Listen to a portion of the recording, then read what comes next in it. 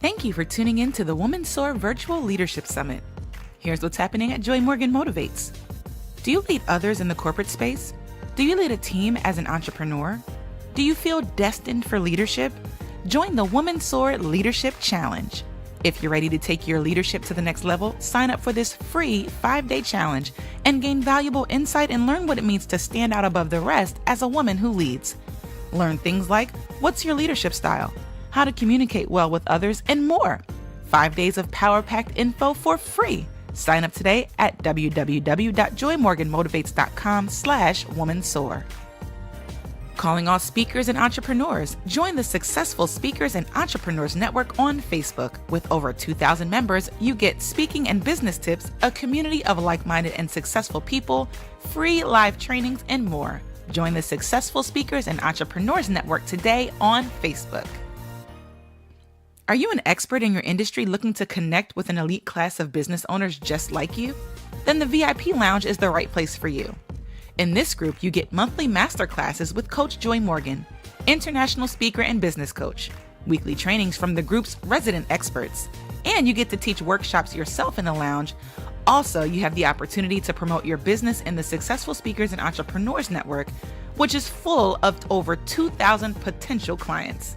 For a nominal fee of $19.99 a month or $199 for the year, you can secure your spot in the VIP Lounge. Visit joymorganmotivates.com/VIP Lounge today. You ought to do more than just speak. It's time for you to talk like a boss. Join the Talk Like a Boss Speaker Academy. 3 months of group coaching, 30-minute one-on-one calls, speaker marketing materials, product development, and the opportunity to speak at the Talk Like a Boss Expo. This transformative class will revolutionize your speaking career. Interested? Visit joymorganmotivates.com/TLab to apply. The 7th annual Roadmap to Destiny Conference Release is live in Orlando, Florida. We've got powerful worship, dynamic speakers, and we're coming together for a mind-transforming, life-changing experience.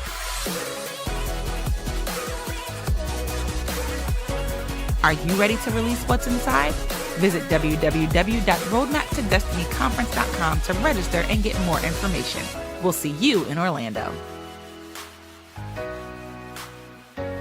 Thanks for joining us here at the Woman Soar Summit. Joy Morgan Motivates, motivating you to more. Well, greetings, Women Soar Leadership Summit attendees. This is Joy Morgan, your host of this amazing event that you will experience today. I am beside myself about launching this today. I am just incredibly excited for you because you are in for some great content, some awesome speakers, and life-changing, business-changing content. And so I want you to lean in, get as much as you can get. There will be a replay if you miss some of it, but get as much as you can live. I want you to interact in the chat. I want you to just rub shoulders with your fellow boss ladies because today is going to be an absolutely amazing day. So I want to thank you for joining me for the Woman Soar Leadership Summit. Again, I am Joy Morgan, the host of this amazing event. And just a little bit about me, I am the CEO of Joy Morgan Motivates. I am a motivational speaker. I am a speaker coach, a writing coach, and a business coach. And so as you can already hear, I am bringing a lot of hats to this conversation today. I'm also a doctoral student in strategic leadership at Regent University. And so leadership is a subject matter that is very near and dear to my heart. So I thought today I would talk to you about 5 ways in which you can level up your leadership. I think that's important in the world we're living in today. We are not getting the leadership that we need in our families, in our communities, in our school systems, in our government. And listen, women, listen, ladies, we are here and we are the ones who can boss up for such a time as this. So I want to encourage you again to take in everything that you can today. And I wanted to start the conversation off by saying it's time to level up in our leadership. And so I wanted to talk to you about 5 ways in which we can do that. But before we do that, let's really evaluate what is leadership. And so according to the dictionary, leadership is a process. And I could stop right there in the definition. Leadership is a process. It's not something that happens fast and quick. It's a process. And it's a process of social influence. All right. So when we're talking about leadership, John Maxwell says leadership equals influence. And so leadership is a process of social influence. In other words, we have to deal with people that maximizes the efforts of others towards the achievement of a greater good. All right, I'm going to say that again. Leadership is a process. Again, I could stop there, but it's a process of social influence. And so leadership equals influence and influencing other people. And that influence maximizes, it seeks to maximize the efforts of others. So in other words, if you're going to lead, you can't lead by yourself. And so it maximizes the efforts of others. We're looking to see what is in other people because we are doing that so that we can all achieve a greater good, a common goal. And so I'm hoping that you already see the elements of this definition. And so if we really consider that leadership is influence, then let's talk more about what is influence. So influence is the capacity. So it takes a capacity to lead. It takes capacity, a certain amount of capacity to have influence. We all were born with a measure of capacity. Some of us have pint-sized capacity for influence. Some of us have gallon-sized capacity for influence, but it's a capacity to have an effect on the character, the development, or the behavior of someone or something. So I'm going to say that again. Influence is the capacity. Again, we all are given a sort of, or a amount of capacity, if you will. We're all given a certain amount that we have the opportunity to steward, to stretch, and to grow, to have that effect on the character, the development, or the behavior of someone or something. So we all have been called to influence ourselves. I think that should be the first thing that we should be all gifted as women. We should learn to influence ourselves for a greater good, right? We influence our families as mothers, as wives, as business women and business owners, right?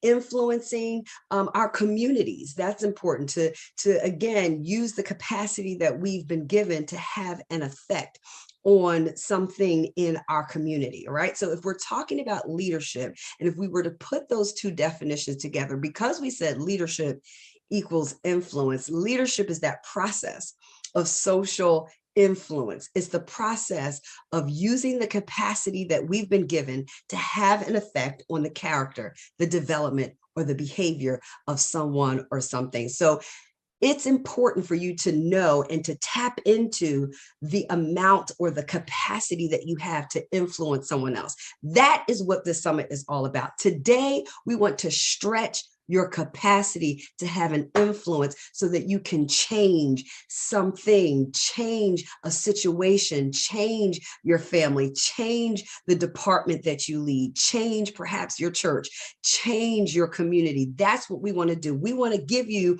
the tools and the tips that you need to increase your capacity to have an effect on something so that we can all achieve something greater than ourselves. And so if you have been called to change something for the greater good, if you have been called to be a part of a team that's all looking to achieve a goal, you are in the right place today.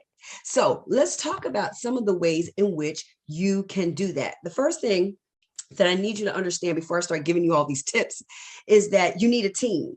that there is no, you've heard this, right? There is no I in team. That if you're going to achieve a greater good, if you're going to achieve a goal, you cannot do it by yourself. And so I want to say to you, boss ladies, the first thing I need you to do, whether it's in your department, whether it's in your community, whether it's in your family, is I want you to begin to consider who has been called to you and who have you been called to gather and to come together with, so that you can achieve the goals that have been set out before you.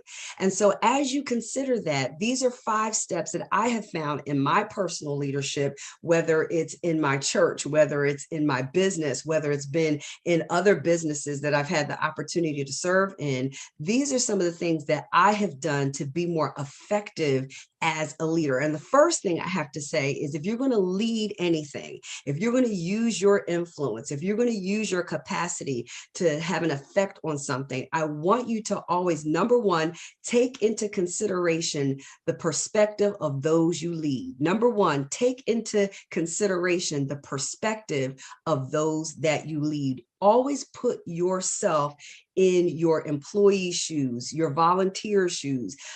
Be the leader you would want to have. That's a great way to say it. Number one, let's simplify it that way and say, be the leader you would want to have. The best way to really improve your skills as a leader is to ask the people around you, your employees, your volunteers, your workers will have the best vantage point for observing your strengths and opportunities for improvement. And that's often what we're afraid to do, right? We don't want to be told that we're not the best, right? But I want to encourage you to tap into those who have been called to serve around you and ask them, what could I do to better lead this effort, to better lead you as a worker or an employee? And take those things into consideration. And when you do, I want to encourage you to staff your weaknesses. This is all still being the leader that you would want to have. I want you to staff your weaknesses. So often we are not humble enough to admit that we have faults and we have weaknesses, and there are certain things that are not our strong points. But I want to encourage you as a leader, as we're talking about soaring, and just in case you didn't know, I love the word soar. When we talk about woman soar, I use that as an acronym to stand out above the rest. So when you hear me say woman soar, that's what's in my mind. That woman, I want you to stand out above the rest. And if you're going to do that, you will not be afraid to have people come alongside of you who are great at what you might not be so great at, right? So be the leader that you would want to have. Take in the perspective that your employees, your workers, and your volunteers would have.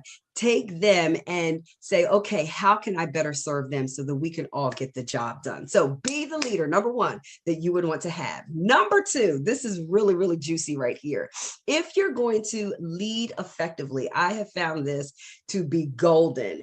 Stop providing your team with all of the answers. Now, that's probably going to sound a little different than maybe our typical or our vantage point of what we see leadership as. Often we feel that leaders have to have all of the answers.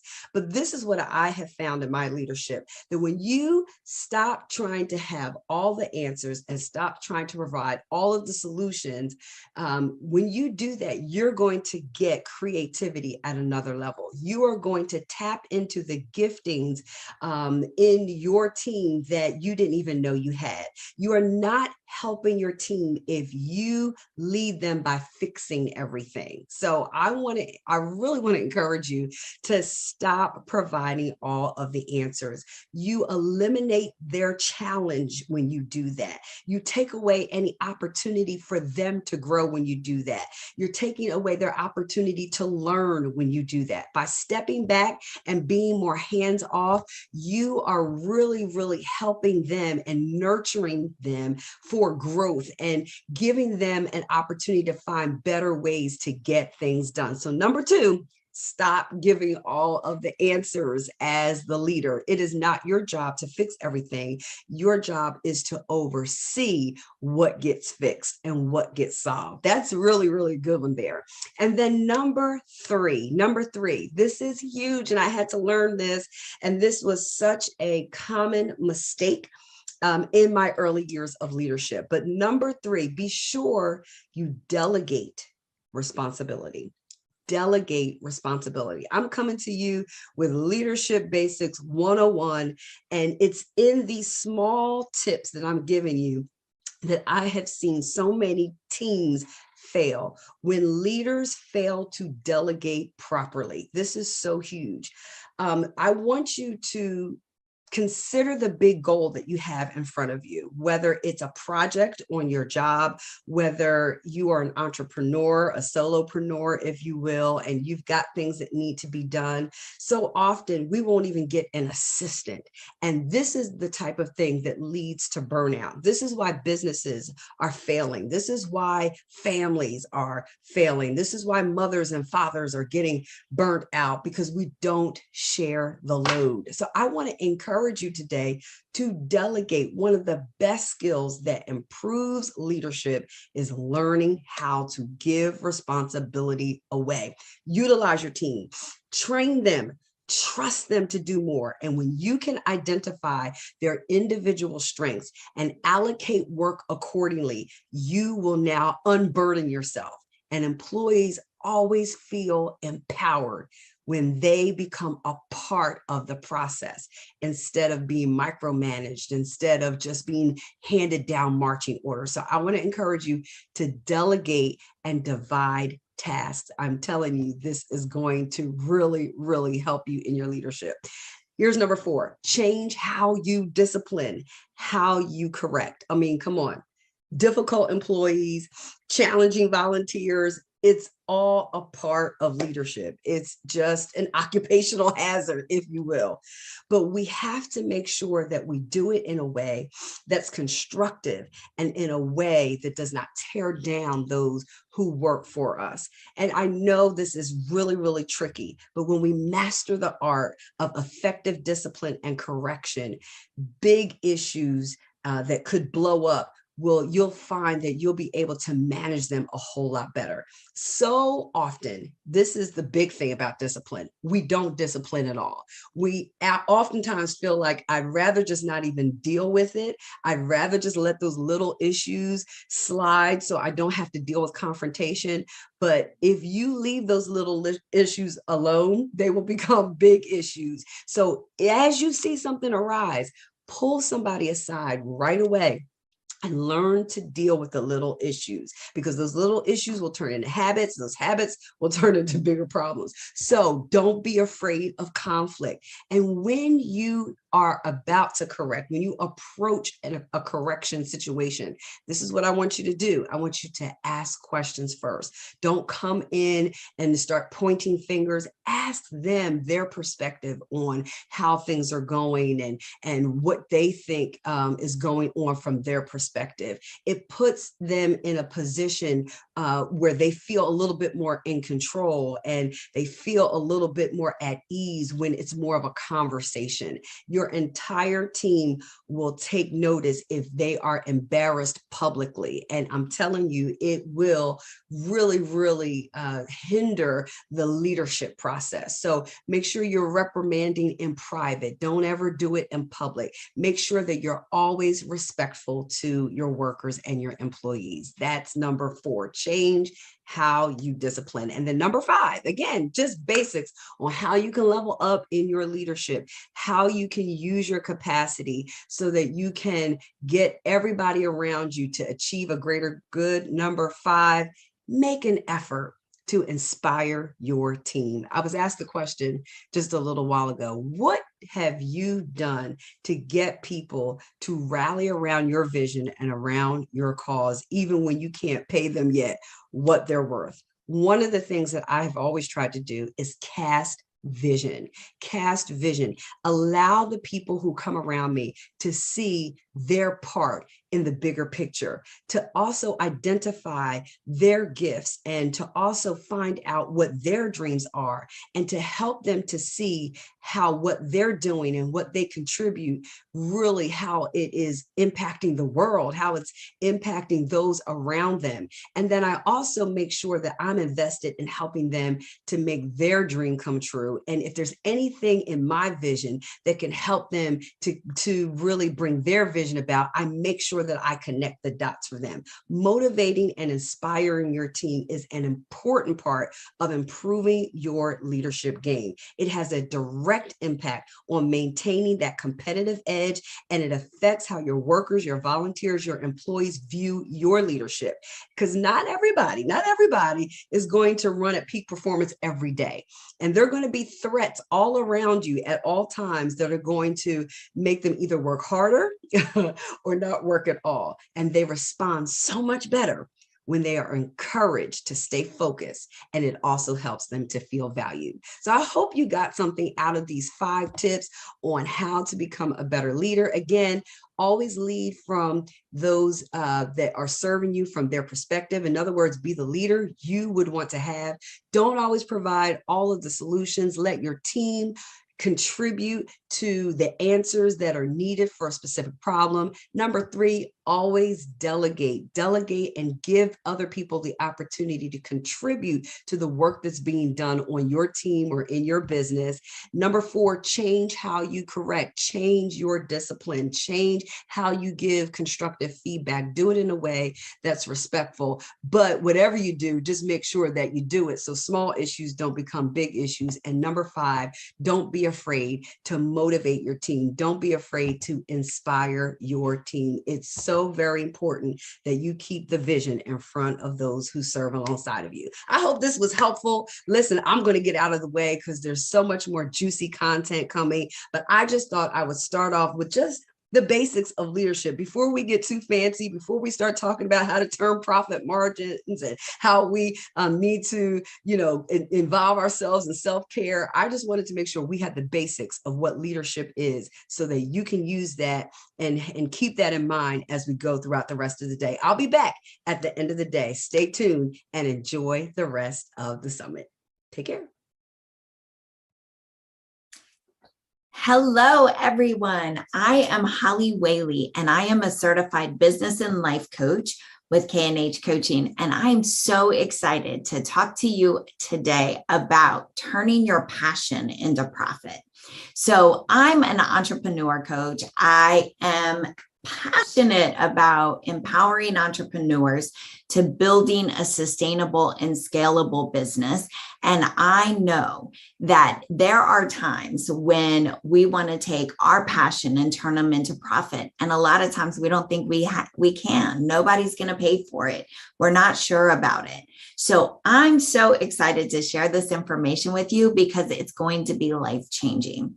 Recently, we've gone through this great exodus, right, in the business world, in the corporate arena, where everyone has done this. I think they're calling it the Great Resignation, right? And people have left their jobs because they've just come to a place where they realize they're not passionate about it. It's not something that they want to do anymore. Maybe it's not convenient for their children in childcare and all different reasons, right? Everybody has a different reason for making the decisions that they do. But in doing that, I want you to be able to take your passion and turn it into profit. So if you could, how many in here would raise their hands and say, yes, I want to take what I'm passionate about and turn it into profit? I know you can't do that, so throw some emojis up. Let me know that you're here, that you're tracking with me. I can see you. So I want to know that you understand and you're tracking, and that this is something you're passionate about, is really taking that passion that lies within you, that thing that is, if you could do that all the time, that's all you would do, right? You live, you breathe, it's just your being. It's who you are. That's the things that we want to talk about today. And so if you're excited with that, let me know we're on the right track. So here's the first thing. First, we have to identify and define what we're passionate about. So I've heard a lot of people tell me that, oh, I love to blank, right? Bake, cook, photography. I love dance. I love singing. I love all of these things, right? But I don't want to turn it into a business because I don't want it to become a job. Well, I want to explain something to you. When you're diving into what you're passionate about, your passion fuels you. Work drains you, passion fuels you. So while you may not every day feel like, oh, I want to get up and do this, right? I want to get up and sing. Maybe you have a sore throat. Maybe you just don't feel like it. Sometimes we're tired and we need rest, right? Irrespective of any of those things, when you do it, there's an energy that comes from within that you say, oh my gosh, like it fuels me. I can't explain it. It fuels me. When I'm doing the things that I'm most passionate about, I don't feel tired. I don't feel exhausted. I can work longer hours. Those things actually excite me and it gives me purpose and it causes me to go.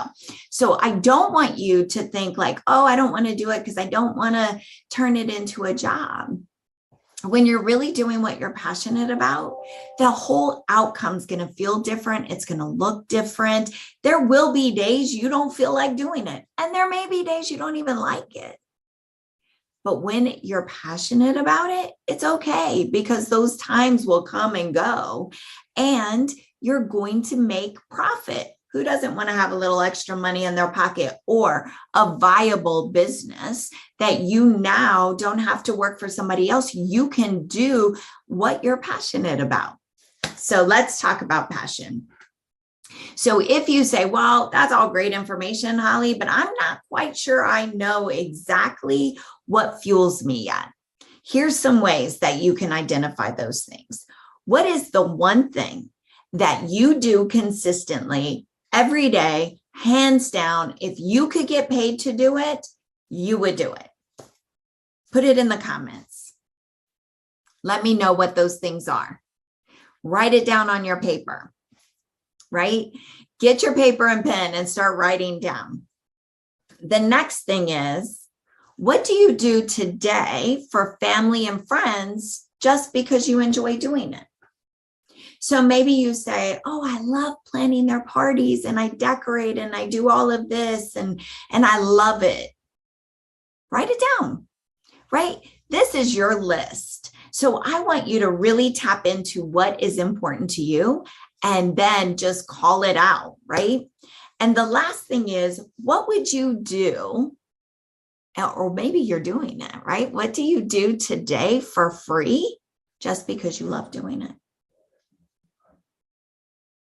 We all have those areas in our lives. Write it down. Great. Now that you have your list together, I want you to go back and circle the things that are common in each of those columns. Now, normally you'll have one or two really strong passions, right, that fuel you. There will be one or two things that you can look at. So now you've narrowed down your passion. Now you're ready to go. So what do you do once you've done this?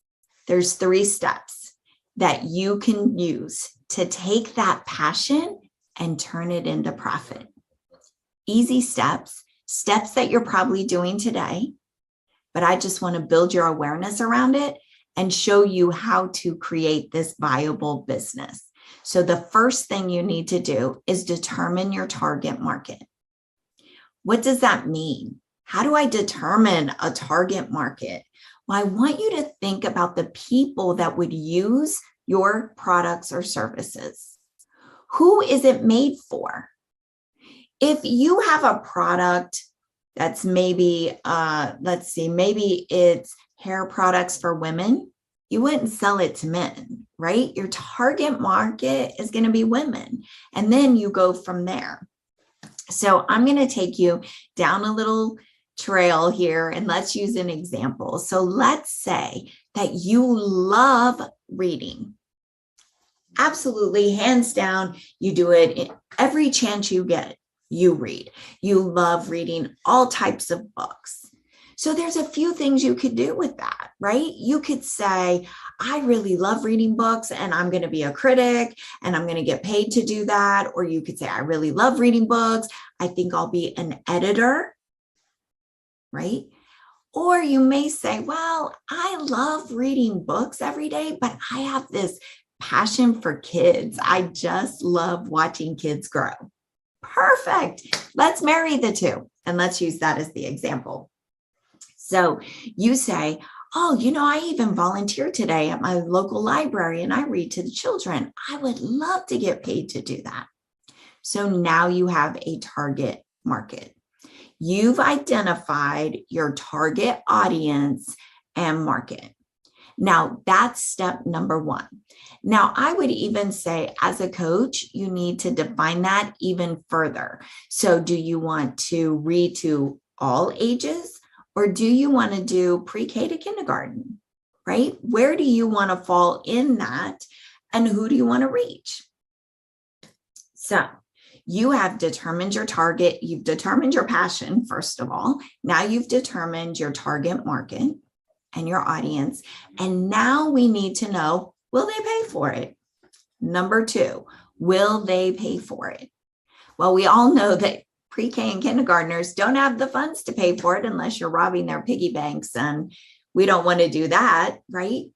But being a mom of 3, 30 minutes to myself where I could grab a coffee knowing that they're learning something, they're having fun, they're engaging with other children, and they're in a safe environment, sign me up. I don't know any other parent that wouldn't want that. So there is a market for that, and the parents would be willing to pay for it because you're meeting a need that they have.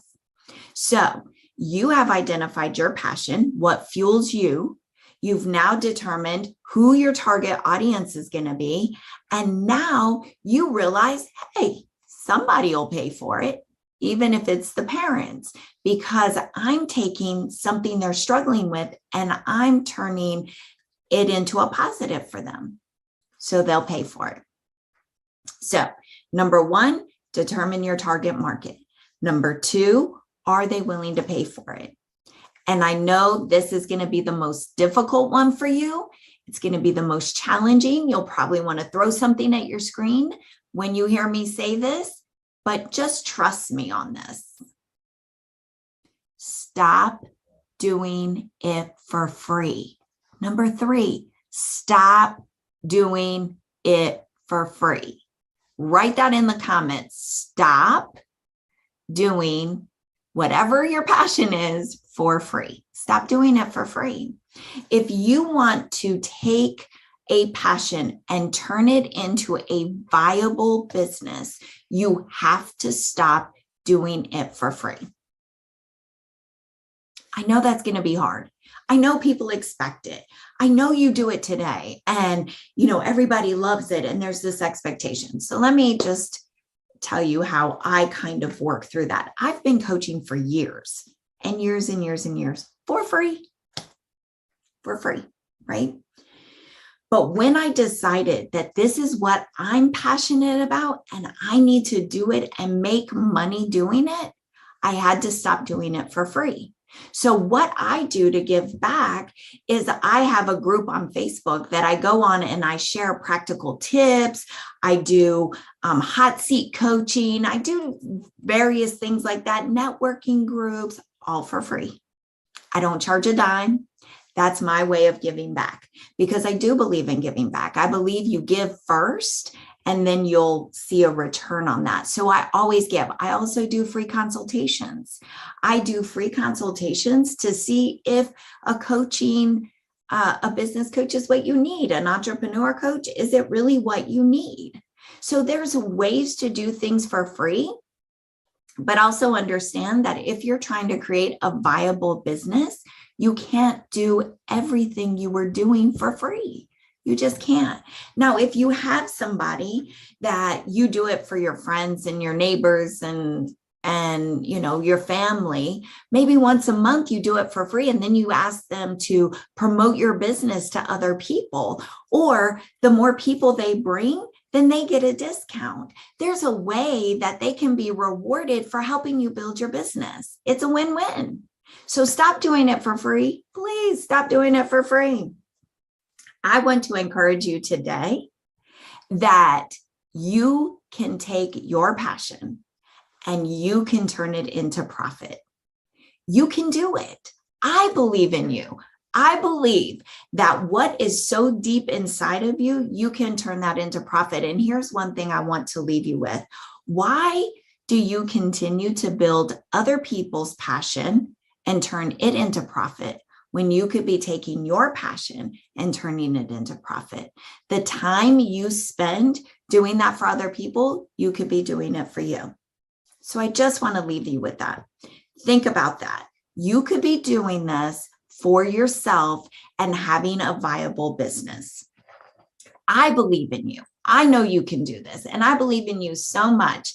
I actually wrote a book called Business Essentials, a practical guide to launching your business. And this is going to help you take your passion and really turn it into profit. So you can get this book on Amazon. You can also get it on my website. I have a workbook that comes along that you can order as well. If you finish both of these and you do the work, you're going to have a viable business and business plan ready to go. You're going to be set. I also have created an Entrepreneur Academy that you can log into, you can take a look at. We have sessions where I coach you in group coaching sessions, and I'm excited. We're building entrepreneurs. They have said yes to taking their passion and turning it into profit. You can find out more information about that at www.khlifecoaching.com. Again, it's www.khlifecoaching.com. I can be found on all social media platforms. Again, my book is on there. It's called Business Essentials, and you can also find it on Amazon. They'll ship it to you Prime, and you can turn your passion into profit. Have a great day. Hi, ladies of the Woman Soar Summit. I am so excited to be with you here today and talking about one of my favorite subjects, learning how to transform your brand into a 24/7 sales machine. I am Avery Simone, CEO of Black Women Locals, and I am excited to dig deep into this topic with you. Now, what I am guessing is if you were anything like me before business systems, you're tired of wasting time on manual boring, repeated tasks like email sequences, payment processing, and more. You often feel overwhelmed being the CEO, the admin, the finance director, the marketer, every single thing that goes into your business you have to do.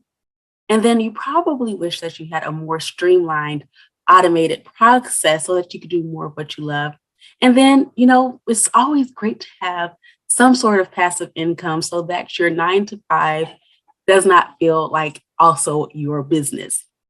Now, if that sounds like you are in the right spot today. And what you're going to learn is the top mistakes that entrepreneurs make when building a business. We're going to talk about how to organize your brand processes and business systems. I'm going to show you some of the right tools that might fit your mogul life. And then you can learn how to work with me further to put your brand on autopilot. Now, I want you to keep this in mind. The time is now to stop wasting time, energy, money, and resources, and you can have the brand that you want. You just need the right strategies. Now, if you watch to the end of this presentation, I have a companion guide that will actually help you to start planning your business system. So it will go in conjunction with today's presentation. Now, you're probably wondering, who is Avery Simone? Yes, she says she is the CEO of Black Women Moguls, but why should I really listen to her? It's just the title, right? And I've been fortunate to work with some of these national and local brands, which has just been an amazing experience to be able to work and share my expertise with them. I've also been featured on the following features and speaking engagements, as well as some more right here. And so I show all of this to say that I am excited and I continue to share my expertise about business systems and branding. Now, before all of that, though, let's get to why you should really listen to me. I thought I was a failure. I started designing websites around 2010. I started a college boutique, it failed. I had various entrepreneurial ventures, got bored, started an online community for Black entrepreneurs, and pivoted. But with all these failures, and you see the others that I had to overcome, they were really just lessons in disguise. And I had the knowledge, I just needed to put these strategies into play and have the right strategies to put into my brand. And the turning point was Black Women Moguls. And I just really had to discover my true purpose to teach women entrepreneurs, to invest in myself through training and experience, learn from my mistakes and adapt the plan, and apply what I learned and take action. So I want you to also take what you learned here today and apply it and take action. And remember that perfection and procrastination are the top reasons why a brand is unsuccessful. And as I go through this presentation, I always like to keep in mind my whys, and I want you to think about your whys as well. And this is why I do what I do, is because I see so many women struggle to make a living in their brand because they do not have a clear path to success. So now we're going to get into my proven strategy and talk about the results that you desire in your brand. Now, before systems, this is just a few of the mistakes and mishaps that I had. I missed meetings and opportunities. I was terrible with following up with leads, stressed, wasted money, no sales funnel, and I was missing out on the money. And that might sound like some of you today. And after systems, no more missed meetings and events, increased my follow-up response time, reclaimed my time with fewer manual tasks, reduced my overwhelm, and automated my marketing and sales funnel strategy. So even if I just take a break in my business, there's something in place that someone can follow and go to, and it follows up with them automatically without me having to manually send out something. Now, I always like to share my 5-step mogul strategy. And number 1 is understanding your target audience. Number 2, creating your clear offer. Number 3, crafting your brand identity. Number 4, enhancing your visibility. And number 5 is establishing your business systems, which of course we will talk about today. And no matter what part of the presentation I share or my 5-step mogul strategy, I just like to share with the audience these 5 steps to keep in mind. And just a few of the testimonials if you go to my website.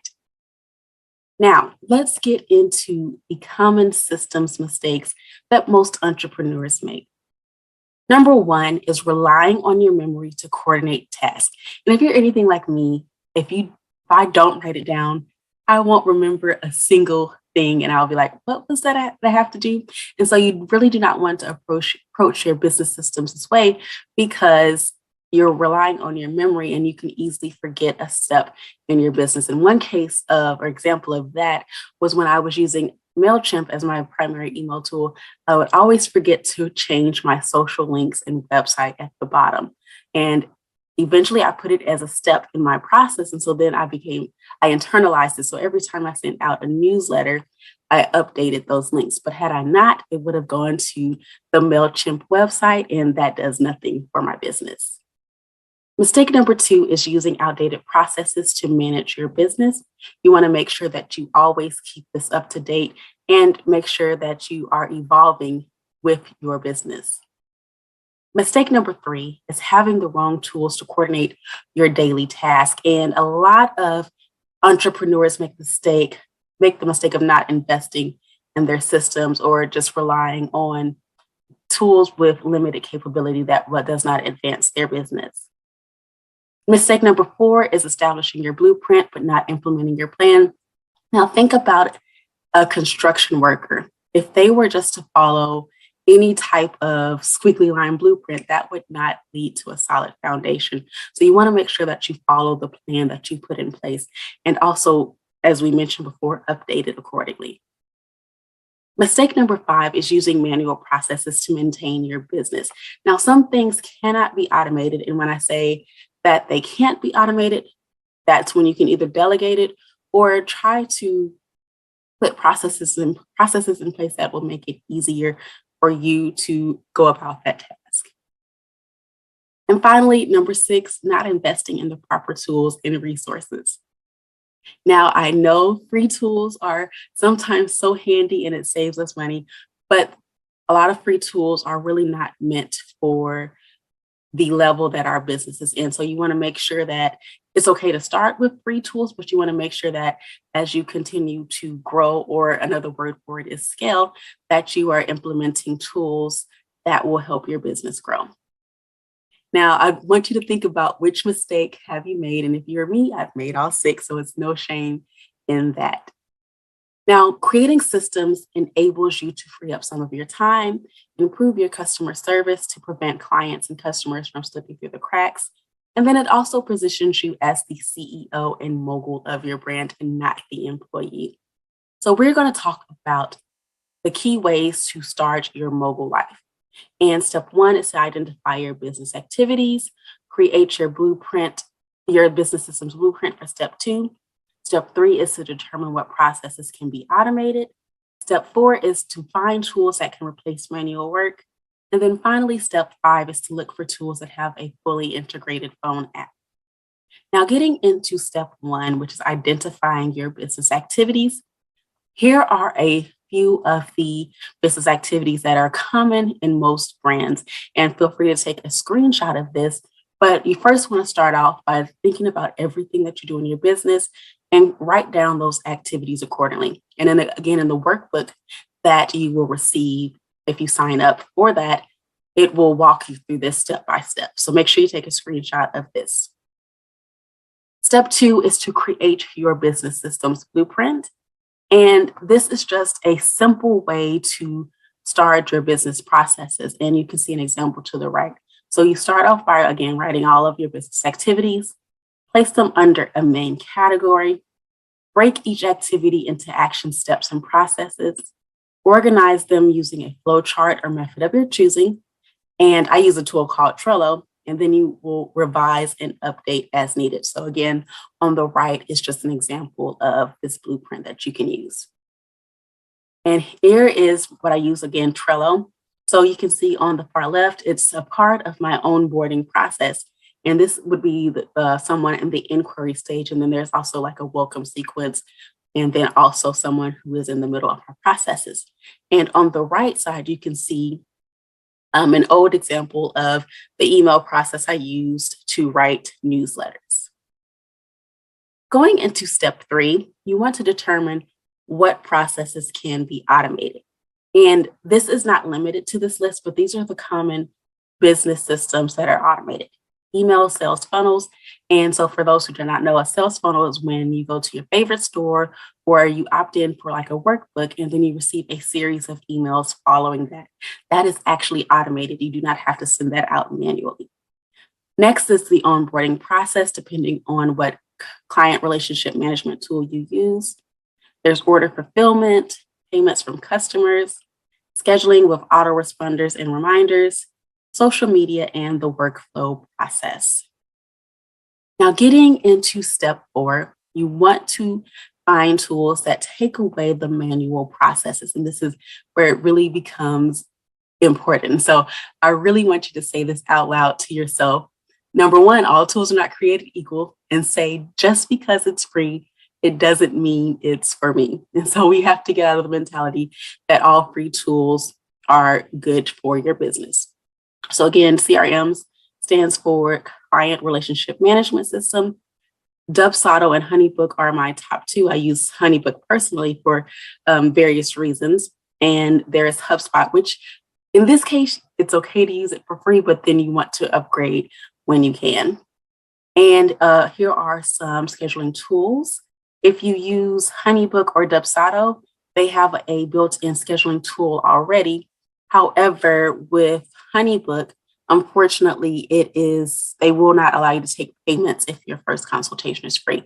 So that is why I have Honeybook and Acuity. For project management, again, I use Trello, and you can take a screenshot of all of these slides. For email marketing, I used at one point Active Campaign and then ConvertKit, but I now use a tool called Kartra, because it incorporates several features that I need for my business and eliminates having to pay multiple vendors.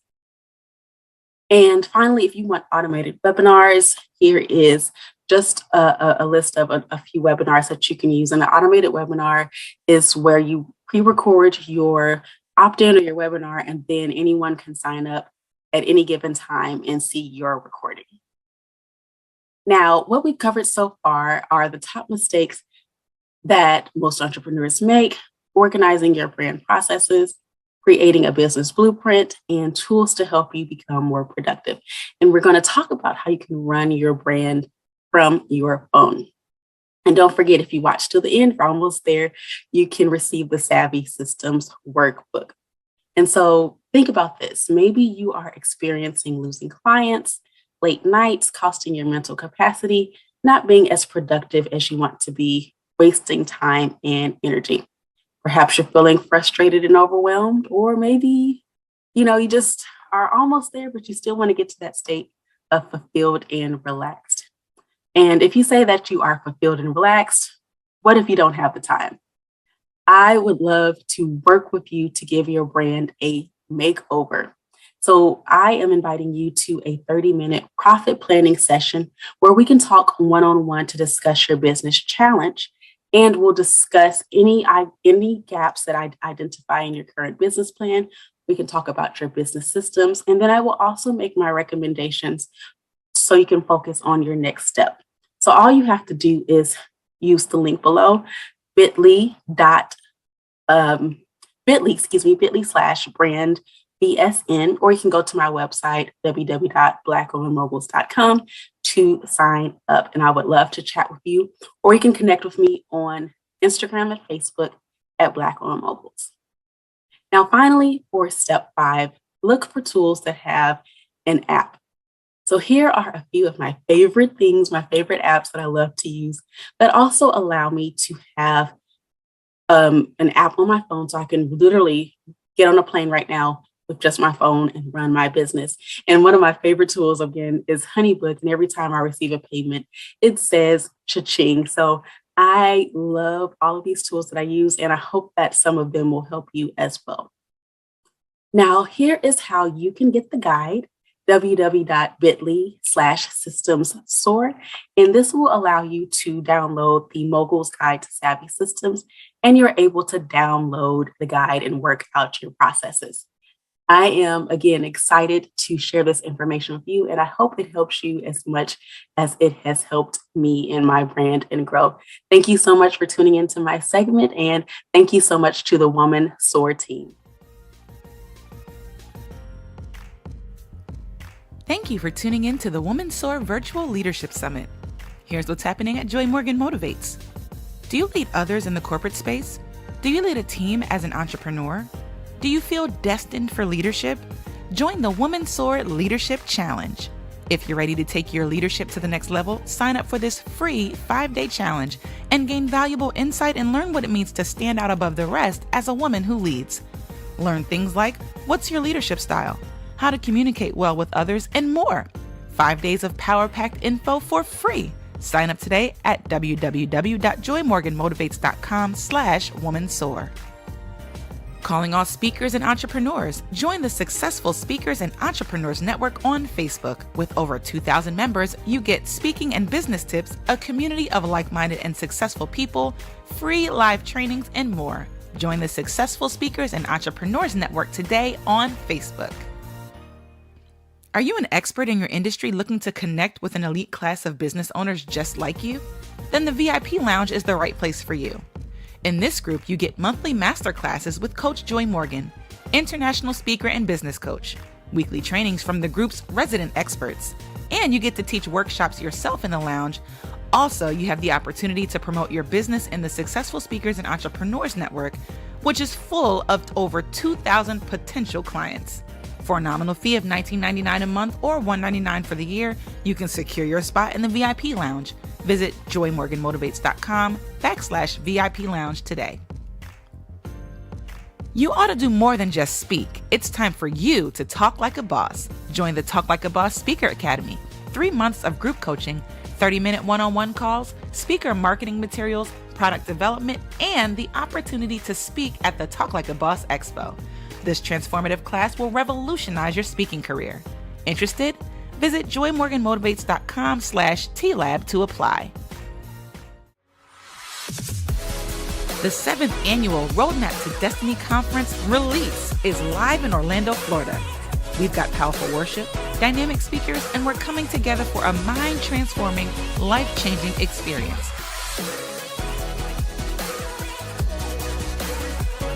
Are you ready to release what's inside? Visit www.roadmaptodestinyconference.com to register and get more information. We'll see you in Orlando. Thanks for joining us here at the Woman Soar Summit. Joy Morgan Motivates, motivating you to more. You want to help more people, make more money, build a business and life you love? Well, if so, stick around because I'm going to show you how taking a leap of faith can help you build a business and life you love. Hi, I'm Natalie Laidlock. I'm a coach, a speaker, a trainer, 2-time best-selling author, program development specialist, and online business strategist. And I work with faith-based and purpose-driven coaches and speakers across the United States and internationally to help them go from barely making ends meet to building a business and life they love. I help them create their $1 million product system so that they have the time, the freedom, the flexibility to do what matters most in their life. So I just want to say thank you for being here, for pouring into yourself, giving yourself the time to learn, being willing to be open to learning something new with us here today. And I just want to say thank you to Joy for hosting this event, for allowing me to come on and share my message with you so that it hopefully can inspire you as well as give you practical, tangible tips that will allow you to take that next step forward in your business, to take that next step up so that you can soar like on wings like eagles and build the business that you want to build. So let's jump in. More importantly than who I am, I want to share with you why I do what I do. So the reason that I started my business, the reason I do what I do is because I believe that your life matters. I believe that your business, the programs, the products, the services that you have to offer, they're a lifeline to someone in need. And I believe that you are being called to step up, to step out in faith, and be that lifeline to someone who needs you the most. You see, over the past several years, 7 years to be closer to exact, almost 7 years, I have been building this business and it has allowed me to build a life that I love. I get to travel. I get to work with high achievers. I get to watch people winning in life. I get to do all the things that I love to do. But let me tell you, it wasn't always this way. I can remember back when I still worked at the hospital. I'm a registered nurse by trade. I have a master's degree in nursing education. And for over 20 years, it was my job to train the doctors and the nurses at the bedside in all the things that they needed to do so that when seconds mattered, they could snap into action and save lives. And so I think back to when we're still working at the hospital and I had just been given the opportunity for a promotion. And I know that sounds amazing. And, it's kind of like the next rung on the ladder. And most people would be super excited about that. But I knew, having worked for this organization at that time for 15 years, that their idea of management was a little bit different than a lot of places. And I had watched manager after manager after manager get burned out because this organization meant the manager was the catch-all. It meant that not only would I be working a 40-hour work week, but I was going to be on call nights, weekends, holidays, and I was going to get called away from some of the most important, most special, once-in-a-lifetime events in the lives of my children. I have 3 little boys. They're growing up so much faster than I even care to imagine. It really makes me sad to think about how quickly they're growing up, as any parent, I'm sure, has experienced. But I knew that these little boys were a gift from God. And being their mama, that was a job only I can do. And I can't do that job if I'm constantly getting called away from the important things, the important times in their lives, the things that only happen once. And I wanted to be there for all of those firsts for them. I wanted to be there to raise them to be godly men. I wanted to be there to teach them everything they needed to know to win in life. And so it really put me at a crossroad. And I was trying to decide, do I take this advancement, this opportunity, a bigger paycheck, a corner office, the status, right? Or do I let it all go and take a leap of faith that walking away from everything that the world said is good and the world says is right is the thing to do? Have you ever been in that moment? Have you ever had a big decision to make and you're like, oh my goodness, I don't know what to do? There's a thing I know I'm supposed to do. And yet there's the thing that I don't know how it's going to turn out, but I kind of feel like I'm called to do that. Right. So as I was wrestling with that decision, all these little whispers started coming into my head. And I was having thoughts like, who do you think you are? You're just a small little farm town girl from the middle of nowhere. What makes you think you can build a business of your own? Don't you know your boys are going to go hungry? You're going to lose your home. Oh yeah. And that little farm that your husband loves so much? Kiss it goodbye. Do you really think your marriage is strong enough to handle that? That was a scary time. That was a scary moment in my life because I didn't know what was going to happen. Well, as I'm sure you can imagine, somehow I found the strength to break free from those chains that were holding me back, the chains of the corporate world, right? Of a steady paycheck, the retirement, the insurance, all of those things are like golden handcuffs that keep us chained and keep us playing small. And so I had to come to the place where I knew that God had my back. I knew that even if I took this leap of faith and fell flat on my face, the safest place to fall was into the arms of my loving Creator. And I knew that I would be safe if I was following what I felt like He was calling me to do. And now here we are, 7 years later almost, and I have a successful business. I get to work with amazing people. And I'm so grateful because I've learned that taking a leap of faith doesn't mean you're going to fall flat on your face. Taking a leap of faith grows your faith. It grows your trust in the God that you believe in. So let me share with you 3 things that I believe you need to have in order to take your expertise and start turning it into income so that you can have a life that you want to live as well. I should say, number 1 is faith, right? That's not the 3 things that I was going to share with you. But as I'm telling you this and I'm talking to you about this, the number 1 thing should be faith. Because it takes a lot of faith to take a risk where you don't know what's going to happen and follow through on that in pursuit of a higher calling. So here's the 3 things that I have for you. Number 1 is vision. Now, I don't mean about some airy fairy pie in the sky type of dream. I'm talking about sitting down and getting real and getting present to what it is you want in life.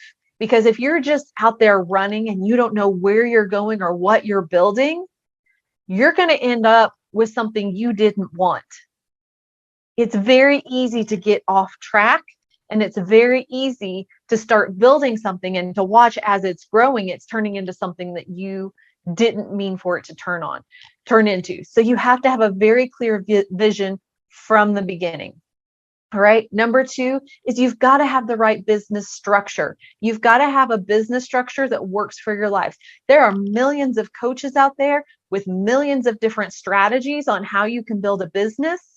Some of them sound really incredible and enticing, but you've got to be keen. You've got to pay attention to the one that's going to give you a business that allows you to live a life you love, because some of them are about hustle and grind. Some of them are very financially heavy for startup.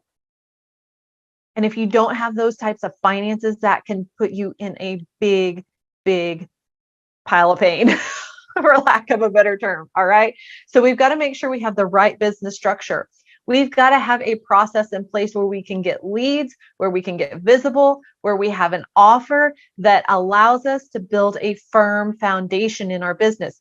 There are a lot of people telling you different things and different ways to sell, different products to sell. But if you don't understand how to create a firm business foundation, then whatever you're building upon at some point is going to crumble. So I would love to share with you how to create that firm business foundation. And I'm going to share with you how you can learn about that here in just a minute. So we want to make sure we have leads coming into our business, because that is the lifeblood of our business. We want to make sure we have a highly profitable offer, and we want to make sure that we have a system of programs, products, and offers that will allow us to continue serving our clients at each level and allow us to continue growing our business. And then number 3 is you've got to have what I like to call stick-to-itiveness. What is stick-to-itiveness? Stick-to-itiveness is that commitment to something bigger than yourself, that thing that drives you forward even when you don't feel like you want to get out of bed. It's your resilience. It's that persistence. And stick-to-itiveness, part of what gives you that is the community that you're in. It's the people that you surround yourself with. So if you surround yourself with people who are complaining and, you're in a community where everybody's struggling, then it's going to be hard for you to get the answers that you need. It's going to be hard for you to have the mindset of abundance and growth and wealth. You've got to be in a community of people who are going for it, who are doing well, who are succeeding in business and life, and a community of people who have a legacy mindset.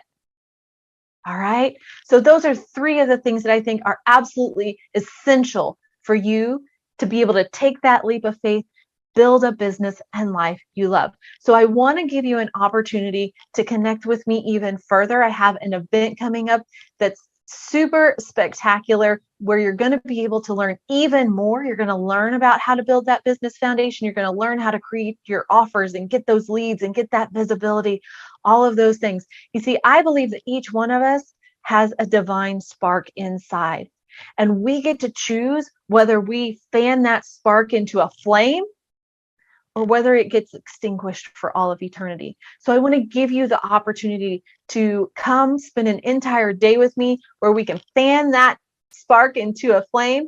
I want to invite you to the Spark Your Success event. This is a one-day event on April 9th. Whoops. And we're going to be spending the entire day together, getting your business lined out, getting everything straight. I'm going to help you put those processes, the business systems in place so that you can build a business for years to come that will have a legacy impact. So to get your ticket, this is a complimentary ticket. All right. I'm going to give you a free ticket to the event. You text the word SPARK, all capital letters, pull out your phone, open up your text message thing where you would type in the phone number to send someone a text. You type in 1-888-376 2013. That's the phone number, 1-888-376-2013. And then in the text message box where you would put your actual message, you're going to type the word spark in all capital letters, SPARK, spark in all capital letters. When you hit the send button, you're going to get a message back from me with a link in it to sign up for your free ticket. So I hope that this has been valuable to you. I hope that you're seeing something a little bit bigger for yourself. And I look forward to seeing you at the Spark Your Success event on April 9th. See you soon. Bye. Hello, everyone. Thank you so much for joining us for the Woman Soar Summit. I am Brittany Ann Smith, and I'm super excited to be here and sharing this time with you guys. We only have a short moment together, so I want to jump right into it. Today, I'm going to talk to you about how you should not be doing it all. You should not be doing it all. Or thou shalt not do it all. 5 reasons you need to hire a virtual assistant now. My name is Brittany Ann Smith of Brittany Smith Creative Company, and we are going to get right into it. So a little bit about me. I, again, am Brittany Ann Smith. I run a brand design agency where I help people design authentic brands that are profitable and attract premium clients. So that includes website design, graphic design, brand strategy, anything you need to make your brand amazing. That is what I do. I am an idea guru. I am a family woman. I have 2 small children. I have a husband who's amazing, and I love what I do. So that's a little bit about me. And again, I'm super excited to be here talking with you all. So here is a true statement. If you're watching this right now, you are a busy woman and you do a lot. I wonder if you just drop in the comments, I want to know how many hats you wear. Are you a teacher? Are you a sister? Are you an entrepreneur or a daughter or a wife or a friend or a mama? Are you a pet mama? Are you a volunteer? Are you an employee? Are you a cheerleader? I want you to drop in the comments right now how many hats you wear currently. I want to know. Drop it in the comments now. So again, I say, you do a lot. And the question is, what do you have to show for it? What do you have to show for it? Are you living the most fulfilled life you could possibly live? Are you running the most profitable business you could possibly run? Are you running the most loving, caring household that you can possibly run? I want to know, what do you have to show for all of the different things that you do? I want to share something with you today that I'm hoping will be revolutionary for you and the people around you. Because let's face it, we want to do it all. We want to do it all. We want to be a great mom. We want to be an amazing wife. We want to be a super successful boss in our businesses. We want to be the star employee. We want to be that woman who appears to have it all together, right? Well, here is the key, my friends, to doing it all. The key to doing it all is delegation. Hey, you're welcome. Okay. The key to doing it all is delegation. In order for something to get done, it doesn't mean that you have to do it. I want to free all of the control freaks right now.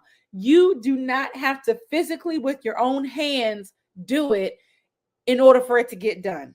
If you think that there's nobody else that can accomplish that task but you are sadly mistaken, and you are holding yourself hostage to the lack of time that you have. Okay. So I want you to keep this in mind. The key to doing it all is delegation. So delegation means to entrust to another.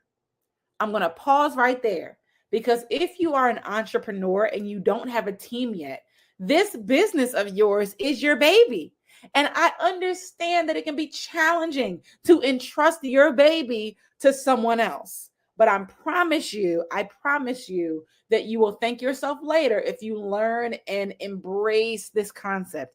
Delegation means to entrust to another, to appoint as one's representative, to assign responsibility or authority. That's right. You got to hand over some responsibility and you have to share some of your authority in order for you to multiply yourself and get more done. Enter your virtual assistant. I cannot stress how much having my virtual assistant come on board has been a game changer in my life and in my business since the beginning of, well, since the end of last year, actually. She's been with me since November, and I've been able to get so much more done, not just in my business, but in my life because she has come on board and started to assist me. So here are the 5 things that you need to know why it is important for you to get a virtual assistant now. Number 1, no successful business is a one-woman show. No successful business is a one-woman show.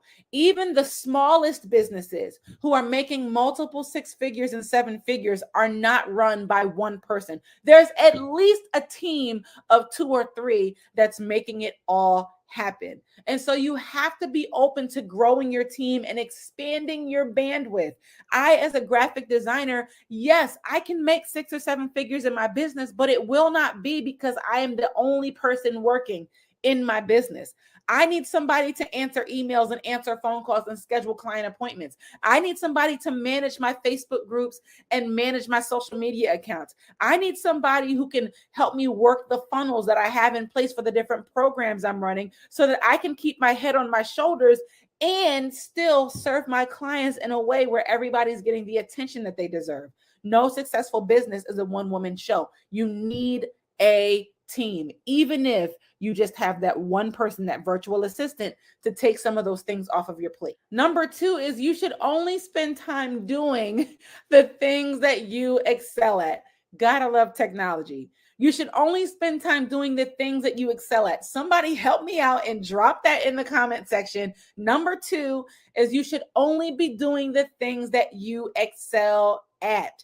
And the reason for this is because you waste a lot of time, and time is money. You waste a lot of time doing the things that aren't in your wheelhouse to do. And as you're doing hours or spending hours doing that thing, that means you're spending less time in your zone of genius. You're spending less time doing the things that you can excel at. And if you think about it, if your time is worth $100 an hour and you spend 5 hours doing something that you're not good at, you just spent $500 for a less than stellar result or less than stellar product. For me, it's when people create their own flyers and their own websites and they spend hours upon hours doing it and it does not look good. Let's just put it where it is. It doesn't look good. And they spent $500 on that of their time, right? When they could have spent $100 with me to get it done.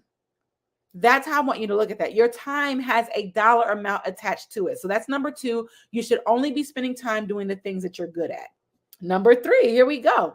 You get to teach others new skills. So as you bring this virtual assistant on board, you can teach them and train them how to do the things that you do the way that you want them done. So you're training them and you're training them specific to your business. The beautiful thing about that, because we are kingdom entrepreneurs, if you're a kingdom entrepreneur, then you value giving people skills and equipping them with things that they can use outside of your business. So you get to teach people new skills that they can use in other areas of their lives. So you get to add value to people's lives. I know for a fact that my virtual assistant, whenever we decide to part ways, hopefully that's not for a long time, but whenever that time comes, that she's going to be better. She's going to be a better employee. She's going to have better skills and talents as a result of having worked with me. So I get to give back to her in that regard. So you get to teach others new skills. Number 4 is you get a lot of your time back when someone else does the work. You get a lot of your time back when someone else does the work. That is a simple, to the point blank, period statement. If somebody else is doing the work, that means you're not having to do the work, and yet you still get to reap the benefits of that work being completed.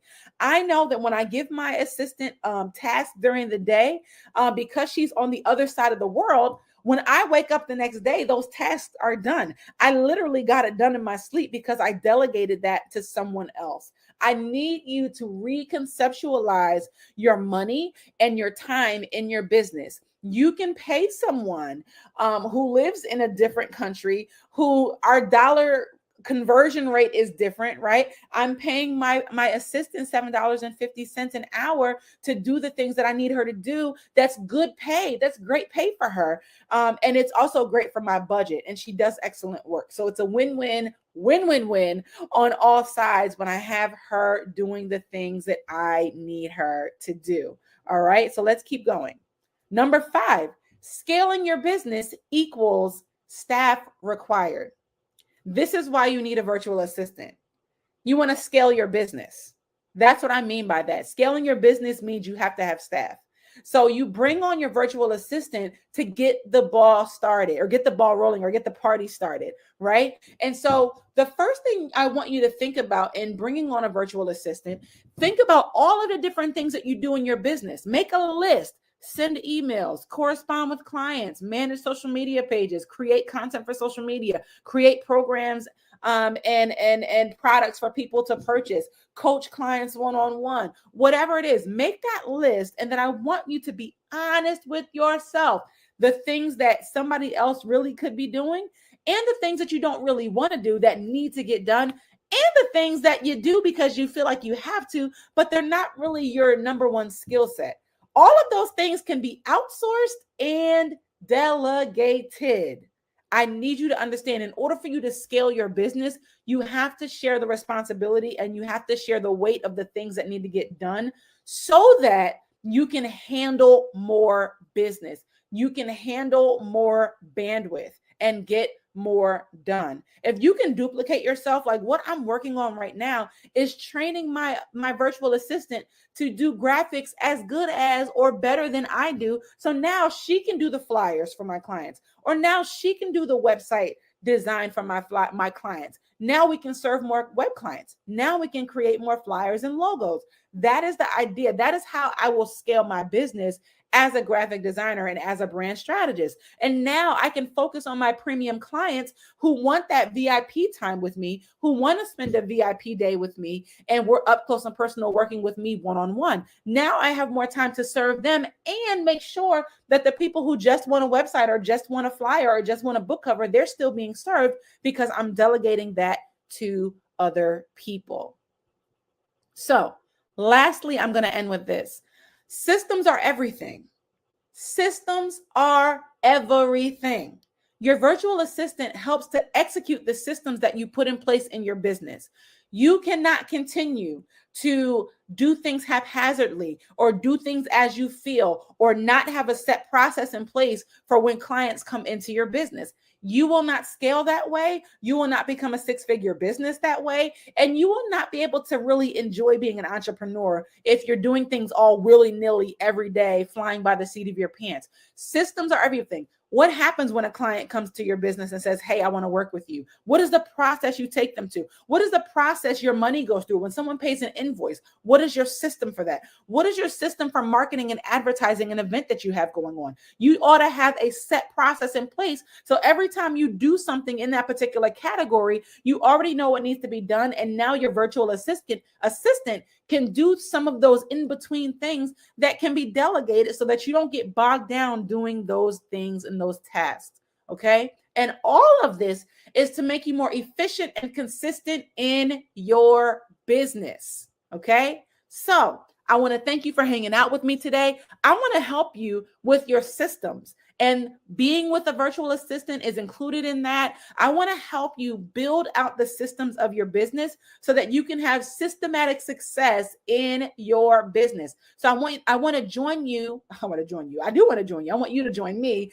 I want to invite you to join the wait list for my Systematic Success Master Class. It's going to be amazing. It's going to be my most comprehensive, jam-packed, value-packed masterclass yet. It's going to be a lot of fun because if you can feel my energy right now, I love, love, love what I do. And you get to walk with me face to face through this journey and helping you to achieve systematic success in your business. So I want you to join the wait list. I'm going to be sending out information over the next couple of weeks as it will launch in May-ish, June-ish. It's going to launch. And so I want you to hop on the wait list if you're interested. If you're intrigued and you want to know more about it, just visit bit.ly/BSC_SSM. That is for Systematic Success Masterclass. You make sure you put that in all caps. Make sure you visit me there, fill out the quick form, and join the waitlist so you can find out how you can have systematic success in your business. And I want to thank you so much for joining me here at the Women Soar Summit. Have a wonderful day. Enjoy the rest of these workshops and soar, soar, soar. Take care. Hello, everyone. I am so excited to be here at the 2022 Women Soar Virtual Conference. My name is Sonia Keeve, and I am the CEO and founder of Sisters with the Voice Podcast Network. And I want to ask each of you all a question. How many of you all have been laid off from a corporate job, or perhaps you know someone who's been laid off from a corporate job? Because you see, the person that you see standing here before you today, the abundance and blessings that I have received in my life was because of a corporate layoff. And this was back in 2015 when I was working for a financial institution. I had been with this company for 5 years, worked my way up the corporate ladder, so much so that on March the 9th of 2015, the company awarded me this 5-year token of appreciation for all of my hard work and service. So excited for my career, my future felt bright. That on the next day, on March the 10th of 2015, the senior VP had flown in to meet with me personally. I'm thinking this is about to be another promotion, because why not? I'd just been awarded this token of appreciation just the day before. Excited for the meetup, thinking that this is my next promotion, only to be told these words: I'm sorry, but due to a reorganization, we're going to have to let you go. I honestly don't even remember what he said after those words, but I mustered up enough energy and strength to ask, can I at least have time to say goodbye to my colleagues I had developed a relationship over these last 5 years? And you know what he told me? I'm sorry, but you have the next 5 minutes to collect your things and go. Talk about being angry. I was furious. I was embarrassed. And I remember when I went home that day, I cried for 3 days straight.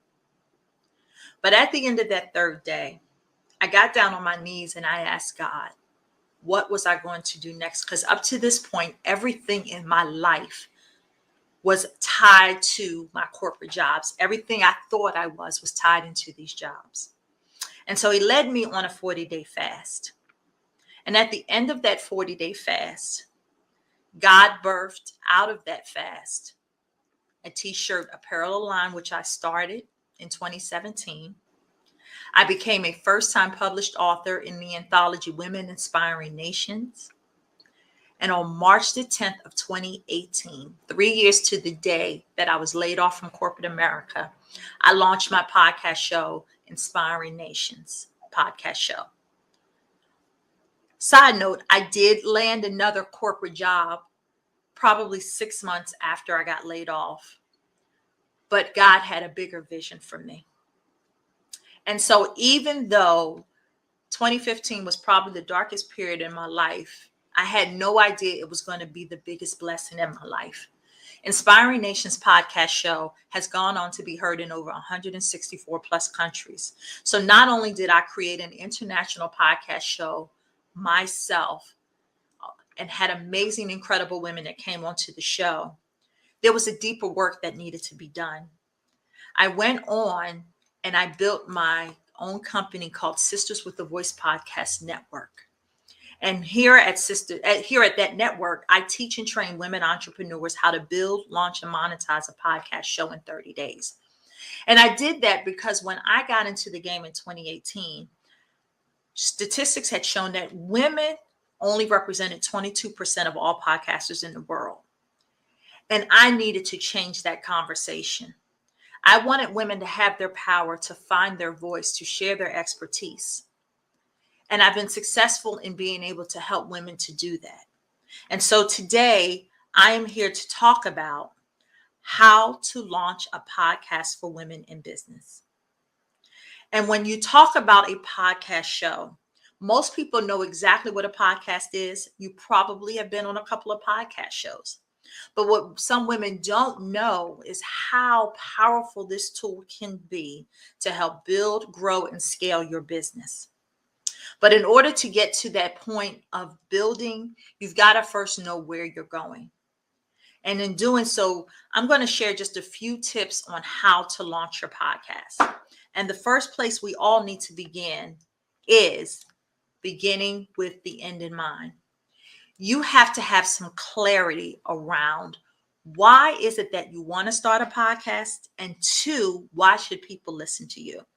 You see, many people start a podcast because it is the easiest way to take written content and turn it into an audio format.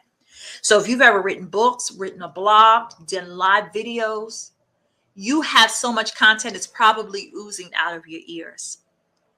And you can take all of that written content, things that have been sitting on the shelves, and you can turn it into an audio format and create podcast episodes. Many co-authors in anthologies or even authors take their chapters, for example, and they turn that into audio podcast episodes.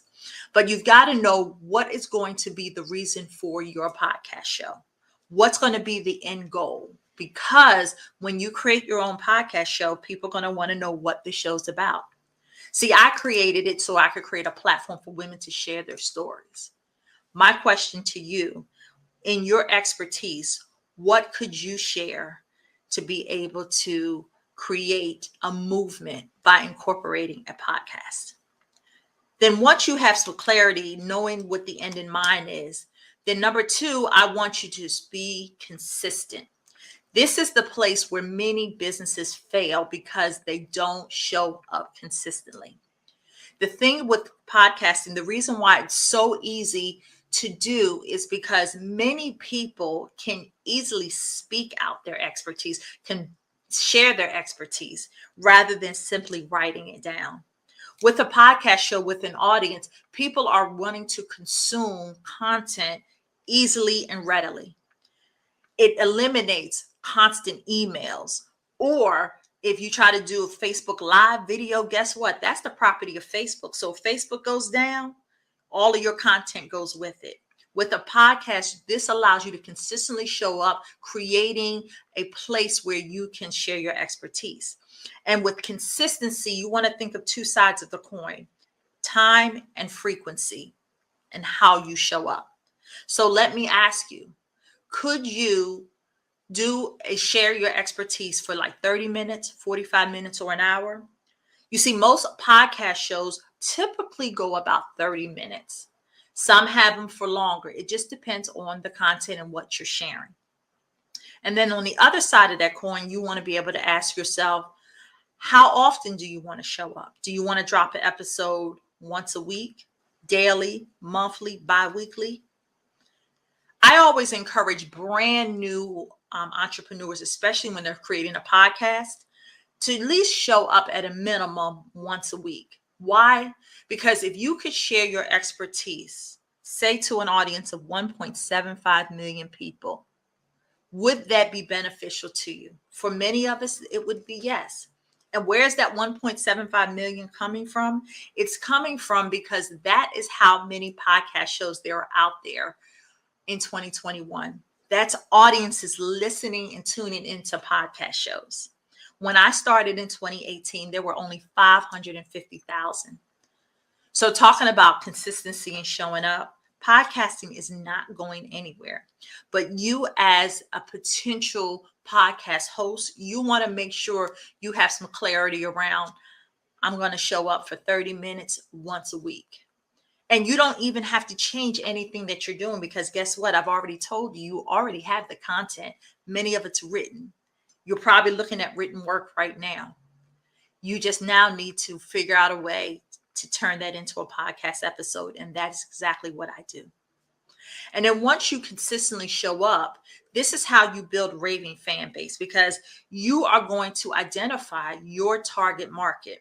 Because remember, your show is not going to be for everybody. It's going to be for the people that you are called to serve.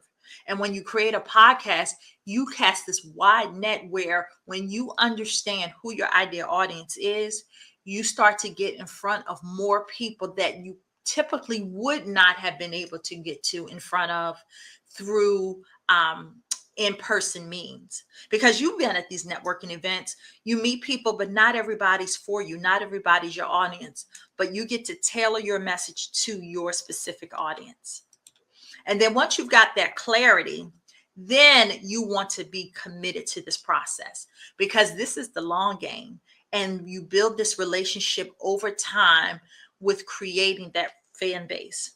And with your commitment, you're talking about how you really just show up and be committed to that process. And being committed to that process is that content, and your content is your expertise. I've already told you, you have the expertise. You've got the content. Now you just need to be able to be committed to the process to create that content that either is going to help solve a problem for your listening audience, or it's going to help pursue a passion. And that is how, when I created Inspiring Nations, that's how I was able to tap into what people wanted to hear, why I'm on 164 plus countries.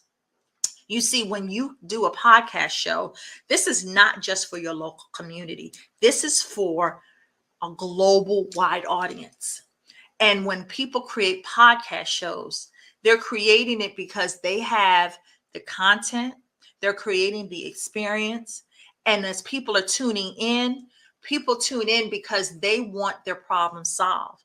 And so your podcast show and creating your content should do one or two things. It should help your audience get to the next step, or it should help pursue a passion. You've seen the ads, learn how to build a six-figure business. People tune in and want to go, well, okay, give me the steps. How do I have a six-figure business? So think about your expertise. What could you educate or inform your audience about that's going to help them get to the next step? Will there be action steps? Because when clients get results, guess what? You all know. They buy from those they know, like, and trust. And so when they're getting the results from what you share and it's taking them to the next step and they're getting the results, guess what? You now have new paying clients that want to work with you. Or if you're inspiring them and transforming their lives, and they're making their lives better, building better relationships, whatever it is where your expertise lies, you now have this unique community that you build. And that is why podcasting is growing by popularity. And so there are more steps, of course, to launching a podcast. But I wanted to share just 3 foundational things that I want you to consider before you launch. Number 1, I want you to get some clarity around what your podcast show is going to be about, who's it going to be for, and then why should they listen to you? I want you to be committed to this process of creating content that's going to help solve a problem or pursue a passion.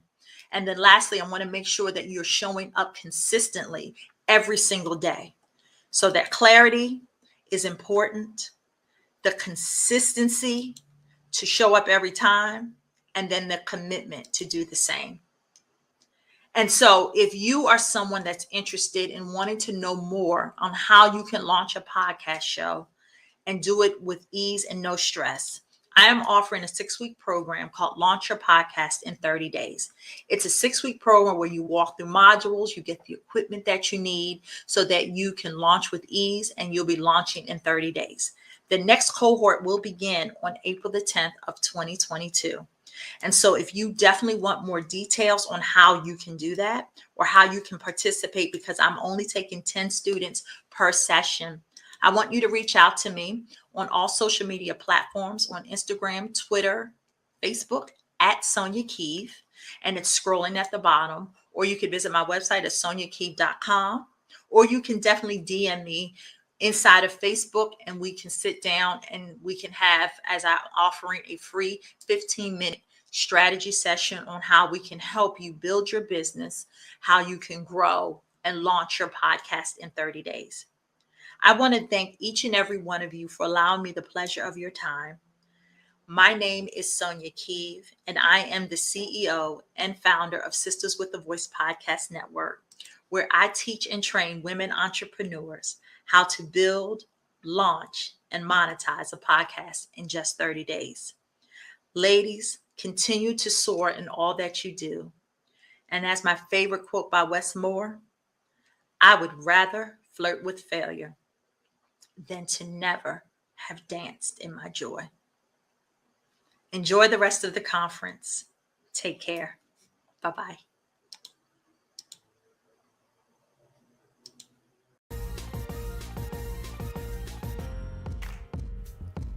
Thank you for tuning in to the Woman Soar Virtual Leadership Summit.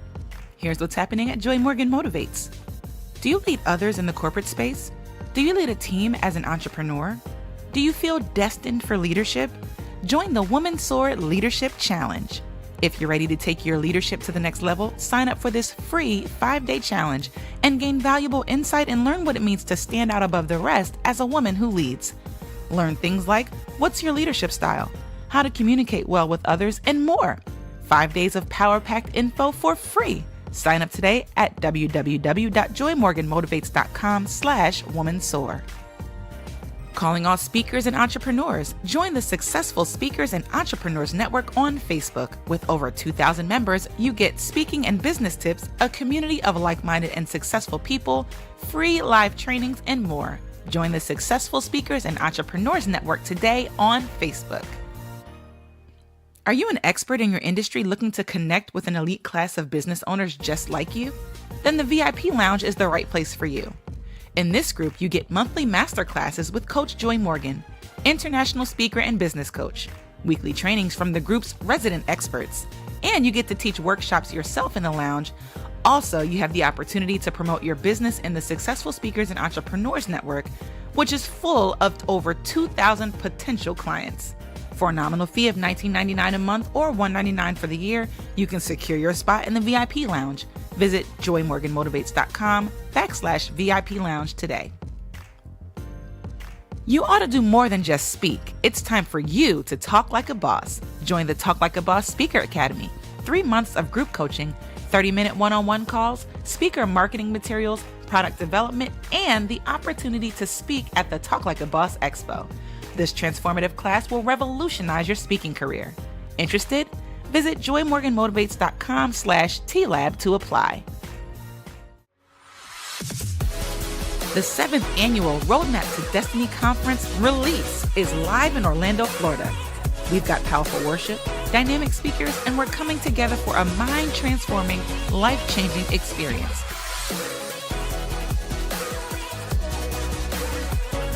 Are you ready to release what's inside? Visit www.roadmaptodestinyconference.com to register and get more information. We'll see you in Orlando.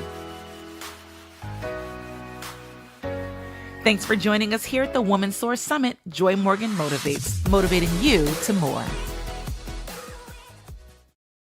Hello, everybody. My name is Jean Tian. I am the founder and creator of the Success Method, which is a proprietary tool that I have created in order to help ambitious, successful women such as yourselves soar even higher and truly embody and experience the success that you've achieved. And today I am so excited to be here in front of you to talk about something that's near and dear to my heart. And I'd first like to thank Joy for this amazing opportunity and putting together this virtual summit called Women Soar. So let's get started. Today's topic is called Unchained, and it's getting uncomfortable with being inconvenient.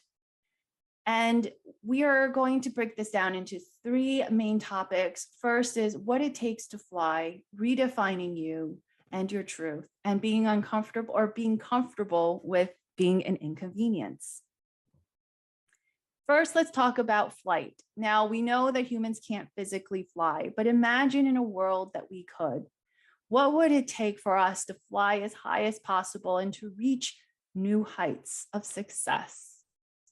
So first, in order for us to fly, we must be aerodynamic.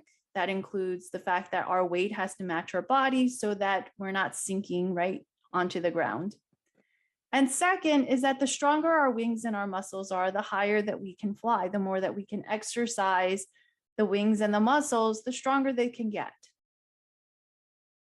Now, when I talk about being weightless in a world where humans can't fly, what I'm really talking about is the weight that we hold onto or in our bodies energetically.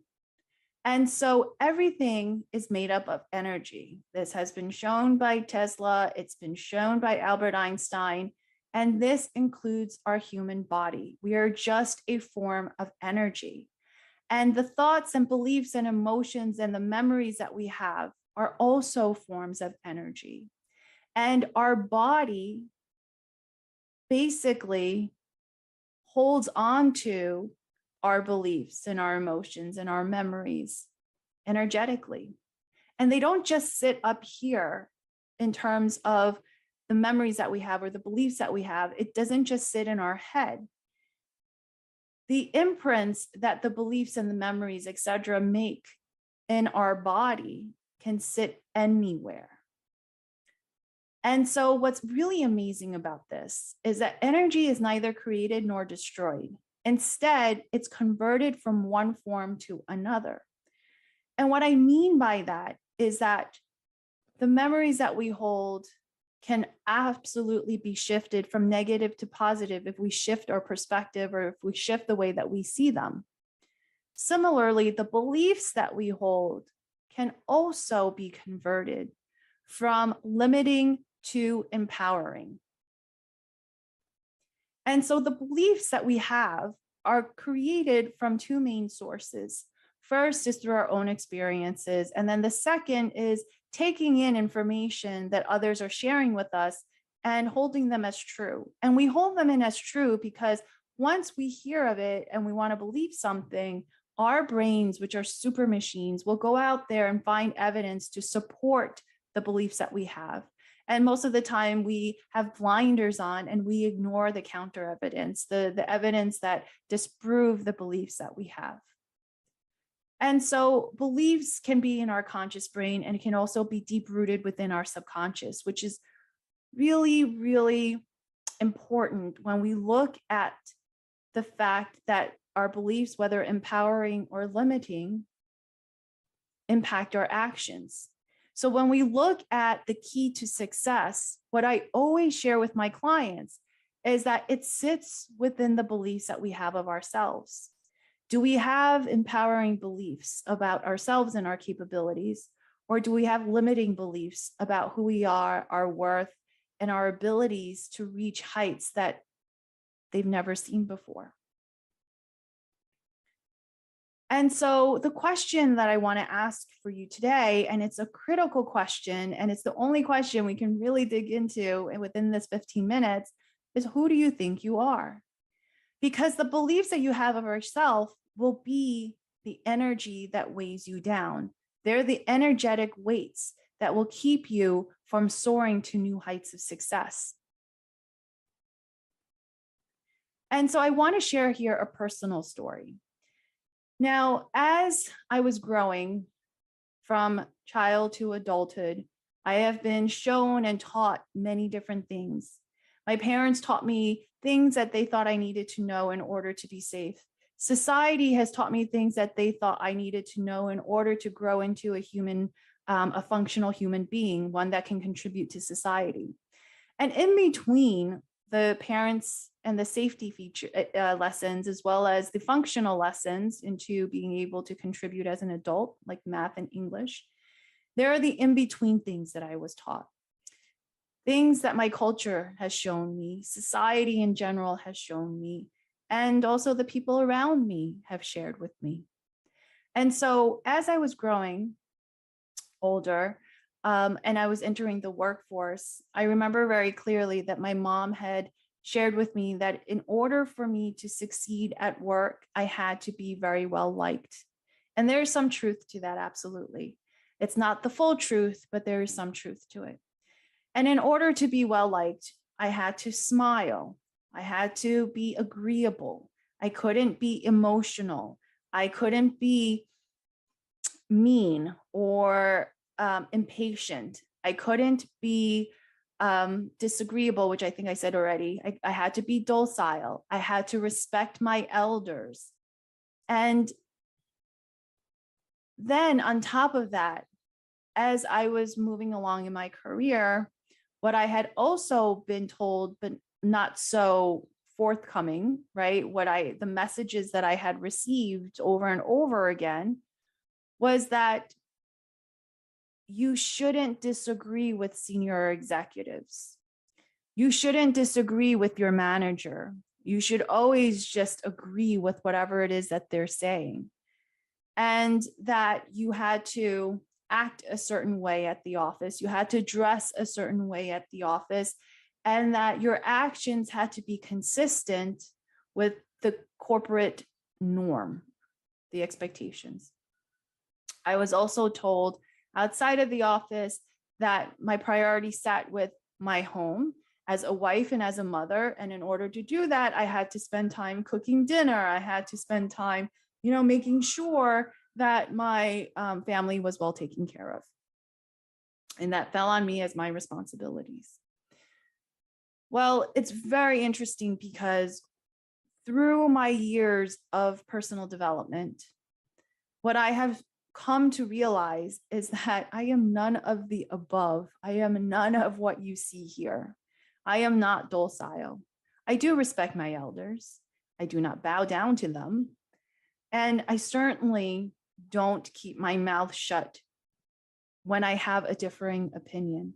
And I am not afraid of speaking up, regardless of who or what the title is. And as for being a mom and a wife, I love takeout. And I think my kids eat better when we do that.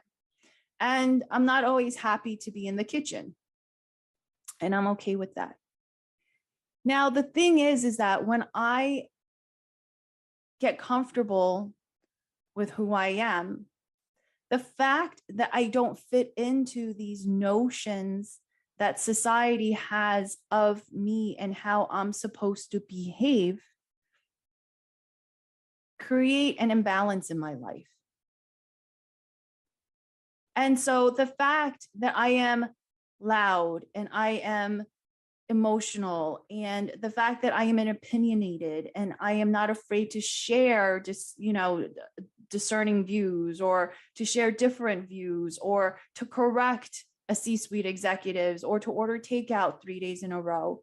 The fact that I am able to do this has certainly made me an inconvenience to those around me, especially for those who expect me to fall in line with these roles that I'm meant to play, or they expect me to play, because that's what society has encouraged. That's what society has, and culturally, that's what I'm supposed to do. And it's taken me a very long time in order for me to get comfortable with the fact that by not falling in line with expectations, by being loud and by being opinionated, I will be an inconvenience.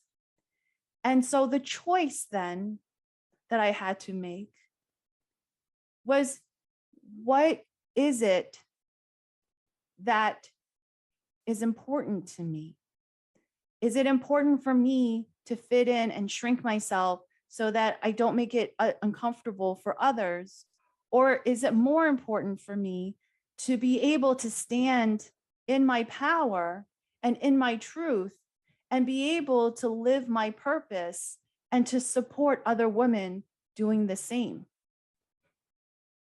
And so in order for me to have gotten to this level of comfort, I had to become unchained. I had to question everything that I thought I knew about myself. I had to release the beliefs that no longer align with me, because that's the weights that's holding me back, because I was too concerned about what everybody else was feeling and thinking, and and me not living up to their expectations, and living in fear that if they don't like me, I won't get promoted, which quite frankly hasn't happened. And then to allow for my authentic self to shine through. And it's in doing these steps that have helped me to overcome this fear that I have, or the uncomfortableness of not being a conformity or not conforming to expectations. But the thing is that if you're constantly shrinking yourself to make it more comfortable for others, how do you soar? Because people who have soared have had to break through these norms, these expectations that others have had of them. And what if everyone who was an inconvenience had allowed others to define them? Where would we be today? Do you really think Rosa Parks would have changed the world and changed history if she just continued to sit where she was supposed to sit on the bus? Where would we or you be today? And so you have a choice. Do you allow for others who don't get you, who will never get you, who will never understand the importance of the role that you play, keep you small? Or will you choose to be that shining light for others who need the message that you have to share, who need to see that there are others just like them and that it's okay to be an inconvenience, and to allow for their truths and your truth to stand tall and to shine through and to make history? Because you can't make history by sitting in the back of the bus. So where are you going to sit? What will you choose to do in light of the fact that you don't fit in, and the fact that that will be an inconvenience to others? Will you get comfortable with that, or can you get comfortable with that? And will you continue to shine your light? Because quite frankly, the brighter you shine, the more things you're going to attract to you. So will you let the bugs dictate how bright you'll shine, or will you let the people who need you find you? And so thank you so much for being here with me today. Thank you so much for listening. And if you have any questions, if you want to chat further, feel free to reach out to me. And I am so grateful for this opportunity. Have a great one, guys. Bye. Hello, everyone. My name is Chanel McCourt, and I am the CEO and Clinical Director of Oasis Wellness Group, where I am a clinically licensed therapist, and I help women and men live more fulfilled lives after healing for trauma. I am so excited to be able to be here with you today, and extremely honored to be amongst this esteemed lineup of speakers for the Women's Soar Summit. Today, I want to come and talk to you from the thought of mind your mouth, self-talk your way into destiny. I want to say that title one more time. Mind your mouth, self-talk your way into destiny. Listen, we are all on a chase of more. We're trying to do more with our life. We're believing for more. Some of us are business owners. Some of us are high-level executives in our respective fields and on our respective jobs. Whatever it is you may be doing with your life right now, one thing is guaranteed. We are all looking to be successful in everything that we do. We want to be successful. We want to reach destiny. And not only do we want to reach it, but we want to reach it well. I happen to know that one of the things that we have to consider in order to get to our destiny and to reach it well and to be successful in everything that we do is we have to be mindful of this thing right here. That's right. We have to be mindful of our mouth. We have to be mindful of the things that we speak. We have to be mindful of the things that we allow ourselves to say to ourselves, because that is going to make a difference between us making it to destiny, on broken pieces and boards, or us making it to destiny well. And so I want to talk to you today from a very important topic of self-talk. What is self-talk? Self-talk is an inner dialogue that can either be your biggest cheerleader and motivator, or it could be your biggest critic and self-defeating. I want you to take a second right now, and I want you to think about some of the content of your thoughts. I want you to think about some of the ways that you talk to yourself, some of the things that you say about yourself. Maybe somebody will ask you questions about yourself. They'll ask you, what are you good at? Or they'll ask you, what are you great at? And different things like that. For many of us, that is often an extremely hard question for us to answer.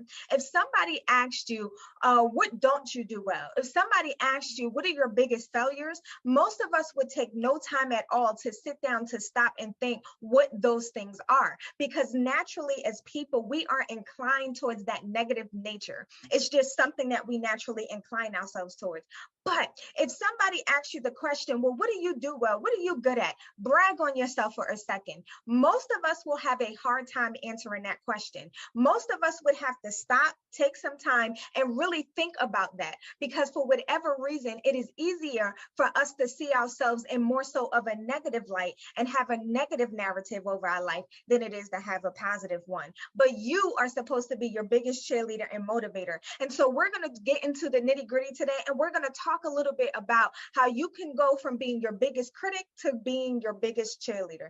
And so self-talk can be both negative and positive, right? It is the internal dialogue and the internal narrative that you hold about yourself. Generally, it's a mix of conscious and unconscious thoughts, beliefs, and biases that we hold about ourselves in the world generally, right? And so our self-talk is a set of beliefs. Whatever it is that you speak about yourself, whatever it is that, those thoughts and the contents of your thoughts, it will tell us what you believe about yourself, because your self-talk reveals you to you, and your self-talk reveals you to the world, right? So the one thing I like to tell people all the time is that our self-talk is so crucial, because we have the power to talk ourselves into motivation, or we can talk ourselves into laziness and out of motivation. While we're on this road to destiny and we're trying to soar higher and we're trying to be better leaders in our respective areas and our respective fields, it's important that we're talking ourselves into motivation. It's important that we're talking ourselves into determination. It is important that we're talking ourselves into success, because these things ultimately mean that we are talking ourselves into destiny. But we also know, because that self-talk can be negative, we can talk ourselves into laziness. Oh, come on, somebody that's watching right now. I know for me, I can talk myself right out of doing a task. I can talk myself right out of whatever the motivation is if I'm not careful. I could get up and be chipper and be having an amazing day. And then all of a sudden, I start having thoughts about, I'm not going to do nothing. Oh, it doesn't make sense to do that anyway. Oh, you've been working all week. Oh, you're so tired. And we'll begin to hold this narrative, and we'll speak ourselves into a place that we never intended to be in. And so it is important that if we're going to make it to our dreams, our goals, if we're going to be successful, if we're going to make it to destiny, that we have a positive narrative about ourselves, and we make sure that our self-talk aligns with the life that we want to see. Let me pause right there. Let me say it again. We have to make sure that our self-talk aligns with the life that we want to see.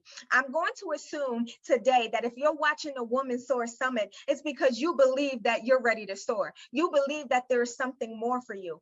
I want you to make sure that your words, the things that you allow to come out of your mouth, align with exactly what you believe where you are headed, right? The Bible tells us that out of the overflow of the heart, the mouth speaks. And that's very true, even in the clinical sense. I know I just talked about it more so in the spiritual sense, but in the clinical sense, that is so important as well. Why? Because our minds and our hearts are connected. And so what's in my mind will overflow into my emotions and my heart, and eventually I'll begin to speak those things. I want you to pause for a second and think about, does the content of your heart and the content of your mind truly align with the life that you see for yourself? Does it truly align for the success that you see for yourself? Hey, I'm going to go big. Does it truly align with the millions that you see for yourself? if that's what you see for yourself, right? Everybody has different goals. If you can't answer that question and say yes without a shadow of a doubt, it does, then that means there's some work that needs to be done so that you can get your self-talk on point. And so we can all use some work in this area because our self-talk is so automatic. Half the time we don't even realize that we're doing it. And so one of the things that we have to get to is making sure that we have a certain level of awareness. I like to say it with my clients this way. It is time that we practice radical self-awareness. What does that mean? Well, self-awareness, we know, is that ability to see us. It's the ability to know ourselves. It's the ability to feel our feelings. But when we add radical to it, it means that I am intentional. It means that I'm focused. It means that I am targeted on the fact that I'm trying to learn my emotions. I'm trying to be mindful of the thoughts that I have. And I'm working really hard to make sure that I'm mindful and I'm aware of the things that I allow to come out of my mouth. And so in this season, one of the ways that you're able to self-talk your way into destiny is to practice radical self-awareness, to be mindful. Every time you're sitting down by yourself and you have that silent conversation, ask yourself, begin to think, what did I just say to myself? Was I happy with the content of what just came out of my mouth or what that thought was? If a friend was sitting next to me, if my best friend was sitting next to me and they had said that same thing about themselves, or if they had had that same thought, would I try to help them to fix the thought and to change the thought to make it more positive? If your answer to that is yes, then there's some work that you need to do in this area to make sure that your words, again, what you are speaking over your life, what you're speaking into your life, and what you're speaking about your future aligns with the success that you want to see for yourself, right?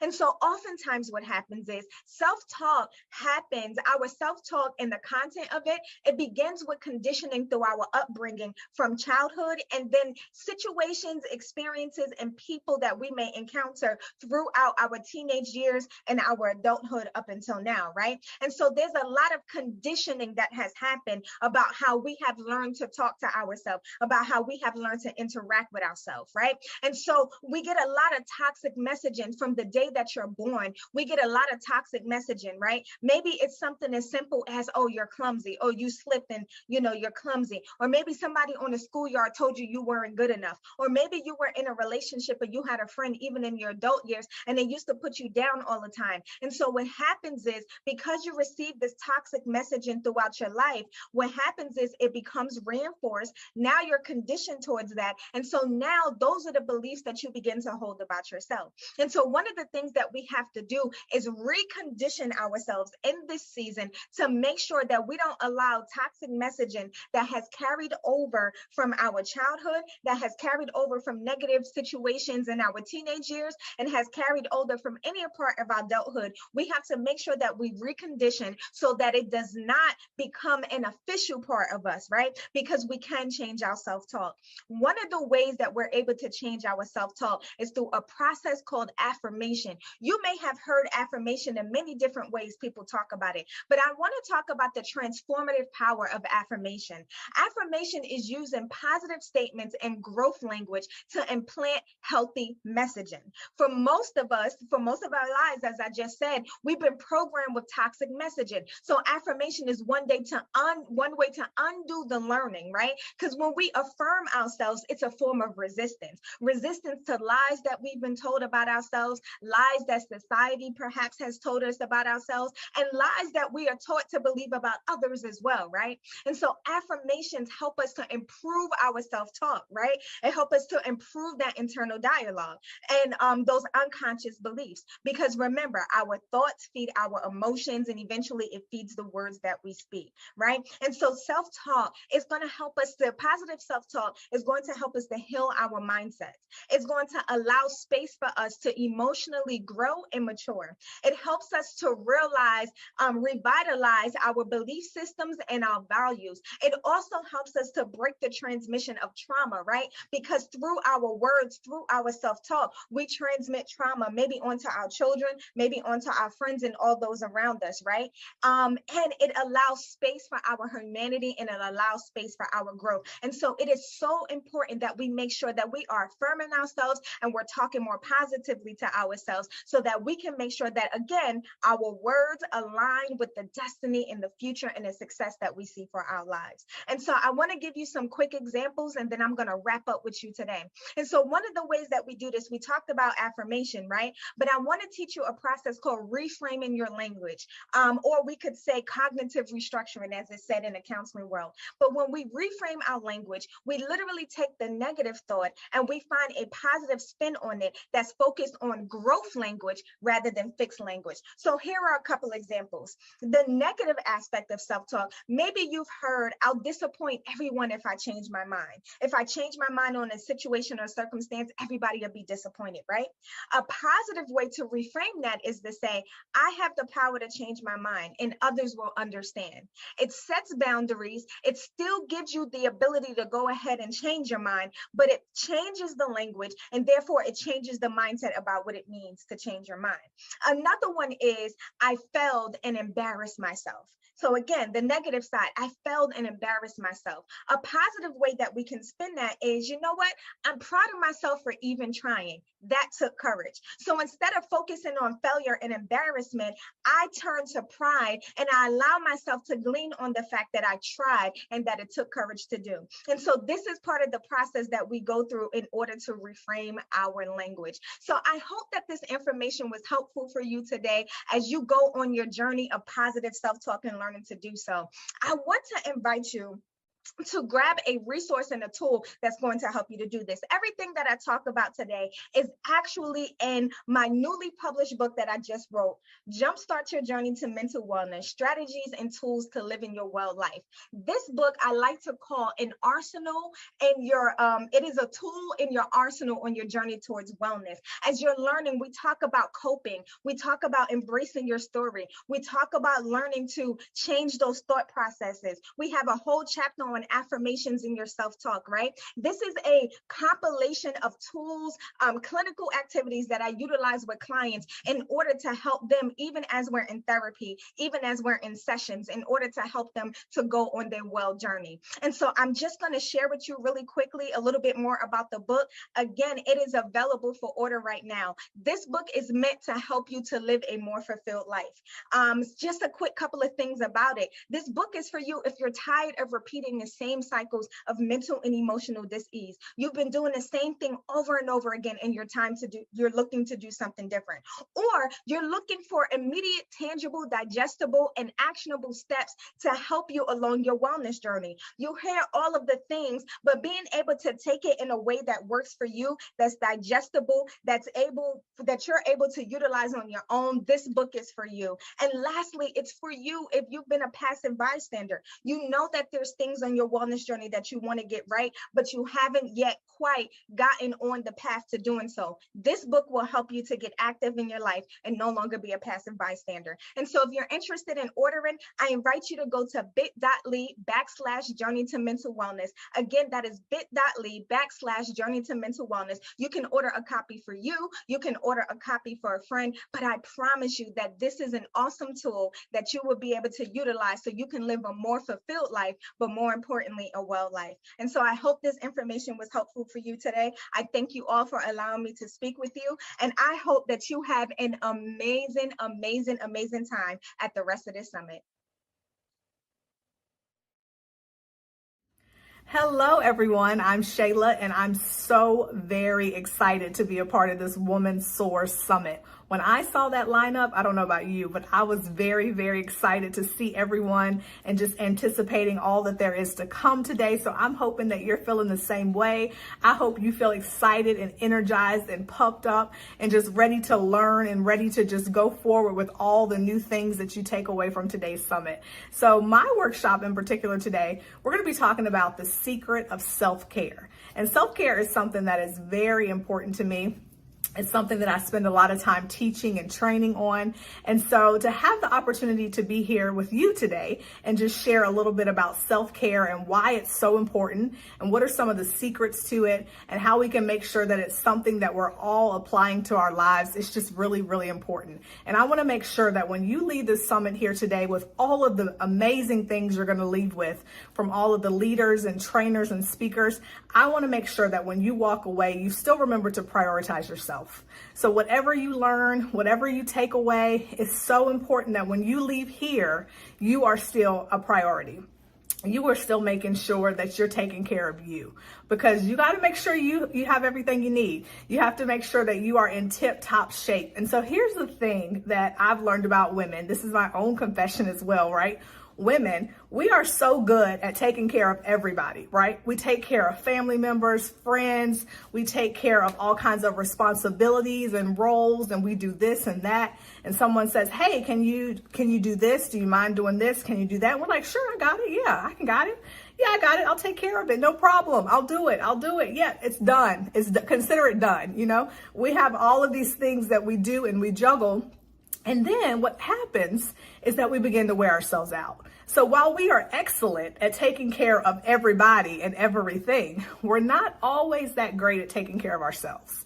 Or what happens is that we often begin to put ourselves last, and we make sure that everything else and everybody else has what they need, but we begin to kind of, push ourselves to the side, like, oh, it's fine, I'll get to it, I'll take care of myself, I'll make sure later. But what happens is we get ourselves really tired, we become really worn down, we're exhausted, we're not taking care of our health, we're not as well as we could possibly be, we're worn out.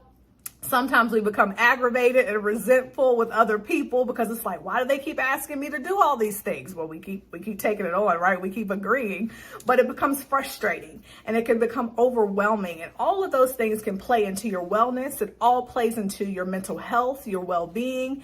And so when we're not taking care of ourselves, when we're not prioritizing ourselves, then nothing else really gets done in the way that it could get done.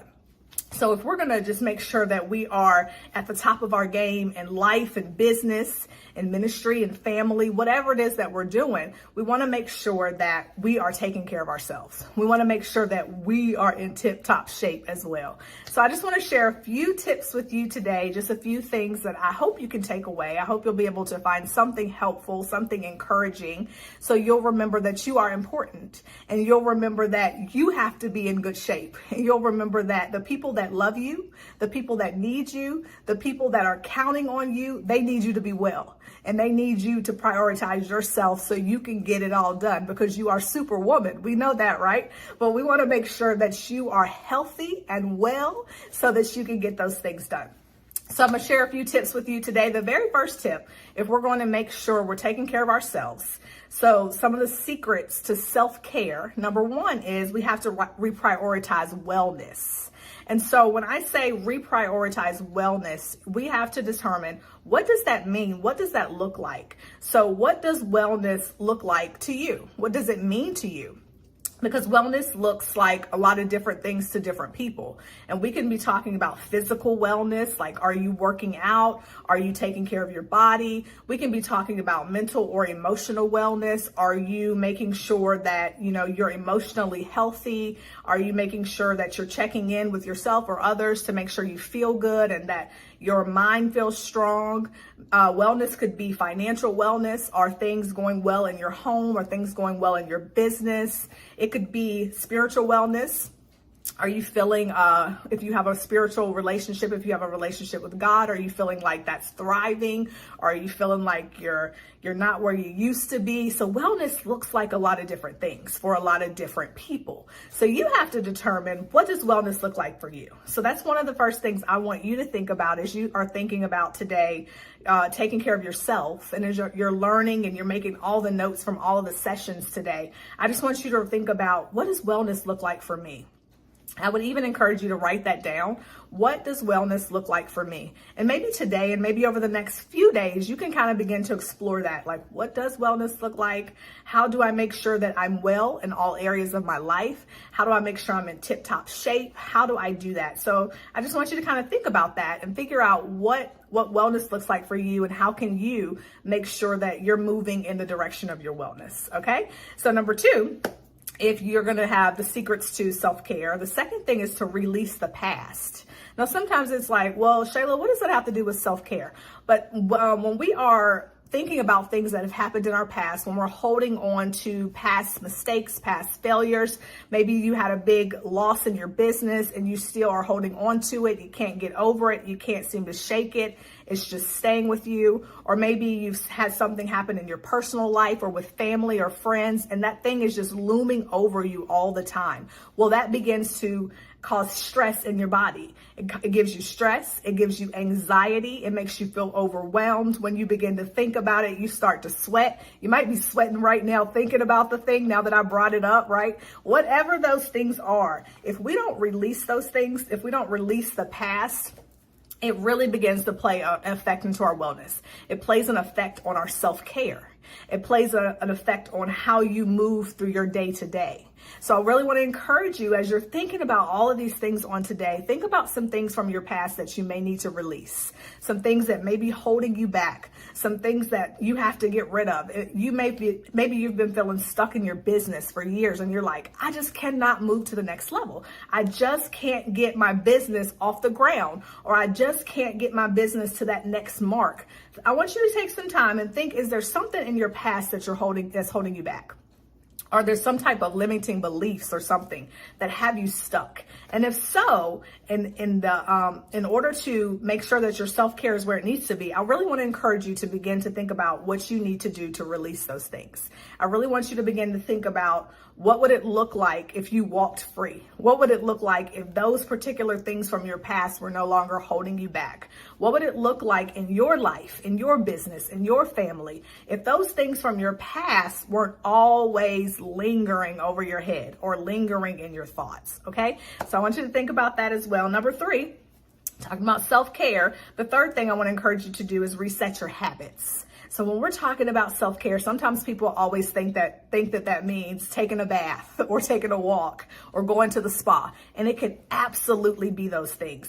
But self-care is so much more. It's how you take care of your entire being. It's how you take care of all of the things that make you who you are. It's the essence of who you are. So if you begin to reset your habits, that will really help you with your self-care. So if you know that one of the big ones for me is that I know, for example, when I'm really hungry and I'm tired and I don't feel like cooking, that I know I won't make a good decision and I'll go to a drive-thru. So in order for me, a part of my self-care is making sure I meal prep so I can have those things prepared and out of the way. Because I know when I'm tired, when I'm hungry, when I'm frustrated, I don't make good choices, okay? So we have to know ourselves and know what works for us and know that, okay, I know that this is one of the things that triggers me. I know this is something that bothers me. I want to make sure I'm prioritizing myself. I want to make sure I'm doing all that I can for me. So I'm going to put some things in place. I'm going to put some habits in place. I'm going to put some steps in place to ensure that I'm ready the next time this thing comes up. The next time I feel that trigger, I'm going to make sure I'm ready to handle it. The next time I'm hungry or tired or frustrated or anxious, I'm going to make sure I have these habits in place, these things in place to make sure I'm good to go. So resetting daily habits can be as simple as taking time in your day just for yourself. And maybe you don't have a lot of time, but maybe if you can find 10 or 15 minutes in your day where it's just you, where you can just take some quiet time, sit quietly, take some deep breaths. Maybe that's a part of resetting your habits and moving forward to something that can help you and support you in your self-care. Okay. Number 4, the fourth thing is to refocus on your goals. Maybe you have some goals that you haven't met or some things that you really truly want to accomplish, but you just can't seem to get to it, or you can't get it done, I really want to encourage you to refocus on those goals. This is a new day. It's a new season. Amazing summits like this always give us a new opportunity to say, you know what? I'm not going to quit. I'm going to go for it. I'm going to do it. I'm going to get this thing done. And so I'm hoping that today will be a marker in your life. Today will be a marker in your journey where you can say, you know what? I'm not going to quit. I'm not going to give up. I'm going to refocus on those goals. And when you do that, you feel better. And when you feel better, you're taking care of yourself. See how all these things work together? So that's absolutely doing what makes you feel good, doing what works for you, doing what lights you up inside. All of those things are also a part of self-care. Okay. And then the last one I want to encourage you to think about is to revamp your lifestyle. And so what does that mean? When you think about your life, when you think about your lifestyle, when you think about the things that you do day to day, I want you to think about, do you have time in your day, in your week, or in your month where you're just focused on you, where you're just taking care of yourself? Are there times where you are able to do the things you love to do? Are there opportunities for you? If you like to sleep in, do you have any time in the day, in the week, or in the month built in just for you to sleep in? If you are an artist, do you have time built into your days or your weeks where you can just paint or create? If you love to go for a walk in the park, do you have time built in to do that? So I want to encourage you as a part of your self-care to begin to revamp your lifestyle a little bit. And maybe you can't do these things every day, and maybe you can't do them every week, but maybe at least once a month. Let's shoot for once a month to get started. Think about how you can revamp some things in your life to make sure you're making you a priority. And if you're not able to do that, think about some of the people in your life. If you have a spouse, if you have family members that can help you, if you have close friends that can keep you accountable, and you can just say, you know what, I'm really prioritizing myself in this season. And as I prioritize me, I'm going to be better for you. I'm going to be better for our family. I'm going to be better for this team. I'm going to be better for this business. And people will, if you help begin to explain that to them, they'll get on board, and then they will want you to be the best that you can be, so that everybody and everything around you will flourish, and everything and everybody around you will benefit from you just prioritizing yourself. And so I really want you to think about how you can revamp your lifestyle, how you can revamp some things going on around you to make sure that you are the best for you and you are the best for everybody that you love. Okay, so let me go through those again. Just some tips if we're talking about the secret of self-care. Some of the secrets: number 1, reprioritize your wellness. Number 2, release the past. Number 3, reset your habits. Number 4, refocus on your goals. And number 5, revamp your lifestyle. Okay, so I'm hoping and praying that something you heard today was encouraging to you. I hope that maybe I gave you some tips or just a reminder of some things that you can do for your own self-care so that you can be the best you can be. Because I know that this is your time to go out there and be everything you want to be in your family, in your life, in your business. But if you're going to do that, you got to be at tip-top shape. You have to be the best you. You have to be performing at optimal standards, right? And I know that you can do that when you just begin to take a few moments, a few days, a few times out to make sure that you are focused on you, because you are important. So if you don't hear anything else that I say today, I want you to hear that you're important, that you matter, that we're depending on you. Your people around you are counting on you. We're cheering you on. You are loved and you matter. And so you deserve to set some time aside just for you. You deserve to set some time aside to do what makes you happy. You deserve to set some time aside to do what lights your soul on fire. And so I want to encourage you to do that. And I also want to encourage you to connect with me. I would love to get to know you. I would love to connect with you on your journey. I would love to talk with you more about self-care, about wellness, about all things that you might want to talk about. So definitely go to my website. It's very simple. It's just my name, ShaylaHilton.com.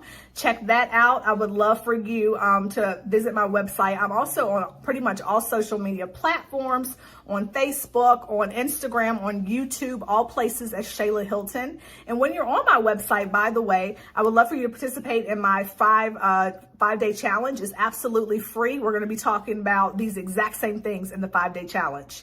And I also have an academy. It's called Rebuild Your Life Academy, where we go much deeper into these things that I shared with you on today. And we take them step by step over an 8-week period. So if you're interested in that, all of that information is on my website. You can find it there. You can find me there. I'm looking forward to connecting with you. And don't forget, you're important. You matter, and I would love to talk to you again soon. So thank you so much for allowing me to be a part of this amazing Woman Soar Summit. I'm excited about all of the rest of the presentations, and I look forward to connecting with you all again soon. Enjoy the rest of the summit.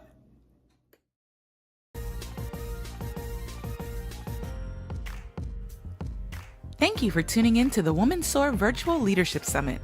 Here's what's happening at Joy Morgan Motivates. Do you lead others in the corporate space? Do you lead a team as an entrepreneur? Do you feel destined for leadership? Join the Woman Soar Leadership Challenge. If you're ready to take your leadership to the next level, sign up for this free 5-day challenge and gain valuable insight and learn what it means to stand out above the rest as a woman who leads. Learn things like, what's your leadership style? How to communicate well with others, and more. 5 days of power-packed info for free. Sign up today at www.joymorganmotivates.com/womansoar. Calling all speakers and entrepreneurs. Join the Successful Speakers and Entrepreneurs Network on Facebook. With over 2,000 members, you get speaking and business tips, a community of like-minded and successful people, free live trainings, and more. Join the Successful Speakers and Entrepreneurs Network today on Facebook. Are you an expert in your industry looking to connect with an elite class of business owners just like you? Then the VIP Lounge is the right place for you. In this group, you get monthly masterclasses with Coach Joy Morgan, international speaker and business coach, weekly trainings from the group's resident experts, and you get to teach workshops yourself in the lounge. Also, you have the opportunity to promote your business in the Successful Speakers and Entrepreneurs Network, which is full of over 2,000 potential clients. For a nominal fee of $19.99 a month or $199 for the year, you can secure your spot in the VIP Lounge. Visit joymorganmotivates.com/VIP Lounge today. You ought to do more than just speak. It's time for you to talk like a boss. Join the Talk Like a Boss Speaker Academy. 3 months of group coaching, 30-minute one-on-one calls, speaker marketing materials, product development, and the opportunity to speak at the Talk Like a Boss Expo. This transformative class will revolutionize your speaking career. Interested? Visit joymorganmotivates.com/TLAB to apply. The 7th annual Roadmap to Destiny Conference Release is live in Orlando, Florida. We've got powerful worship, dynamic speakers, and we're coming together for a mind-transforming, life-changing experience.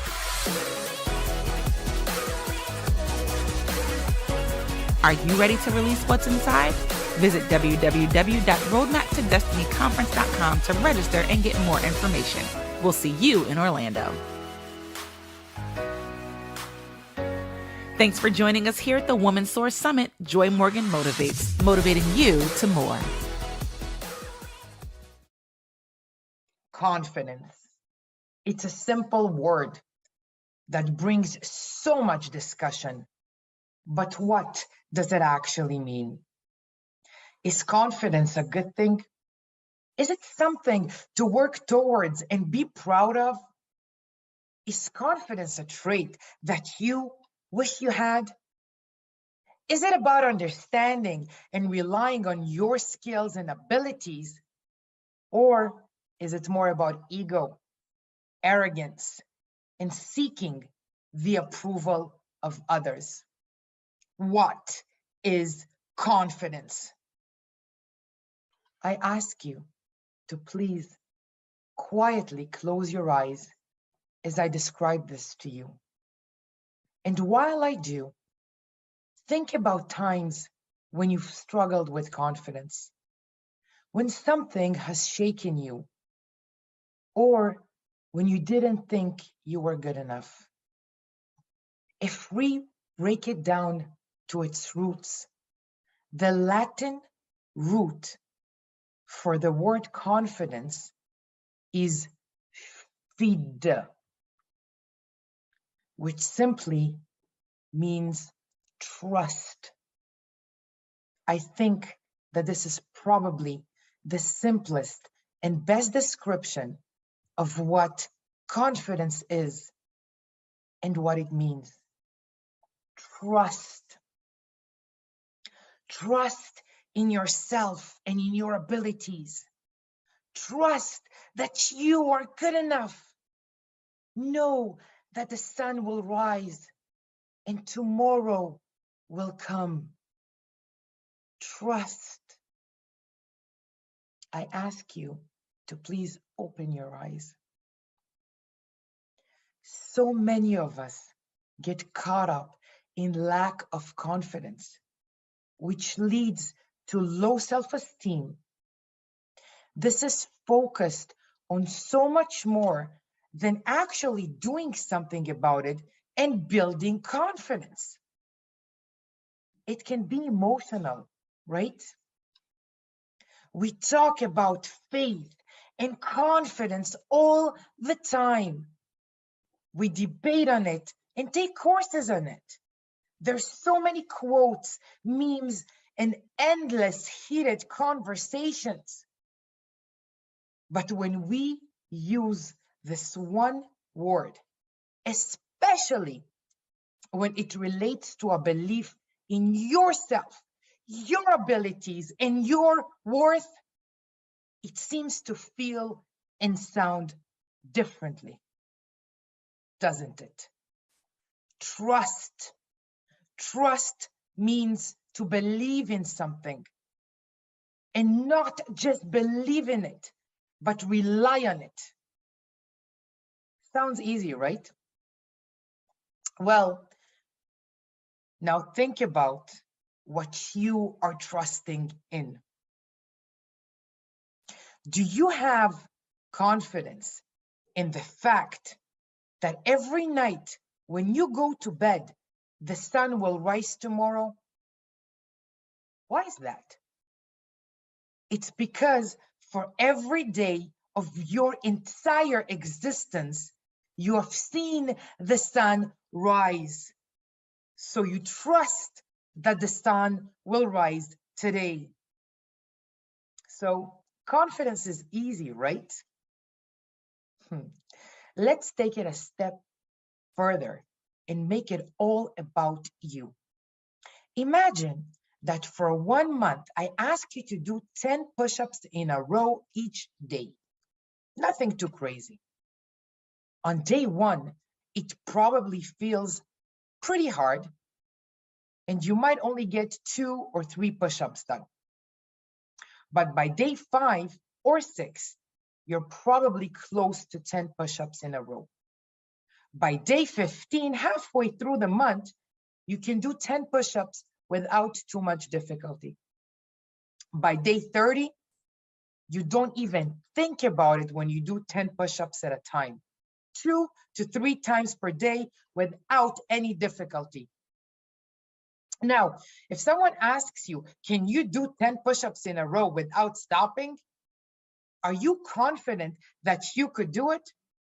Of course you are, because you have seen yourself do it. You have felt what it takes to do it, and know that because you did it yesterday, you can do it today. You put trust in yourself, your abilities, and your strength. If someone asked you to do 10 push-ups now, the first thing you would probably do is smile. This, at its core, is confidence. You trust your abilities and your strength. You have faith that you will be able to do that thing that you have been preparing for the last 30 days.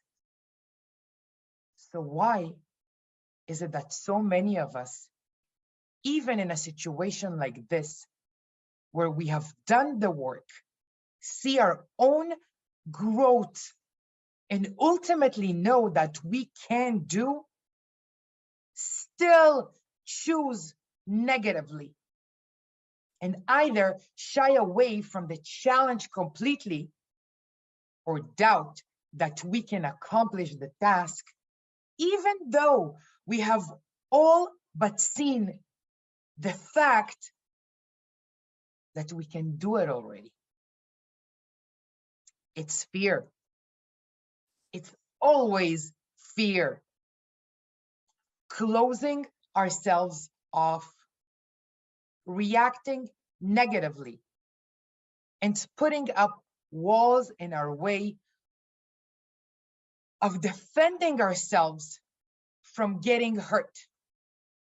But ultimately, by doing that, not only are we missing out on positive experiences, but we are also tearing apart our own confidence, making it harder and harder to succeed at anything. This can lead to isolation, self-esteem issues, and depression. Then you talk to the experts and so-called gurus, and so often you hear, you have to leave your comfort zone if you want to improve. But your comfort zone is so cozy and warm and happy. Why on earth would you want to leave that? Not to mention that nobody ever tells you how to leave your comfort zone. They only tell you you have to do it. The truth is that yes, in order to be successful, you sometimes need to try to do new things that you're not used to. But leave your comfort zone? No way. Instead, let's be strong, do our work in silence, and let our results be the noise. The last thing I would tell someone who is terrified about speaking in public is to just go ahead and give a speech to 50 people.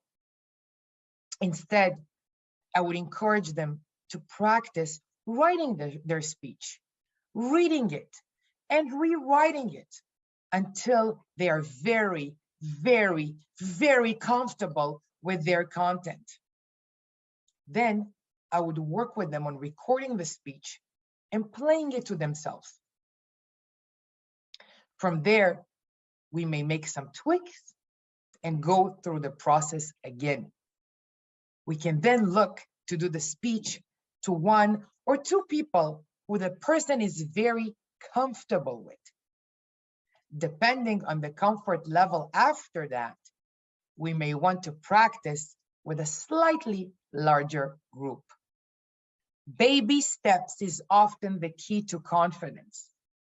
Working in this manner can allow someone to gain confidence and expand their comfort zone rather than getting outside of their comfort zone. Let's make your comfort zone bigger, because we all know that inside that comfort zone is where we feel safe, happy, and free. So the bigger we can make that, the more confident we begin to feel in different situations. Let's pause for a second and do a confidence exercise together. I promise that you will not need to jump outside your comfort zone. The only thing I ask you is to grab a pen and piece of paper. Come on, let's go. Let's go. Grab that pen and piece of paper for me.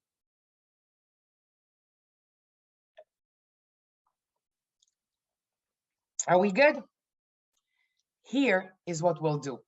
We're going to start looking at ways that our confidence can be boosted. I will start this exercise with you today, and I hold you accountable to finish it later and keep adding to it as you go. There are 3 actionable ways your confidence can be boosted. It can be boosted through a collection of evidence, thoughts, and facts. Please go ahead and divide that paper into 4 sections. Go ahead.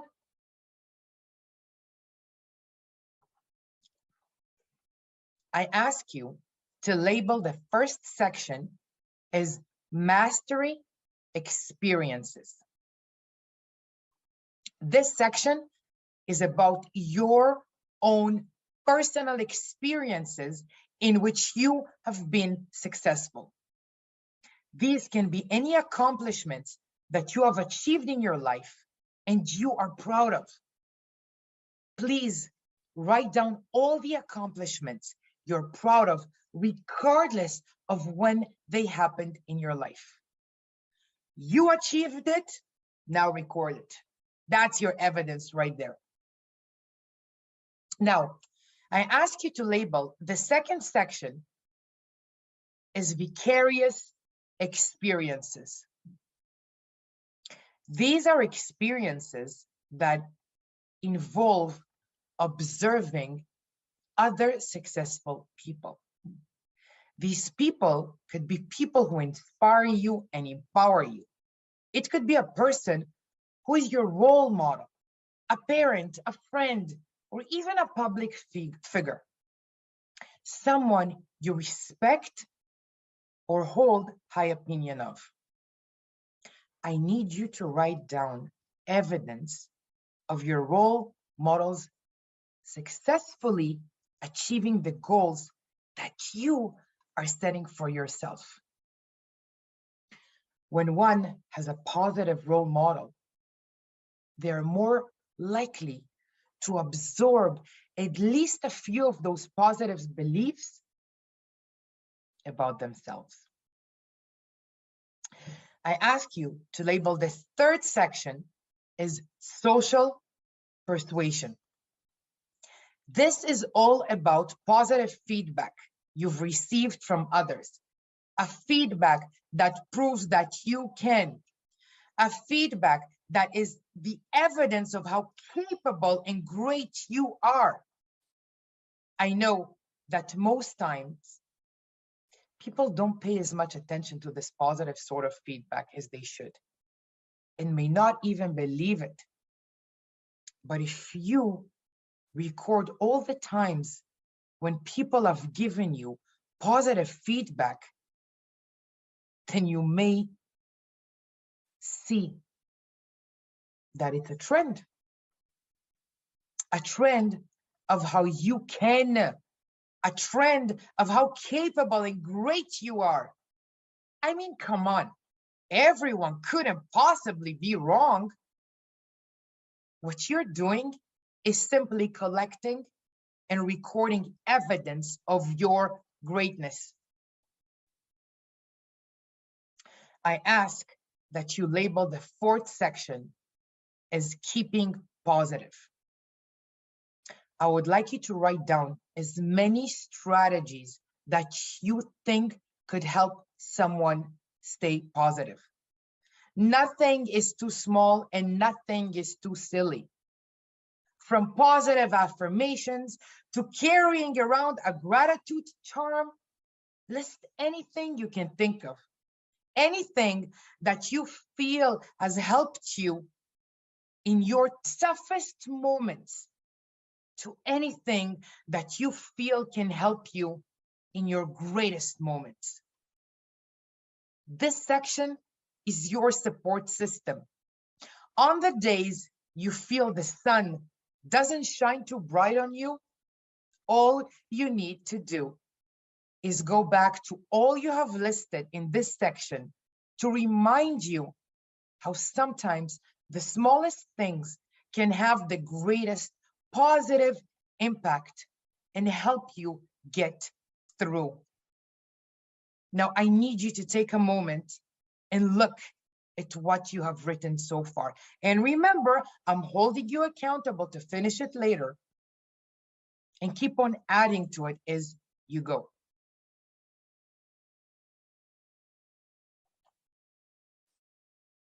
Do you see?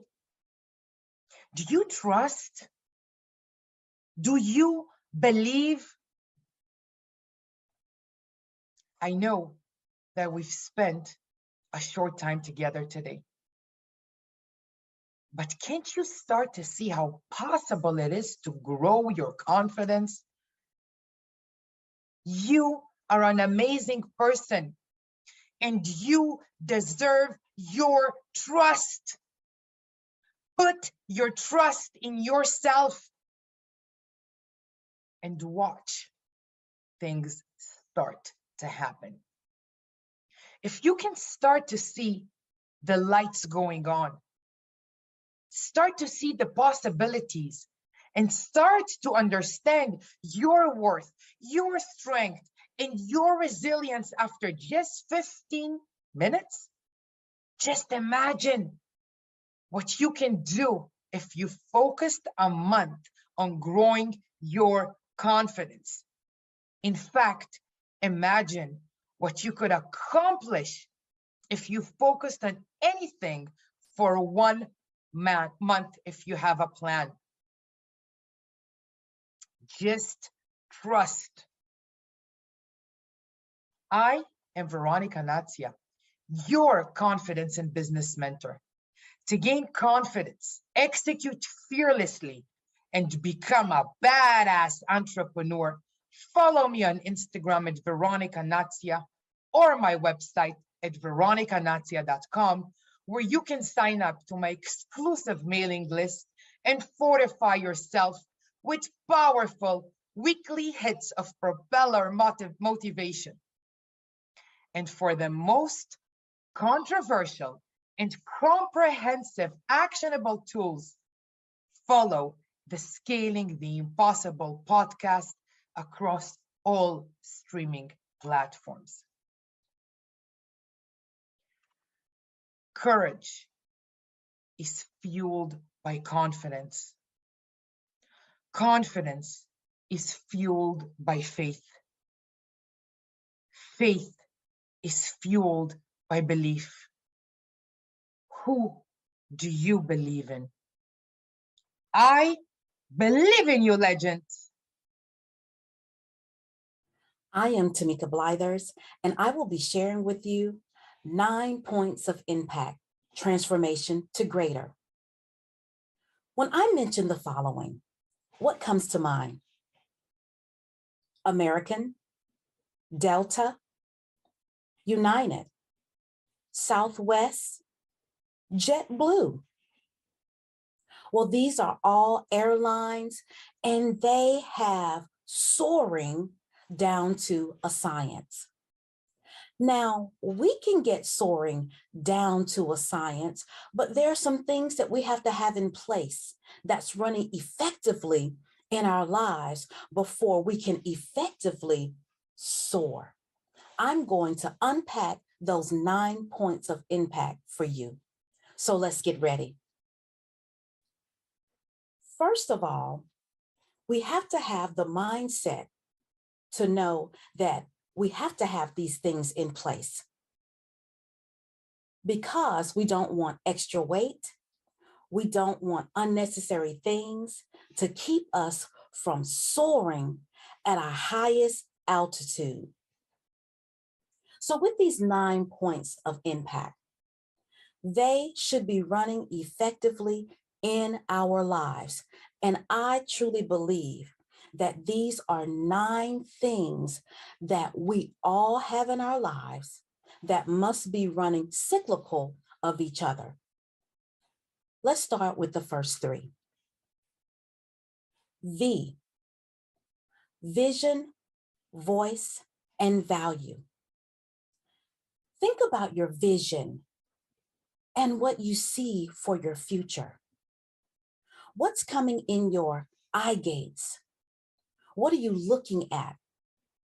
Because we do understand that what we look at the longest becomes strongest in our lives. So the first point of impact that must be running effectively in our lives is our vision.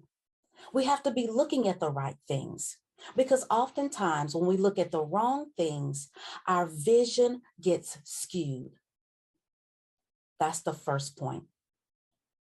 And also in the word, it says, where there is no vision, the people perish. If we don't have a right vision in our eyesight, there are some things in our lives that could possibly end up being flatlined. The second V, voice. What are you saying? What's coming out of your mouth? Because we know what's in our heart, it becomes in our thoughts, and then it comes out of our mouths. And we have to be very, very careful about what comes out of our mouths, because words have life. Voice. What are you giving your voice to? What are you saying? Are you saying the right things? That's the second V, voice. Third impact point is value. And oftentimes we get stuck at this place. Value. We have to value and know who we are. And most importantly, we have to value what we bring to the table. Understand that no one can do what you do and how you do it. You have that specific DNA to be who you are. You have that specific DNA for your gifts and your talents. Value yourself, increase your value, increase your self-worth, increase your self-esteem. Value. So those are the first three impact points: vision, voice, and value. Next points, options, opportunities, and obsessions. When I talk about options, I'm talking about your choices in life. What choices do you have? What choices are you making about, in, on, around your life? Because they will affect how high and how long you can soar. You want to make sure you're making the right choices. How can you make the right choices? By looking at the right things. There's that vision again. How can you make the right choices? By saying the right things. There's that voice again. How can you make the right choices? By valuing who you are and valuing what you bring to the table. Second O, opportunities. Now, opportunities are your chances. And I don't know about you. When I was a little kid, I used to love to get second, third, fourth, fifth chances at something. Value all of the chances that you're given. And why not go ahead and take a chance? Taking a chance depends on your vision, your voice, and also your value. What are you valuing? Things that we value the most, we go after. Things that we value the most, we take a chance to and towards. So those are the O. Options, opportunities. And the third one is obsession. This one is very important. What are you obsessed about? What are you looking at? There's that vision again. What are you saying? There's that voice again. What do you value? Because all three of those things, what we see, what we say, and what we value, we tend to be obsessed about. Now, if you recall over in the Bible, when Jacob was wrestling with the angel, he got obsessed and he said, I'm not going to let you go until you bless my soul. And in life, we have to look at our options and our opportunities, and we have to say, hey, I'm not going to let you go until you bless my soul. I'm not going to let you go until you give me another chance. We have to be obsessed. Now, oftentimes we equate being obsessed about something as being negative, but in this case, it's not. Being obsessed can be a good thing. Think about someone who lost 5, 10 pounds, and then all of a sudden they began to get very health conscious. Think about that student who makes the AB honor roll or the A honor roll for the first time. They're going to become a little obsessed with doing their work a whole lot better. So obsession, it's a good thing. And there are times in our lives where we have to be obsessed with some things, with our choices and with our chances. You have to be obsessed with your vision, seeing the right thing, with saying the right thing, that voice and our value. Those are the 6 impact points, the first 6 that I believe that are crucially important in our lives to help us to soar to where we want to go. The last 3 impact points, W, word, worship, wisdom. We know that the word of God is like a lamp unto our feet, and it lights the path. That is the role that the word of God should be playing in our lives. It's lighting our way. And if it's not, we have to ask ourselves, who or what is lighting our path? So we have to go back and check our vision, our voice. What are we saying? Who are we listening to? Double check that value. Triple check our options, opportunities, and what are we being obsessed about? So the word itself, I would say, is like an engine in the airplane. It helps to run everything effectively. The second W is worship. Now we know that worship serves 3 purposes in our lives: communion, adhesion, and cohesion. All of that works together so that we can be closer to God, listen to his voice, and he can hear our prayers effectively. Wisdom is the last one. And we know that wisdom is the principal thing. And over in the book of Proverbs, it says that in all your get understanding, wisdom is the principal thing. So with the W, we have word, worship, and wisdom. These 9 impact points will effectively help to soar your life to different altitudes every single time. But we must make sure that they are effectively running together. If you would imagine this, imagine 9 circles interconnected with one another.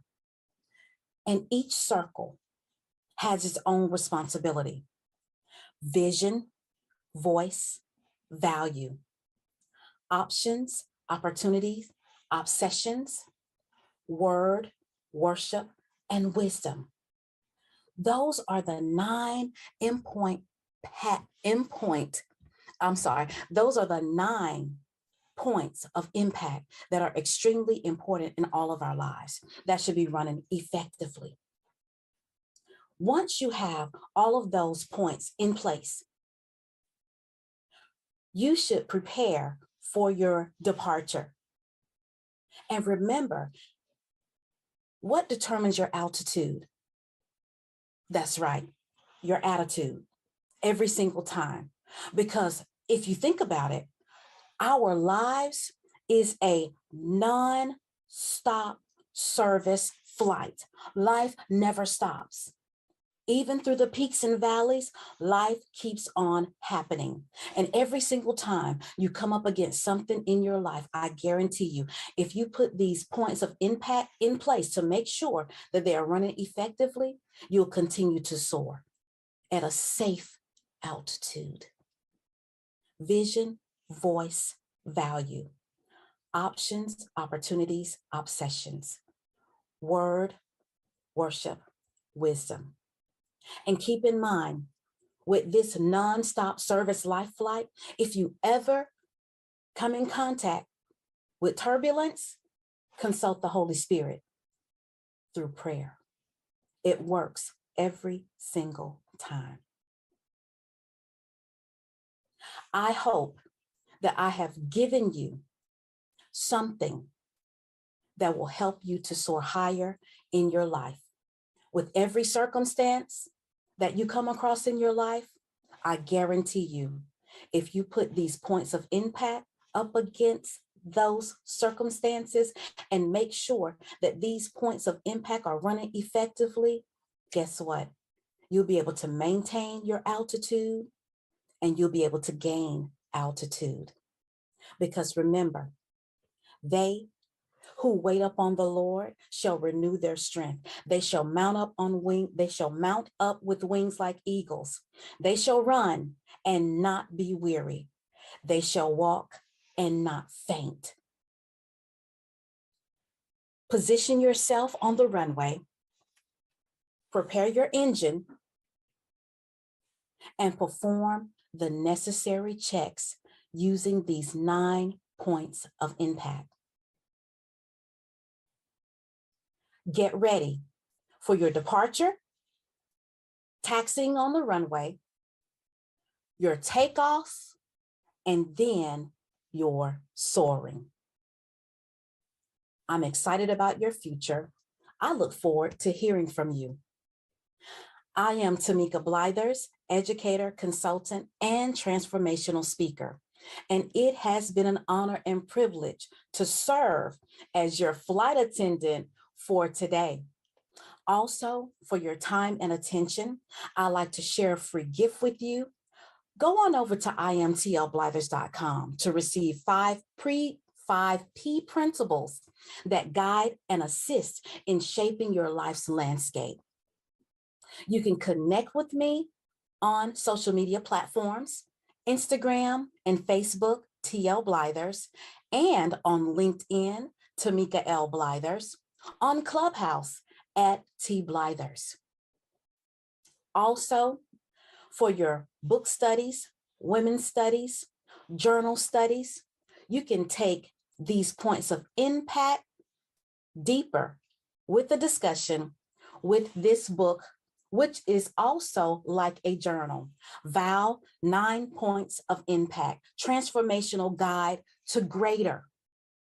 You can email me at tblithers@gmail.com and let me know how many copies you and or your organization would like. I look forward to hearing from you and get ready. Once again, prepare for your departure, taxiing on the runway, your takeoff, and your soaring. I look forward to your future and your success. Hello, ladies, and welcome from around the world. A special thanks to the hostess with the mostest, Joy Morgan, for the opportunity to speak on this year's annual Women Soar Summit. I am so excited to share with you today. Woohoo! Where are my pom-poms? It is truly an honor and a privilege to be before you, and I do not take it lightly to share with you what the Lord has laid on my heart concerning thriving in uncertain times. So thank you, first of all, for taking the time to invest in you. Be attentive, be present, resist the urge to multitask. Grab a pen and grab a pad or whatever it is that you'd like to record on, because we are going to dive right in. My prayer is that the Holy Spirit will reveal just what you need and that you will get some nuggets out of this message. My name is Claire Mason, and I am a mother. I am an entrepreneur. I am a wellness coach. I am a career coach. I am a personal trainer. I am an author, and I'm a speaker, and I am a leader just like you. And we know that we are leaders regardless of our vocations, regardless of what we are called to do, whether we're a stay-at-home mom, whether we work full-time in corporate America, whether we are volunteering in our communities, we are leaders. And as leaders, we know that there is someone always looking to us. And we want to not only be able to survive, but to thrive in these challenging times. And I'm here to share with you that what we do to thrive in challenging times or uncertain times is the same thing that we do to thrive in what we would consider more stable times. It's simple. To lead, to be effective in any time, is to make sure that what we are doing is adding value. We need to be adding value ultimately. And so I don't know about you, but I love a good acronym. And today we're going to go through the acronym value so that we can discuss what are those things that we can do to lead in uncertain times and to remain valuable. So forgive me, I'm going to go to my notes because I want to make sure that I'm not forgetting anything and that I have everything squared away that I'm trying to give you on today. All right. So the first one is the V, finding your voice. For the context of this lesson, we define voice as an instrument of expression. Another definition that I like that blew me away is influential power. Influential power. So immediately you should be thinking, what do I want to express? What is it that I want to influence? What am I passionate about? You have something to say. Pastor Sean Saunders shared with me recently and a group of us that passion has two sides. It's also something, in addition to something that you love, it could also be something that you dislike. Either way, understanding what you want to influence and what you want to contribute is key. Where do you wish you had been influenced? Sometimes your voice comes from meeting a need that you had. In my 20s, I was very overweight, morbidly obese by the doctor's definitions. I lost the weight naturally using various programs along the way. And eventually, I became passionate about helping others do the same and became a personal trainer. Now, on the flip side, I was not happy and very confused by all of the various things that came with it. Should I be doing low carb? Should I be doing high carb? Should I, eliminate things? Whatever it was confusing. And eventually that led to me writing a book on the tips and tricks and things that I learned along the way. That helped me to uncover something that I disliked and propelled me into doing something different. So what is it? Your action item for this section is to ensure that you are writing down the things that you are passionate about and what is it that you'd like to influence. Some of us know this right away. Some of us need to think these things through in order for us to get to that voice. All right. The A is for assessing. We are going to assess our talents, our gifts, and our abilities, specifically self-assessing. Self-reflection is something that we cannot avoid. In everything that we do, we need to understand the stage where we are. In this case, we want to ask ourselves, what are we good at? What comes naturally to us? What do people come to us for? The famous, what would you do even if you weren't paid for it question. I really want you to take the limits off here. Think big. Think about the things that you enjoy, hobbies, things you even wanted to do when you were younger. I really also want to emphasize the what you're good at part. Many times we discount those things because it's something that comes naturally to us and we don't even identify it as a skill.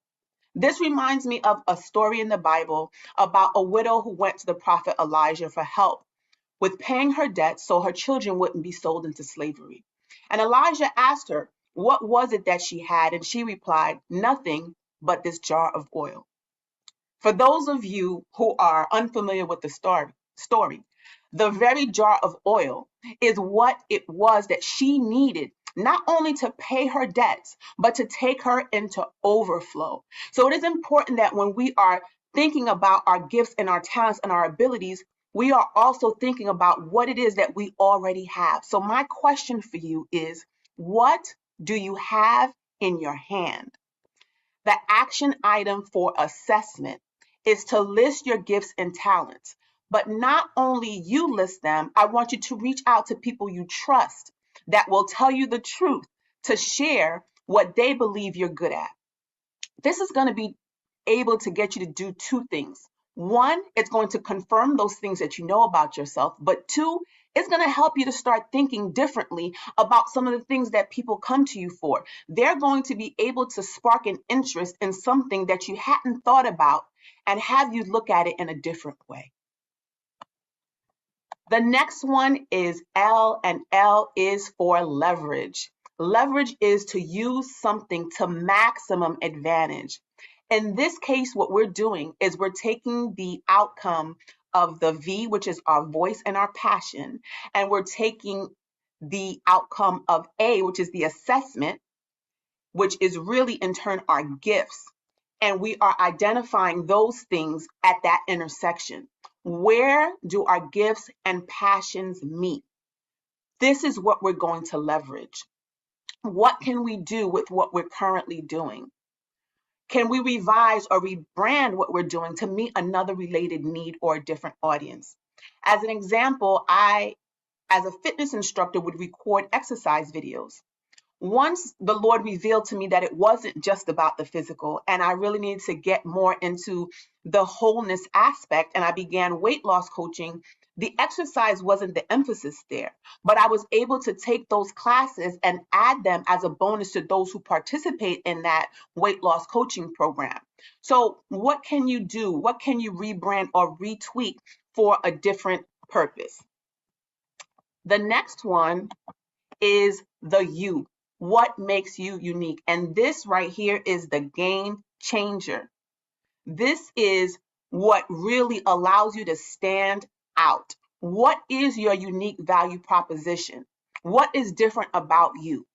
This is the reason why you can go into a supermarket aisle and see a whole shelves and hundreds of different brands of bread, and they're still on the shelves and everything is still selling. This is because somebody wants rye, somebody wants, the Arnold's multi-thin, somebody wants a pita, right? So there's room for the value that you bring. You just need to understand what that is. For me, there are hosts of personal trainers. My goodness, I can't even count how many there are. But I happen to be one who lost weight and know the weight loss struggle personally. This, for me, adds a layer of credibility and compassion that draws people to me in this space. I have a stylist friend who does hair beautifully. She struggles herself with alopecia. She has created a custom wig line to help those who struggle with hair loss. So what is your unique value proposition? And before anyone leaves this presentation feeling that there is nothing unique about them, let me remind you, let me assure you that we are each created uniquely. We are fearfully and wonderfully made. We have a unique value proposition that only we have. No two of us is alike. We have and serve a creator that makes us uniquely us. And so we need to tap into what those things are. And don't forget to tap into those experiences that hurt us, because those are really where you find even more of a unique story and where you can continue to add value. Where somebody else has been through, you can now take them through. Go back and strengthen your brethren, which leads me to the next one. The last E stands for execute and exchange. We've identified now, based on the V, the A, the L, right, and the U, we've identified some steps and we've taken some assessments and some inventory.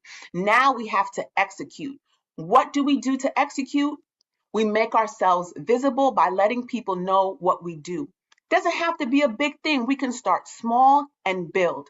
and then get some ambassadors. For me, my cousin Miriam is my biggest cheerleader. She's there on everything. If I'm on Facebook, she's there. She's typing in the comments. You need one of those. And whoever that is, you're going to ask them to share.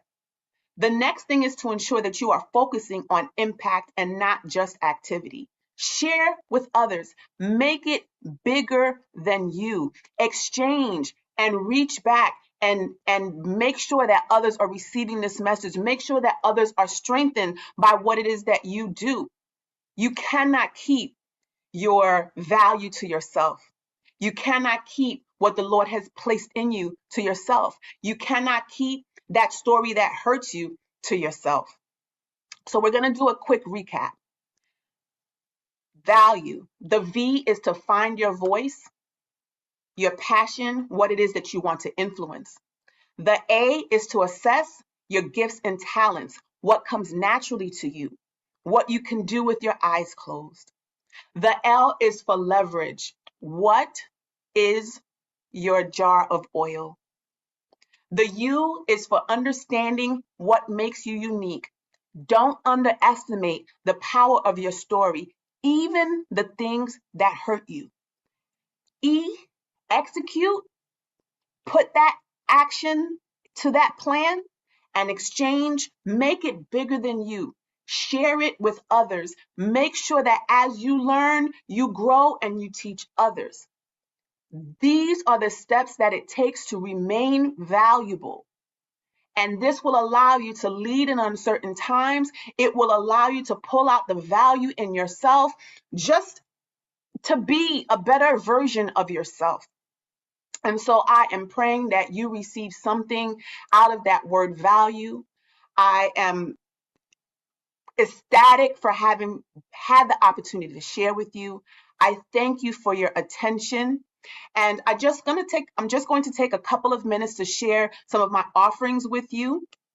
I did write a book called Win at Weight Loss, The Complete Solution for Healthy Living, that is filled with tips and tricks from my own personal weight loss experience. That can be found on purposefitcoach.com/book-release. My website is purposefitcoach.com. There you'll find information on my weight loss coaching programs, on my fitness training, my personal training, virtual and in studio, as well as my weight loss coaching that is coming up that will start on April 6th. The last one I forgot to mention is also my career coaching. This is really what this one is alluding to, right? 25 years of HR experience, establishing myself in business as an entrepreneur. If you need help with just tapping into what your unique value is, if you need help in tapping into just the confidence by losing weight, physical and mental, reach out to me. I'd be happy to be your partner and be your coach in this process. Thank you so much for listening. I love you. Take very good care of yourself. Bye now.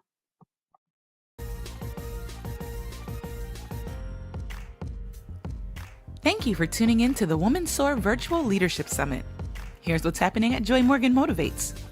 Do you lead others in the corporate space? Do you lead a team as an entrepreneur? Do you feel destined for leadership? Join the Woman Soar Leadership Challenge. If you're ready to take your leadership to the next level, sign up for this free 5-day challenge and gain valuable insight and learn what it means to stand out above the rest as a woman who leads. Learn things like, what's your leadership style? How to communicate well with others, and more.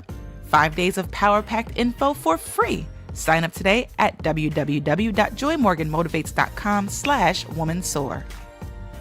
Calling all speakers and entrepreneurs. Join the Successful Speakers and Entrepreneurs Network on Facebook. With over 2,000 members, you get speaking and business tips, a community of like-minded and successful people, free live trainings, and more. Join the Successful Speakers and Entrepreneurs Network today on Facebook.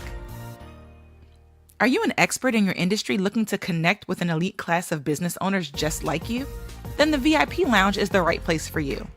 In this group, you get monthly masterclasses with Coach Joy Morgan, international speaker and business coach, weekly trainings from the group's resident experts, and you get to teach workshops yourself in the lounge, Also, you have the opportunity to promote your business in the Successful Speakers and Entrepreneurs Network, which is full of over 2,000 potential clients. For a nominal fee of $19.99 a month or $199 for the year, you can secure your spot in the VIP lounge. Visit joymorganmotivates.com/VIP lounge today. You ought to do more than just speak. It's time for you to talk like a boss. Join the Talk Like a Boss Speaker Academy. 3 months of group coaching, 30-minute one-on-one calls, speaker marketing materials, product development, and the opportunity to speak at the Talk Like a Boss Expo. This transformative class will revolutionize your speaking career. Interested? Visit joymorganmotivates.com/TLAB to apply. The 7th annual Roadmap to Destiny Conference Release is live in Orlando, Florida. We've got powerful worship, dynamic speakers, and we're coming together for a mind-transforming, life-changing experience.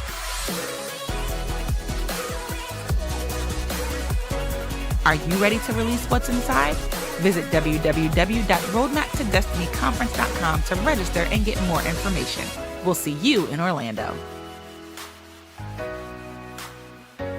Thanks for joining us here at the Woman Soar Summit. Joy Morgan Motivates, motivating you to more. Hello, everybody, and good day. My name is Giovanni Negron Garcia, and today I'm here to talk to you about finding your passion, purpose, and the pursuit of happiness. I'm so honored that you're here today for the next 15 minutes for me to tell you about my journey and about what you're going to pursue in your journey, especially finding these 3 critical components in your life to help you overcome your personal barriers and help you to find the best version of yourself. So let's jump right into it. The first stage we're going to talk about is passion. Passion is the oxygen of the soul. And honestly, when you're finding passion and to properly define it, passion is a strong and barely controllable emotion. It's honestly that feeling that you have in the morning that gets you up, gets you ready to go, passionate about what you do. Now, especially during these very uncertain times right now, having passion and maintaining your passion can be rather difficult. Some of us don't know what that feels like. Some of us don't even know if we're living within our passion. And I think Ali Jr., which is a video you're about to see, explains it in a better way than I do. It is currently 5 in the morning. I got about 2 hours of sleep. Something woke me up. It was coursing through my veins. I felt it. I would sacrifice eating and sleeping for it. It was what I lived for. It was so strong that every waking hour, every waking minute, every waking second, I wanted to feel it.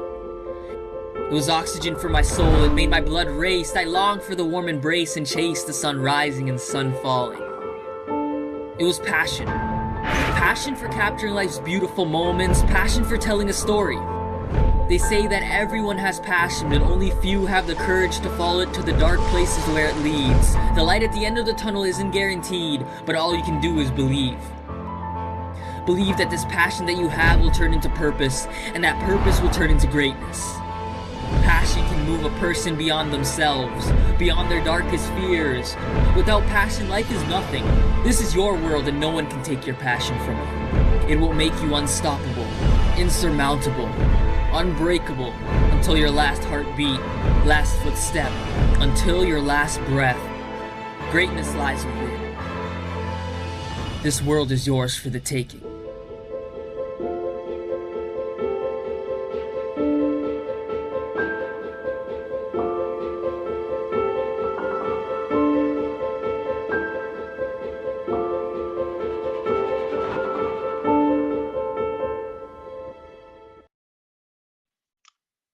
I've done this presentation, I think, more than 50 times already. And that video absolutely gives me goosebumps. When you think about passion, you got to think about it being the fuel to your fire. And every fire needs oxygen. So when you're breathing in your oxygen every day, you got to breathe in your passion the same way. Now, I want you to think about a question. Have you ever been told you are too passionate about something? Sometimes when we're asked this question, it kills the momentum. It really puts us in a mindset where we don't think we should continue our passions because it could be bothering someone. We don't think we are doing good enough, or we're putting on too much pressure onto other people. The thing is, you are never too passionate about something. You should own it and be proud of what you're fired up about, especially when it comes to your dream and goals. Now, I want to jump into purpose. Now, finding your purpose it's difficult. It's not easy finding your why, especially, again, during these uncertain times. But the definition for purpose is the reason for which something is being done or created, or for which something exists. Now, I have a great video, again, for you to watch, and it's by Steve Harvey. And I want you to think about something while you're watching this video. What is your purpose in life?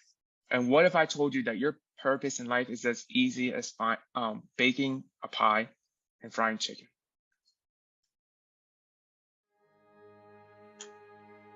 Your gift is very simple to know. You don't have to go anywhere to discover it. It's not in the water. It's not on a mountaintop. It ain't hid under a rock. Now, this is how you know you're not living in your gift. If when the alarm clock goes off in the morning and you ain't happy about it, you ain't doing what you want to do. If your job makes you sick to go to, if you're unhappy with waking up to go to where you got to go, it's because you ain't living in your gift. What burns in your heart is important for you to pay attention to, because it never goes away. That's why people wake up in a rut. See, you hate waking up because you waking up and you don't know the reason. You waking up and you don't have no design in mind. Once you live in your purpose, when you discover your gift, you can't wait to wake up. Please understand, pay very close attention to the thing that makes you happy. All of you are gifted at something. The problem is, you keep wanting your gift to be what somebody else's gift is. Identify your own gift, because you already have it. Here's the way you identify your gift. Your gift is the thing that you do the absolute best with the least amount of effort. If you fry chicken better than everybody you know, you ought to be somewhere frying chicken. People make millions of dollars frying chicken. Popeyes, Kentucky Fried Chicken, El Pollo Loco. All they doing is making chicken. They just found a way to do it. Somebody just started making chicken. You know the story of Marie Callender's? Do you know what this woman did, man? She worked for a diner, a greasy spoon diner that was going out of business. It was her only job. She was a single mother. It was her only job. She needed that job, but the diner was gonna close. So she went to the owner of the diner and said, let me bake one of my pies. People like my pies, and see if I can help you make a little money. He said, whatever, bring it in. She bought one pie in. They sold every slice. The next day, the people came in and asked for the pie. She had to go home and make another pie. The next day, so many people asked for the pie, she had to make 4 pies. Then people started saying, can I buy my own pie?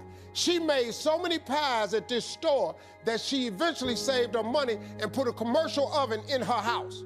Now, she done made so many pies, the dude's shop, he ain't selling hamburgers no more. All he's selling is them damn pies. That's how Marie Callender got started. Marie Callender now has over 120 restaurants. You can't go to no frozen food section without seeing Marie Callender in there. You know what she started with? A pie. One pie. Your gift will make room for you. Now, what is your gift? It's the thing that you do the absolute best with the least amount of effort. That's your gift. Quit running away from the gift. Your gift will make room for you. Stop trying to be something you ain't gifted at. Maybe you here because you need to hear this here. Maybe you here because you need to dust off your dreams. Maybe you need to explore your imagination. Maybe you just need to identify your gift so you can quit tripping in your own life, trying to figure out what you can do. Some people are born to be teachers, caregivers, nurses, babysitters. Those are gifts, you know what I mean? If you're living in your gift, you're cool. It's just if you ain't. You do anything else, When that alarm clock go off in the morning, you ain't gonna like it. I would hate to die and never do the thing I was born to do. You should look into that before you mess around and check out of here. Wow, just a very powerful video by Steve Harvey. And, you know, when you're finding your purpose, you got to recognize your gifts. We're all blessed with a gift for a reason. Don't run away from it. Embrace it, internalize it, and know that that is what you do best with the least amount of effort. Finding your purpose is as easy as frying chicken and baking a pie. And now when you are finding your purpose, you want to ask yourself these three questions. Why am I doing this? Does this reflect who I am? And is it something I am proud of? If you cannot get past that first question, you really need to reflect and see if you're doing the right thing. If you look at the second question, does this reflect who I am? Can you look yourself in the mirror? Is every picture you're posting on social media, can you recognize that person? Is that person doing the right thing and exemplifying the great passion that she loves doing? And then if you ask yourself the third question, is it something I am proud of? If you're not proud of what you're doing, I believe you are doing the wrong thing. So ask yourself these three questions when you're looking for purpose. But once you have developed a purpose, everything you do has a reason to it. What you're not going to do is compare your purpose to another individual's purpose. You are going to become miserable. And I'm going to share my story. It's not a competition. Once you define your gift, once you internalize your gift, it belongs to you.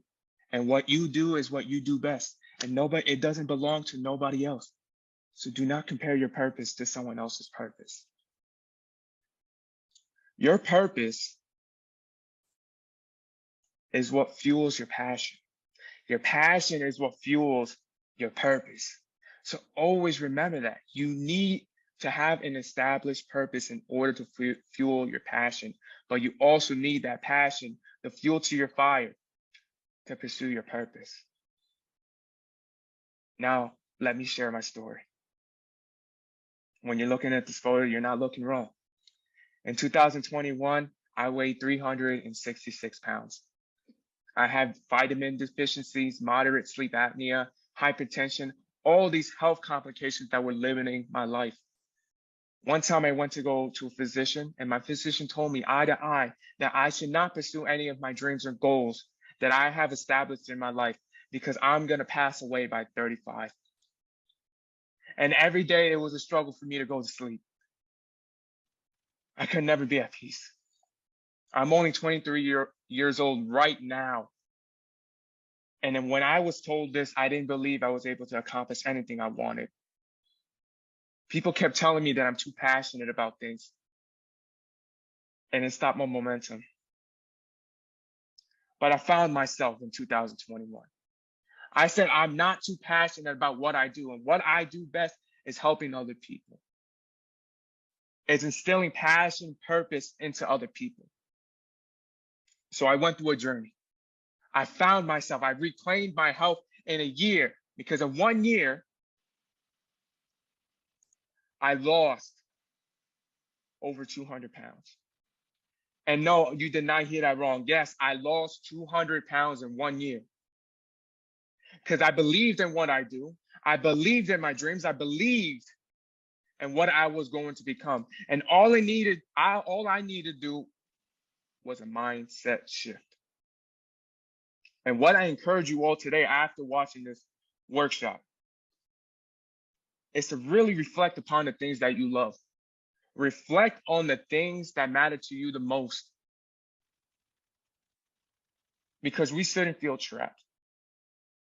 We shouldn't feel that we, as individuals, cannot pursue our passion and purpose because we feel like everything else is limiting us.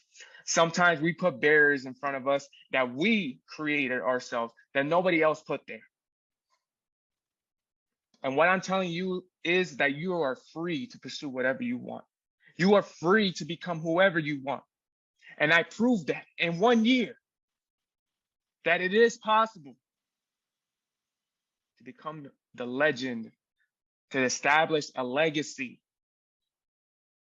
Losing 200 pounds was the easy part.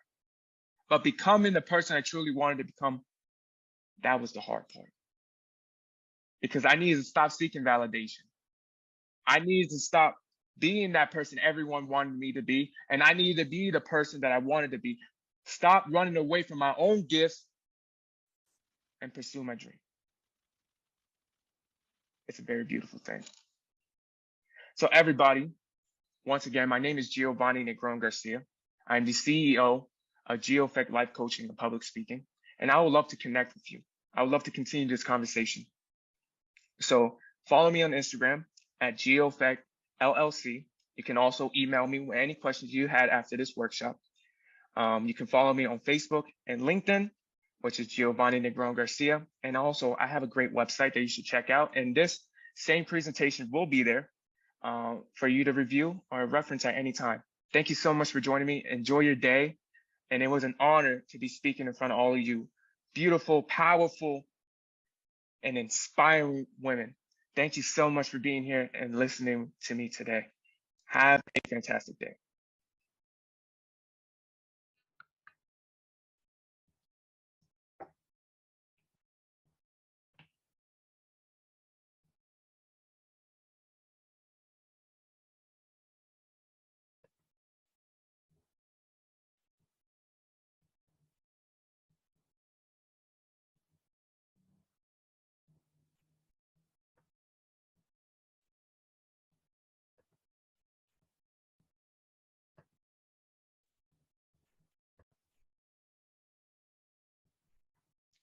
Hi, I'm Deb Pervin, and I'm excited to talk to you today about improving your profitability in 3 simple steps.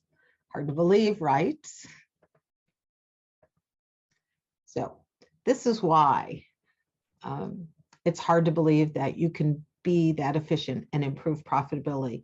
Can you do another draft of this? There's a couple of sentences people might understand. I coach business owners and I focus on financials because that is the way to understand what's going on in your business and make good business decisions. But accountants do not help us in that endeavor. So that's why you can understand your financials. They don't make any sense. We're going to help you with that, give you a way to make sense and make better decisions. Talk about accounting versus finance, 3 steps to improving your profitability, and then a quick wrap up, all in 15 minutes. So only 3 ideas. My name is Deb Pervin, and as I said, I work with business owners. I learned everything the hard way. Skied on the US ski team as a kid, went to Dartmouth and Harvard, and then went into business. My first entrepreneurial venture was real estate, and I developed almost $100 million of real estate before all the banks went under in Texas. Great time to learn about cash flow and negotiations, and made a lot of mistakes.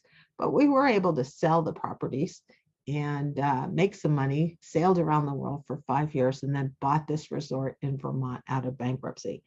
And if I thought I'd learned everything on my first adventure, I did not. Lots and lots of stories about how you could have a $100 million loan and still worry about your profitability. That's what I'm going to talk to you about today. We did eventually sell the golf course. And what I learned is the basis of my business program called the Business Owners MBA, where I teach business owners how to avoid all the mistakes that I made and a few others that I've learned along the way. So let's get started. Financial statements are designed by and for accountants. They are not designed to help you run your business. Accountants need to know that the service company and the IT company and the manufacturing company and the construction company all use the same forms so they can read across all kinds of different industries. But that does not help you as a business owner.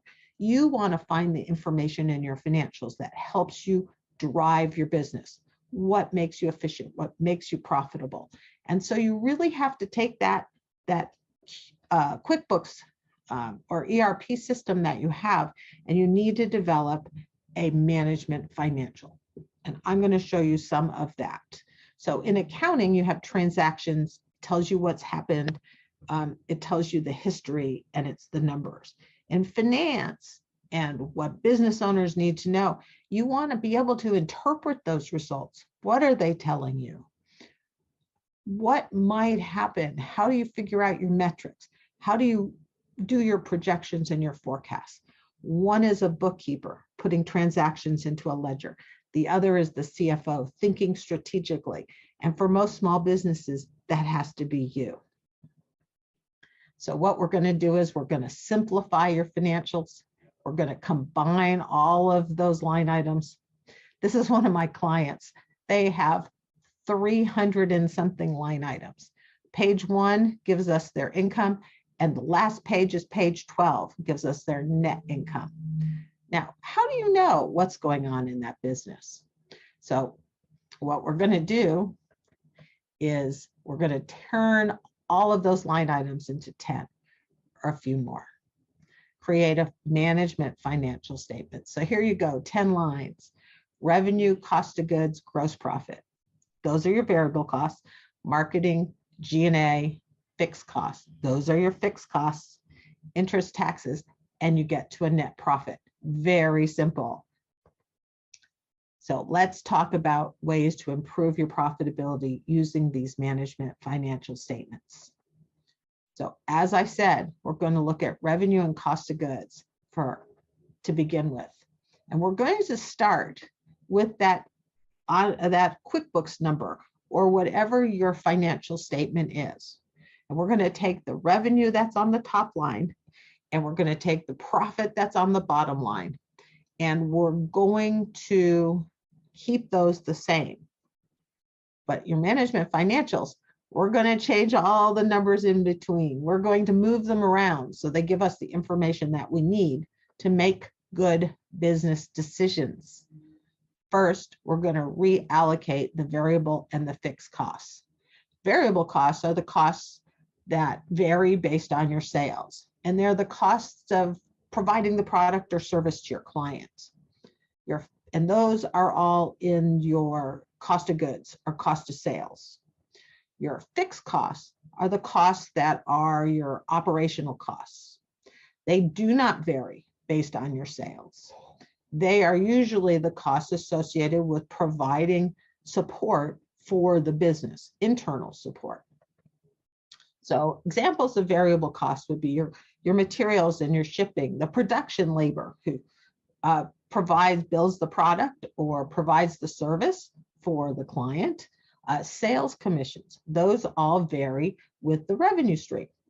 Fixed costs would be rent and insurance and the platforms that you use to run the business, accounting, your HR department, owner salaries, people who, if sales slow down, you're still going to have to pay. If sales increase, you're still going to pay the same amount to a point. So here's an example. This is one of my clients, and here's her doctor's, here's her clinic. She's a doctor. She has 2 doctors that work in the clinic, and she makes almost $1 million, $850,000, and her operating income is $195,000. So looks pretty good, right? But her cost of goods are only $37,000. That's the stuff that she uses when she visits with patients. When we broke it into a management financials, you can see that the top line and the bottom line are still the same. The QuickBooks ERP is on the right and the management financials are in the middle. But look what happens when we move the doctor's salaries and the PAs up into the cost of goods.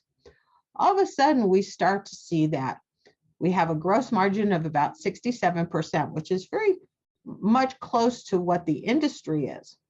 But the G&A salaries, the ones providing the services, the accounting services and working with the insurance company, it's $212,000 versus how much she's paying their 2 doctors, herself and another, $244,000. So she was really shocked by this number. Oh my God, she said, what? They're making more than the doctors are. So we really looked and we spent some time looking at how to slim down that G&A. And she had a lot of turnover. We talked about some platforms that can do some of the submitting of insurance. So definitely an eye opener. And this is what you will see. So when you start to split these up, you'll find the problems. You'll be able to watch your margins and compare them to your industry and calculate your metrics. So now you can see, hey, the revenue for this consultant is $150 and this consultant only makes $100. So what is this one doing better than the other? So you start to set up some metrics, and obviously you can make better decisions once you do. So the second step in the profitability improvement is to define your revenue streams and try to match them with your variable costs. So let me show you what I mean. So I'm going to use my golf course for this example. My revenue, $1.2 million, and my gross profit, $250,000. Cost of goods, $975. Okay, so that's what my QuickBooks told me. But here's what happened when I put it into the right categories. I split off my revenues and I matched them with my cost of goods. Oops, I went the wrong way. You can see that my golf operations brought in $1 million in revenue and cost $690,000 to run. So I made a pretty good $300,000 profit. But now look at my clubhouse operations, my pro shop, the teaching pros, the restaurant, made $200,000 and cost $286,000. I lost 80 grand there.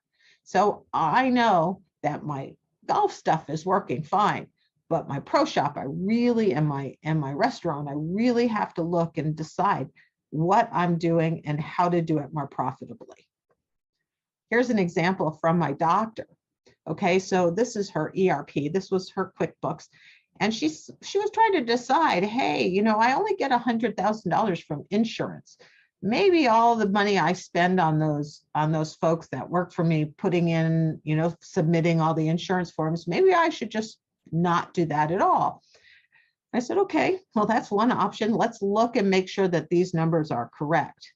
But when we looked at the management financial statements and we saw that the insurance wasn't being properly allocated to the right accounts, she was actually collecting almost $500,000 in insurance. So dropping the insurance was not a good solution for fixing her cost problems, right? That's 60% of her revenue. Again, really dive into these numbers. You can find them once you collapse them and you look at those drivers. So identifying the problems and making better decisions. Split the revenue stream, match them to your costs. The last one is I want you to break down and compare your customer profitability with your financial statement. So not are your customers profitable, but how profitable are each of your customers and what contribution do they make to your bottom line? Now, this will surprise you because this is called a whale graph. And the blue lines, these are all kinds of different industries. The 20 top clients of these industries were categorized. And so the blue dots are each individual customer and the red dots are cumulative. So you can see at the end of the top 20 customers for each of these businesses, looks like it's pretty profitable, right? At the end, the tail is up. But look at each of the individual customers. The first 3 don't make any money. They lose money. The next 10 are break even. Only 5 of them actually make money. And this is probably what your company looks like too. So what do you do? How do you figure this out? Well, first you look at your financials. And here, this is an example. We have $1 million in revenue and $650,000 in cost of goods. Those variable costs, 65%. So our gross profit margin, the variable cost is 35%. Now we go figure out what those revenues and costs to provide the revenues, the variable costs are for each of our customers. Then we see if we're above our gross margin. So the company that I showed you, they have a 35% gross margin. So let's look at their customer base. The top customer has 100,000 in revenue, and the cost to provide that, the variable cost for this company was $75,000. So that gives you a margin, a gross profit of 25,000, which is 25%. But we expected 35%. So they're 10% below what we expected them to be. And the company's net profit margin is only 7%. So they're actually losing money across the board. Customer B is break even, as 50% of most customers are. And customer C, this is a gold mine. We didn't know anything about them. So the customer so my client, this business just said, well, we'll charge them some big premium, and they paid it, $55,000, and their cost was only 20. So their gross margin was 64%, which obviously made a nice bottom line. Now you have to do your homework. You have to figure out if the gross margin isn't right. Is it the pricing? Is it the expenses? What did it cost? What was the problem? Why were they below the line? So you have to reassess your pricing strategy. Maybe you need to raise prices. Maybe you need to look at your expenses. But obviously, knowing this information will help you make better decisions. So we have just gone through 3 different ways to improve your profitability with your management financial statements, but that is just the tip of the iceberg. I mean, this in my profitability, in my workshops, I have a workshop that is only about, that's just about financial statements. So Bamba, we teach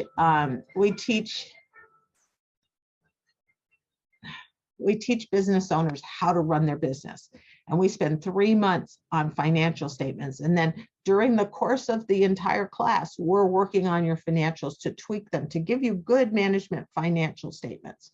And we have a lot of success. I've been doing this for 20 years. So understanding financials is one of the things we work on: balance sheets, cash flows, budgets, leverage, ratios, dashboards.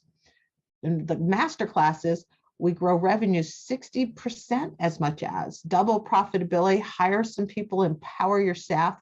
It's really a goal here is to create more time for yourself. And this is what I call scaling. So if you are interested in more information about my class, you can shoot me an email or visit my website at businessownersmba.com. I enjoyed talking to you. I hope you learned something and you can improve the profitability of your company. Thank you for listening. Hey, ladies, are you ready to soar? Are you ready to stand out above the rest? I certainly hope so. I am Keon Matchett, your speaker for this segment, and I am a speaker, an author, minister, prayer warrior, reset strategist, and a wife and mother. I wear many hats just like you. And I came here today to motivate you, inspire you, ignite you to get ready to take center stage. I want to thank Joy Morgan Motivates for having me today.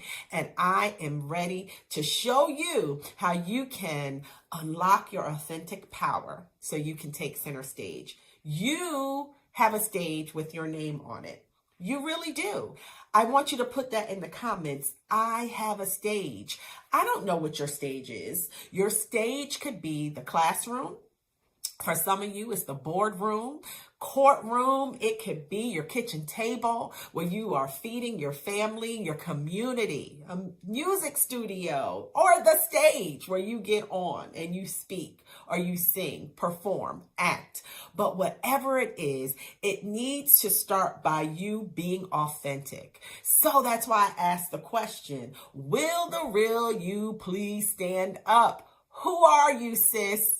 Who are you? Do you know who you are? Do you know what your passions are? Do you know what your purpose is? Do you live in authenticity? Or are you looking to imitate, to copycat, to get a little bit from this person and add it to you? No.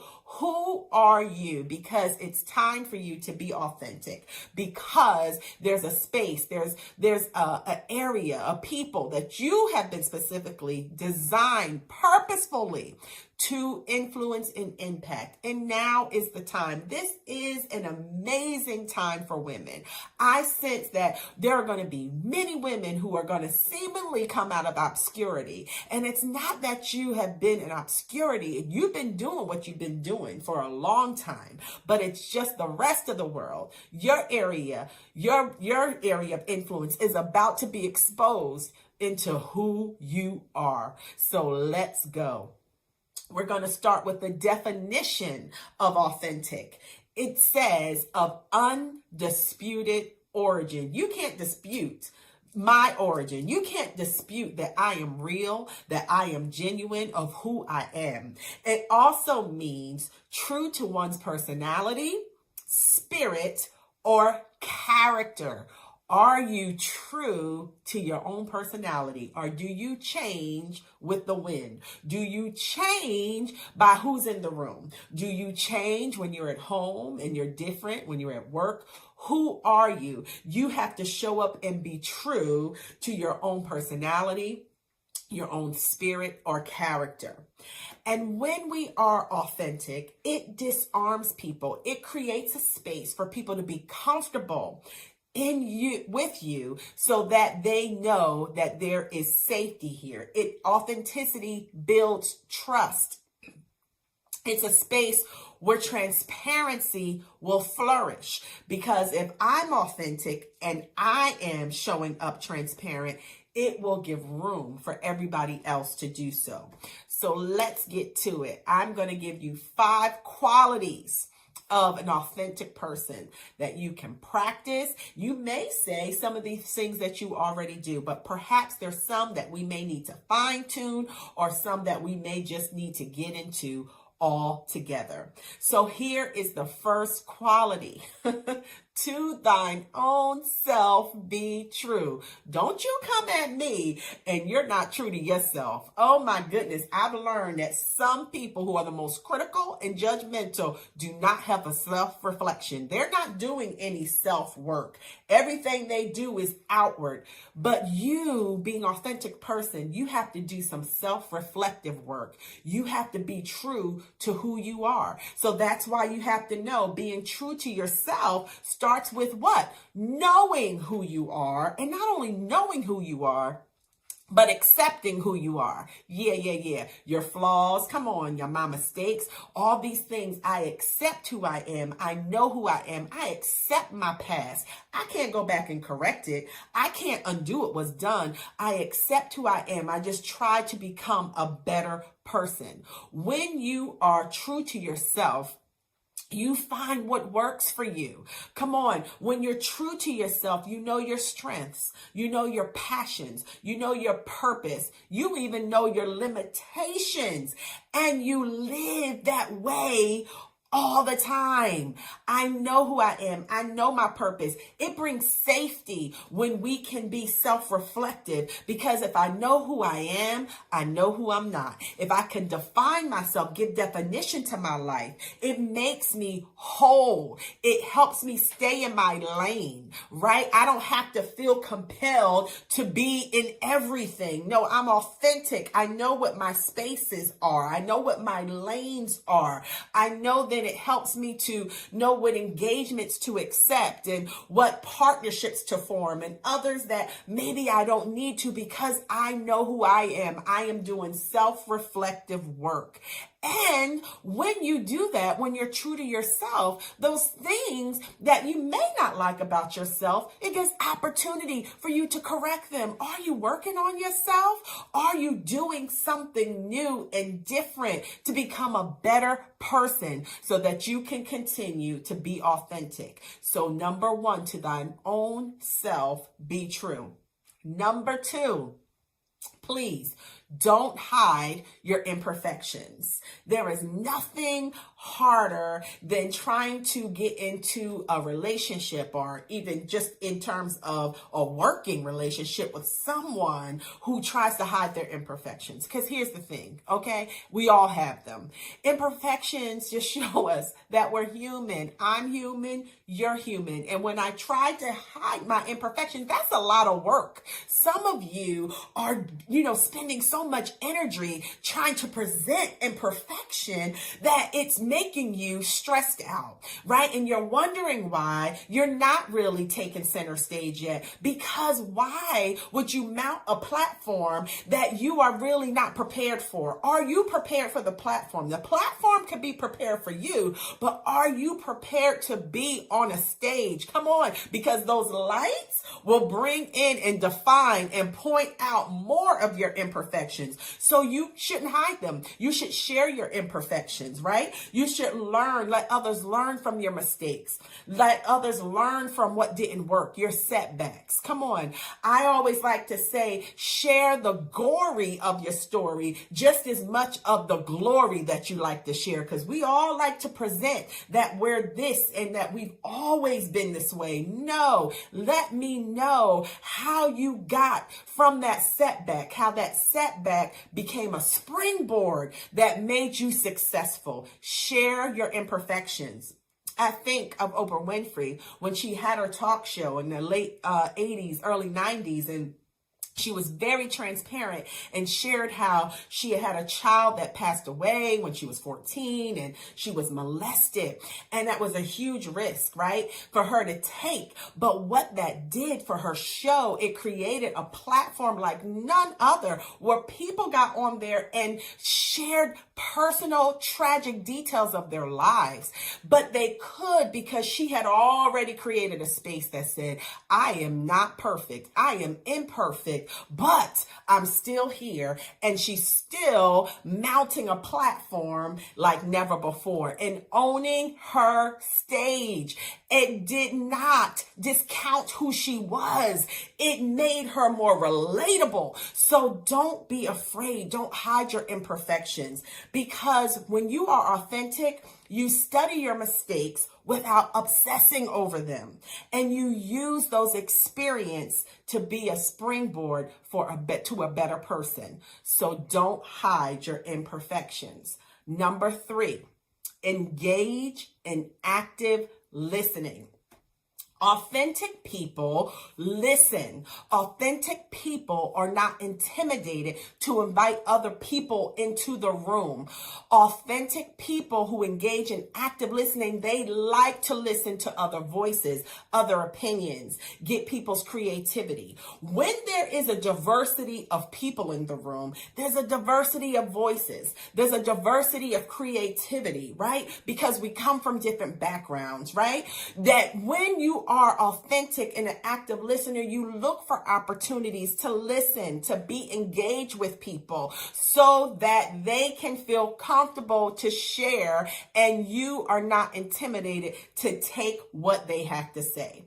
I remember some years ago, I worked for a large academic department at a university, and I had everyone, they felt comfortable coming into my office, students, faculty, staff, even custodial staff. They came in and they felt comfortable because I created a space. I was authentic. I was genuinely me, and I led that way. I was in leadership and I was authentic. It didn't harm me to be authentic.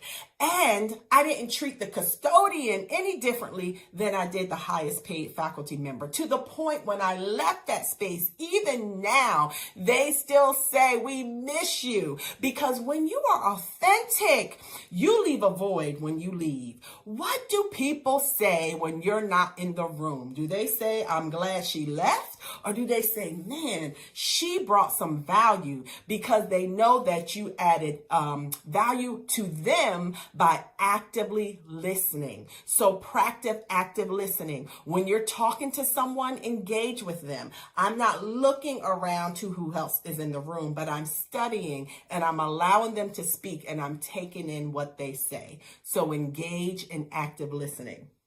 Number 4, you have to be courageous. It takes courage to be authentic, to show up as yourself. It took courage for Oprah to share very private details about her life.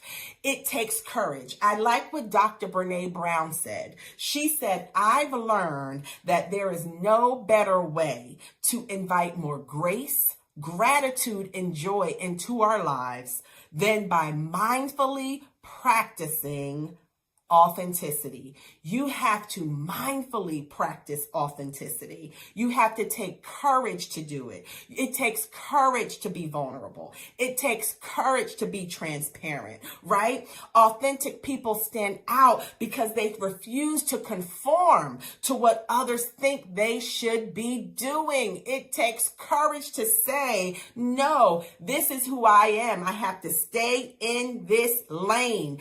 I've been called to do this. I've been called to be this person.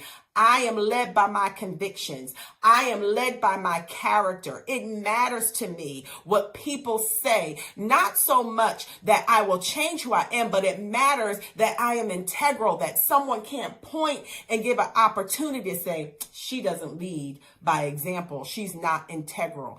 You have to be courageous to stand out above the rest. You have to be courageous, and authenticity is one of those ways that you can do that. When you're authentic, you dare to be a unique individual. You're not trying to conform. You're trying to just be who you are, authentically you, who you were created to be.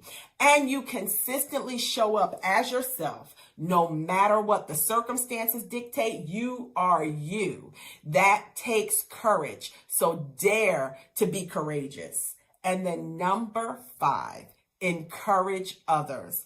Listen, authentic people, they look for opportunities to be encouraging. They look to build up, to develop, to mentor. They look for opportunities to say to someone, you're doing a great job. They look for opportunities to give compliments. Come on, you have to be thoughtful. That is one of the ways that we can disarm each other, right? When we're in a room together with women, sometimes we're sizing each other up, but you can go over and say, sis, I like those shoes, girl. Where'd you get those shoes? And it totally breaks the ice, right? I like that bag. What kind of bag is that? You start having a conversation. That's another way to be encouraging, is to give compliments. Genuine people are not intimidated by other people's success. When I'm genuine, when I'm authentic, it doesn't hurt me to celebrate you. I want you to win. I want you to mount your stage, your platform, and be authentic doing it. And so that's why we come on and we encourage and we motivate and we inspire, because authentic people know that the best way to do that is to encourage. So I gave it to you, right? To thine own self be true. Don't hide your imperfections. Engage in active listening. Be courageous and encourage others. I hope that this segment, that you got something out of it. Listen, I want you to go follow me on Facebook, Keon Matchett Ministries. On Instagram, I'm QM Ministries, and on TikTok, I am QM Ministries. I want you also to go to my website so you can get my book, Reset Your Life Free, 5 Steps to Transform Your Pain to Power. One of the reasons why we can't be authentic is because we haven't healed, because there's some pain that we have not transformed. And so my book will help you do that, because we want to be people who transform people, so that we're not people that transmit pain. So go to my website, www.keon.org. That's QUIONNE.org. And I hope to see you on my social media platforms. Listen, enjoy the rest of the summit. And remember, unlock your authentic power so you can take center stage. It's your time. Let's go.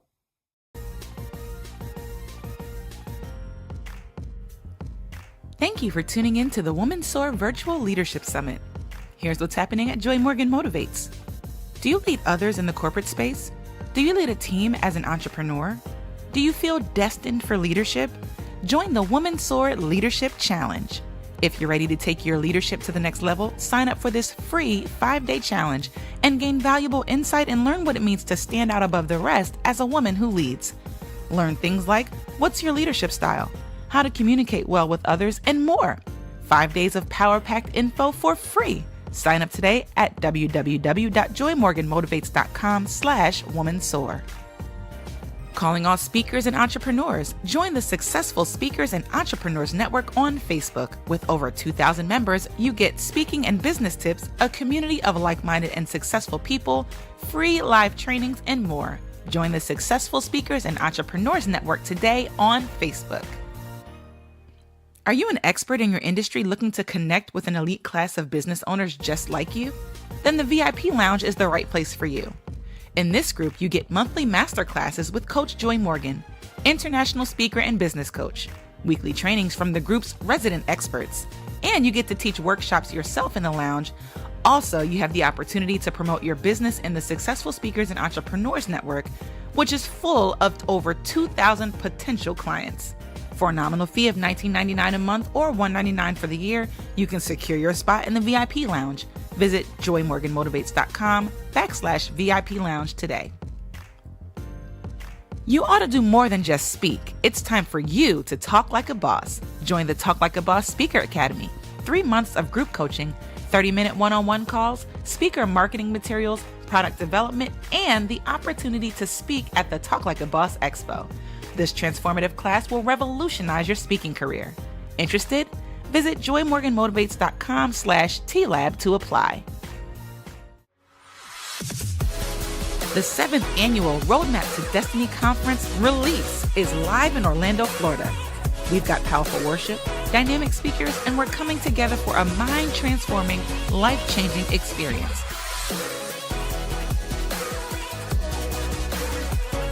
Are you ready to release what's inside? Visit www.roadmaptodestinyconference.com to register and get more information. We'll see you in Orlando. Thanks for joining us here at the Woman Soar Summit. Joy Morgan Motivates, motivating you to more. Hello. James Baldwin once said, "Not everything that is faced will change, but nothing will change until we face it." I was headed down the corridor to the office in the corner, dressed ready and pumped for that interview. I just knew it was time for me to go to that next level.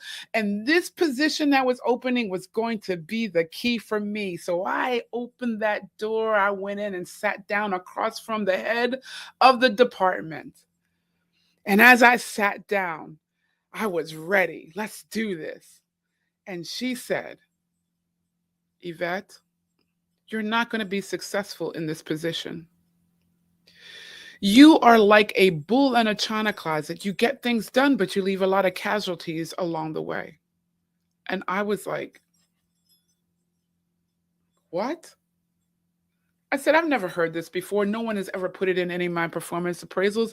I've never heard this in any one-on-one conversations. Why am I hearing it now? Why are you telling me now?" She says, "Well, I'm telling you now."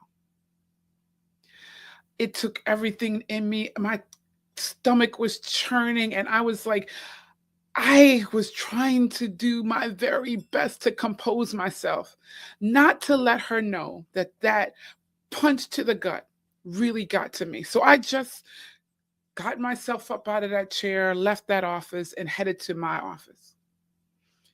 And on the way, I'm thinking of a million questions. How am I going to survive? How am I going to take care of my daughter? Because I'm thinking, if the senior leader of this department has given me this feedback now, when I haven't had it before, then there must be something underfoot to get rid of me. So I called my friend. I said, "V, I need to come talk to you." V, she was a vice president in the organization, and I knew she was a friend and a colleague, and I could go share with her what happened. And as I sat across from her and recounted the story, she said, "You need to go and test this in the organization." So I started to figure, I was like, "How do I do that?" She said, "Find leaders that you've worked with before and see what their perception of you are. Ask them for feedback on how they're seeing you. So I did that. I went to one leader who I worked very close with for years and years. And as I sat across from him, I said, I wanted to come and share with you and talk with you just to see, what are you hearing about me and my performance in the organization? How would you say I'm viewed? And he looked at me like, I'm not sure why you're asking this, but this is how you're viewed. I know that anything that I give you, you're going to get it done. I know that you're going to get it not only done, but you're going to get it done well and on time. Why are you asking? So I was free to share with him what just happened. And in sharing that, he not only affirmed me, but he also gave me a strategy on how to get out, because he knew that I needed to get to a safer place, a safer position. And he said he would start to look out for me for opportunities and he would share them. One opinion wasn't enough for me. So I went to the next leader and I said, I know we haven't worked together in a long time, and I know that I've supported your teams a while ago, and we used to work close together and we used to talk, but I just wanted to know, how do you see me? What's your perception of me in the organization? And he said, Yvette, I know every time we gave you something to do, you were going to get it done. And we didn't have to worry about it. But right now, I don't know what you've been doing in the last couple of years. You've been hidden. So you need to become visible. So I took that. I didn't share the incident with him, but I took that feedback as if it's not as damaging as it felt in the moment. It was hurtful, no doubt about it. It was frustrating, no doubt about it. But it wasn't widespread damaging. And I was grateful. Microaggressions happen every day to all of us. And honestly, they happen, and sometimes it's in the most innocent way. But it's never feeling innocent when you're the victim. Never feeling innocent, whether it's someone saying, oh, you are such a talented girl. I'm a grown woman. Or people asking you questions and your theory on how the people within your race and your group of people would respond, and why are they responding in such a fashion, or how do they really feel, as if you're the spokesperson for every Asian, or if you're the spokesperson for every Hispanic. Or, they may come to you and say, I am so impressed with how fast you're grasping onto this. What did you expect? Or those comments around how articulate you speak. Or, you're really going for your doctorate?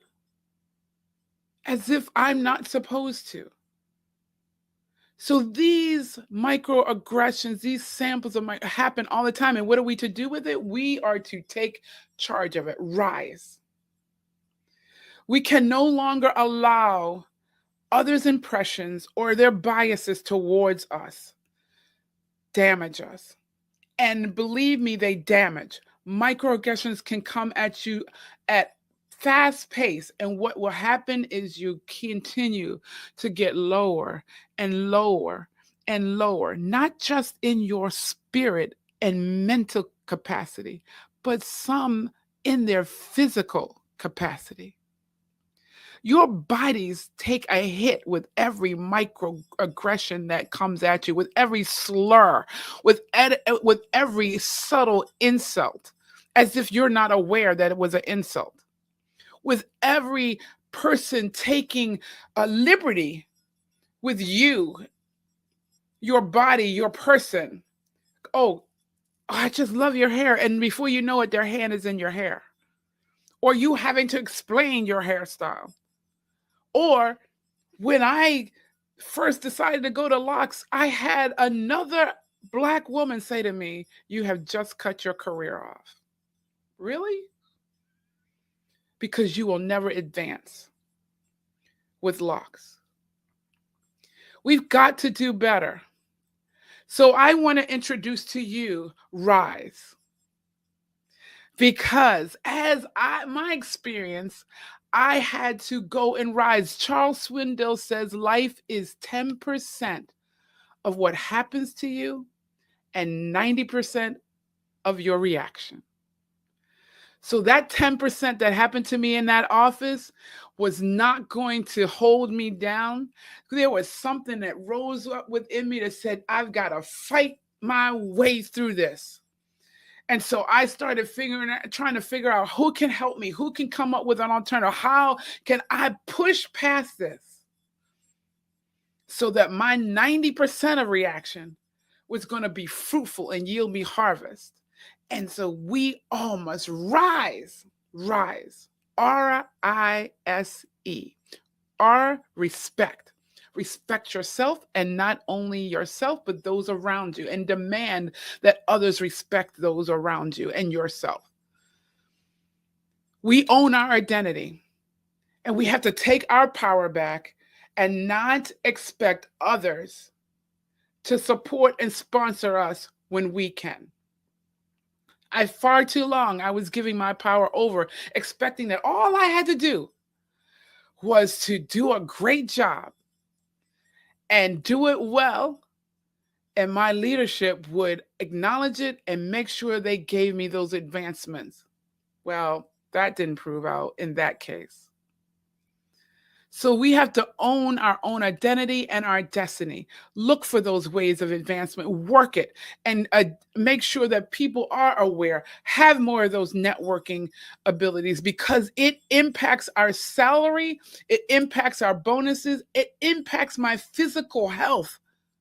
As a leader in the organization, we have to set culture where people know that we have safe places. We have people who do care, identifying those allies, identifying those advocates. Set a tone and a barometer where people know that this type of behavior, microaggressions, are intolerable, because it impacts your bottom line. Because if people are ill, those costs come to you. When people are non-productive, it impacts your bottom line.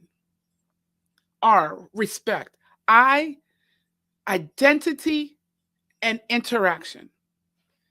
Identity, own your identity. I am all of this that you see. I'm authentically me, who performs at a top level. You don't have to worry about the quality. You know I'm coming with 110% every time. And so I can't let anyone diminish my identity. And I also can interact with other people who are different than me, so that I expand my identity, I grow. And if you're not even a victim or in that class, or you're of the majority, you can also interact with people who are not like you. We all need to interact with those around us who are not like us, not to ask them to teach us about them, but interact genuinely. So we learn, so we expand, so we find out more of how we are alike than we are different. So that's the R, that's the I, S, support.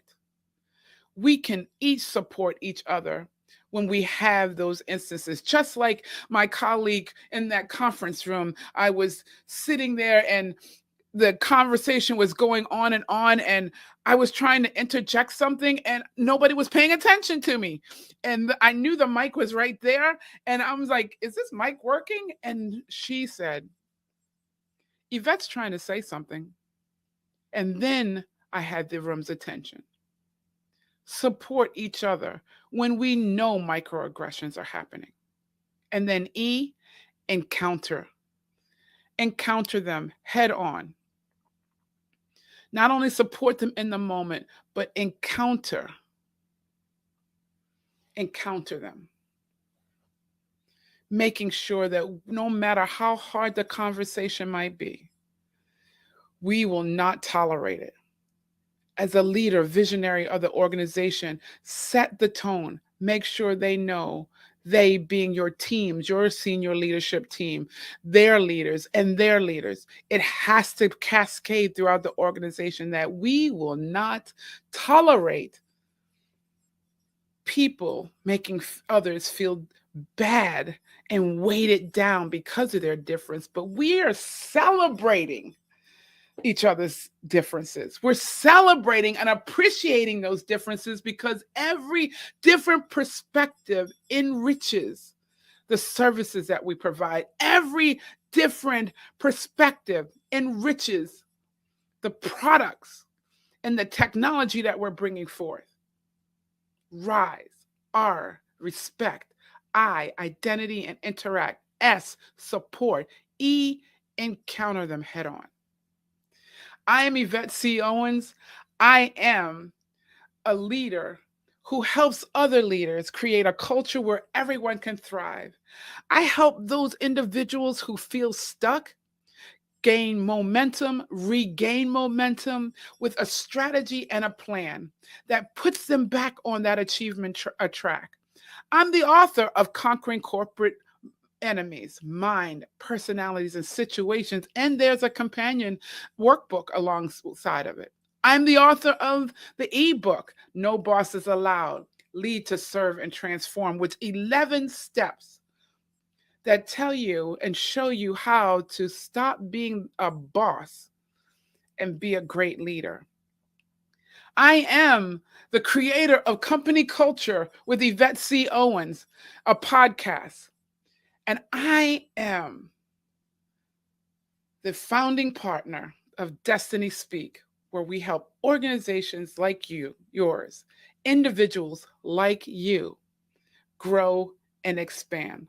I'm looking forward to working with you. My signature program is the Achievement Track program, where we have 5 steps that will take you from vision to actually pursuing and going after your career or vision and actually moving your organization and your teams forward. Not afraid of tackling the hard stuff, because when you tackle the hard stuff, you become great. Have an awesome time. Enjoy the rest of the summit. Hi, I'm Coach Jen Belger, and today I'm super excited to spend the next 15 minutes talking to you about what cupcakes tell us about our unique leadership style. Thank you for joining me today, and let's get started. So what I'd like you to do is imagine that this is the cupcake shop where either you work, maybe you own it, but your main goal is to sell cupcakes. And I am going to be your customer today. And yes, I know I'm starting with sales, but I swear I'll tie it in to leadership in a few seconds. So I am your customer and I walk in. And as a promotion, you have a cupcake of the day promotion. And this happens to be the cupcake of the day. It's scrumptious looking. It's amazing. It's drizzled in chocolate. I even see some chocolate chips on there and it looks amazing, right? And because of the promotion, it's 50% off. And as you're talking about it, I look at you like this. So I want to preface this with, yes, I'm a normal individual. No, I'm not weird, but I happen not to prefer chocolate. I prefer vanilla. Vanilla with vanilla icing is what I like. That is my preference. But you just tried to sell me a chocolate cupcake. So my reaction, physical as it is to tell you I am not happy with what you're trying to do. Now, as leaders, we don't always get that physical reaction, but we do get that reaction when we go against somebody's preferences. And that is what cupcakes have to do with our leadership style. It has to do with preferences. Now, there's a couple of things that can happen based on my reaction, and be it physical or internal, and be it in a leadership function, or if I'm trying to purchase a product. Let's go back to the cupcakes though. Let's say I was going in to purchase a dozen vanilla cupcakes with vanilla icing. Now, you could have seen my reaction, asked me questions, and got down to what it is that I wanted. And I could still purchase the dozen cupcakes Maybe I purchase less because I'm upset that you tried to sell me something that wasn't my preference when I walked in without really knowing who I was. I could choose to leave the store completely and not buy it. And that is an extreme reaction to what occurred, but it does happen. And when it comes to being a leader of a team and working with people and employees, that actually is something that happens and can occur. You don't know that they have a preference against something, and they end up leaving the organization without you really knowing what's going on. So it's very important to understand not only your preferences, but your employees' preferences.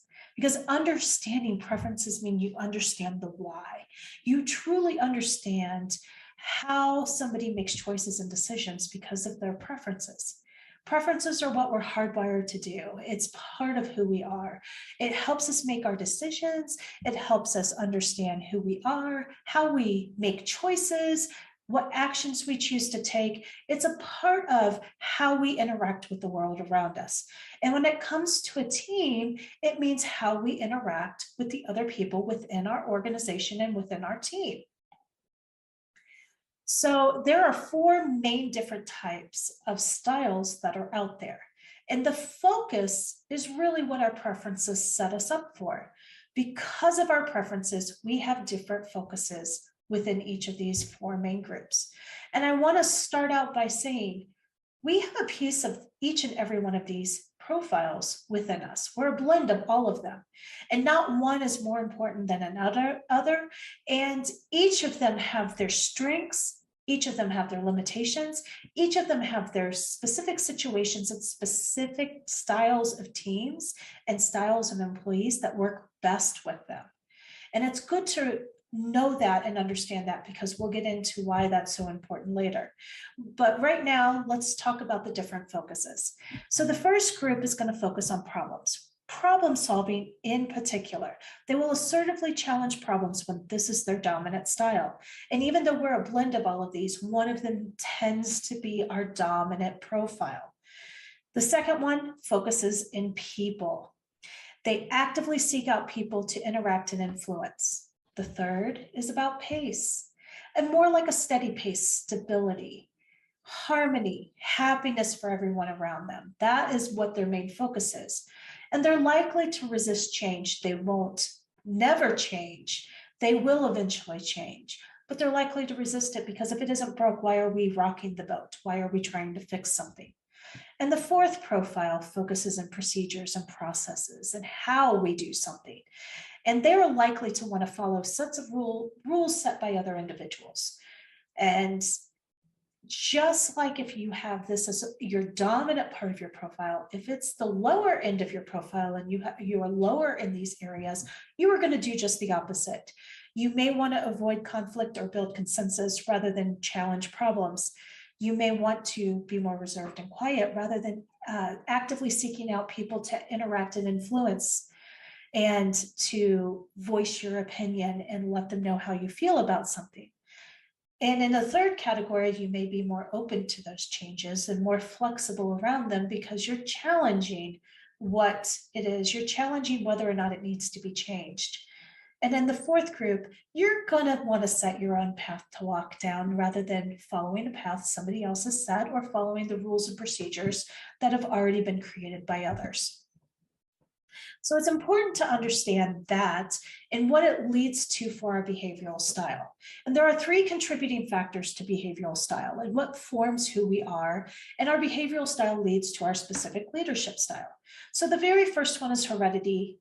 It's what we're born with. It creates the foundation for the other 2 factors that are out there. So even if we are born with the same dominant type of profile, how we interact with role models up until age 12 and our experiences after age 8 really set the stage of what forms us as a unique individual and really where we go with that. So I could, as an individual, have had a bad experience with chocolate at some time in my life or my career. And I prefer not to, I don't prefer chocolate anymore, and I prefer vanilla over it. And actually, it's a true statement. It is an experience of what it is. It's a cute story if you ever want to hear it. It could have also been a role model, though, of why I don't like chocolate. Somebody I looked up to that didn't care for chocolate as well. Or I could have just been born with a gene that doesn't like or prefer chocolate. So these are the contributing factors that go towards it, and it makes up who we are and how we interact with the world around us. We all have different strengths and limitations, and the combination and the blend and the special secret sauce that we possess makes us who we are, how that combination is, and it makes us the unique individuals we are. So even if we have a dominant profile, we still have experiences, we still have interactions, and we still have things that make us just a little bit different and make us unique, even in our leadership styles. So the 4 styles are here, and each of them has their strengths with certain situations.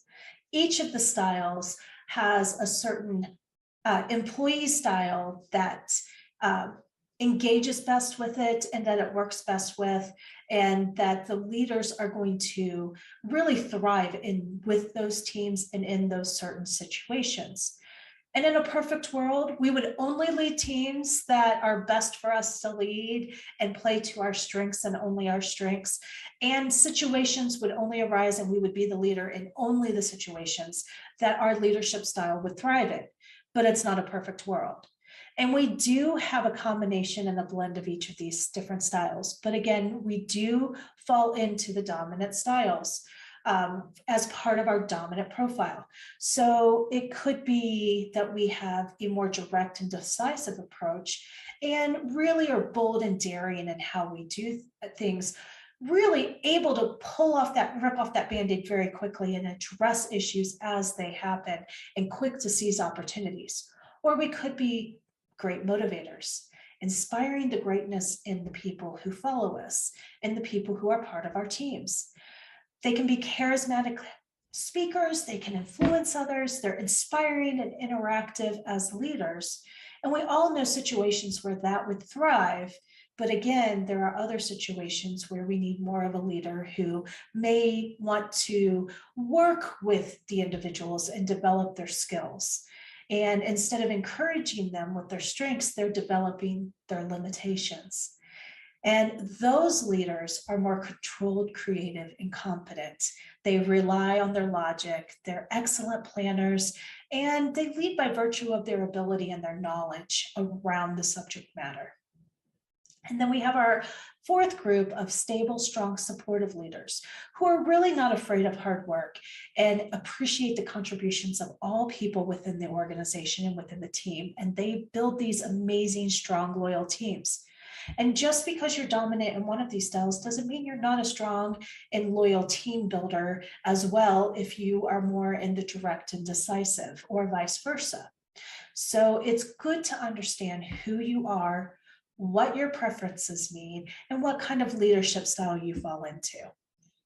Because when we want to build cohesive, efficient, and highly productive teams, we first want to understand who we are and how we are most prone to lead the team in given situations, but also who our team members are and how they best contribute to the team. After we understand what kind of people we're dealing with, if they're more problem solvers or more helpers, or fall into one of the 4 categories that employees fall into.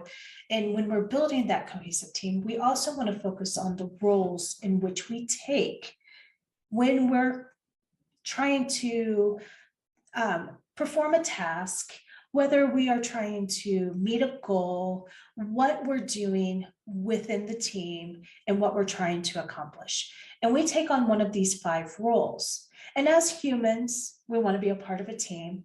So even though we have a dominant role that we like to do, we also have a secondary role as well in most cases. And we will either be in that dominant role or that secondary role, because as part of a team, we want to contribute to the best of our abilities. The 5 different roles that you can be within a team are the theorist, the analyzer, the strategist, the executor, and the manager.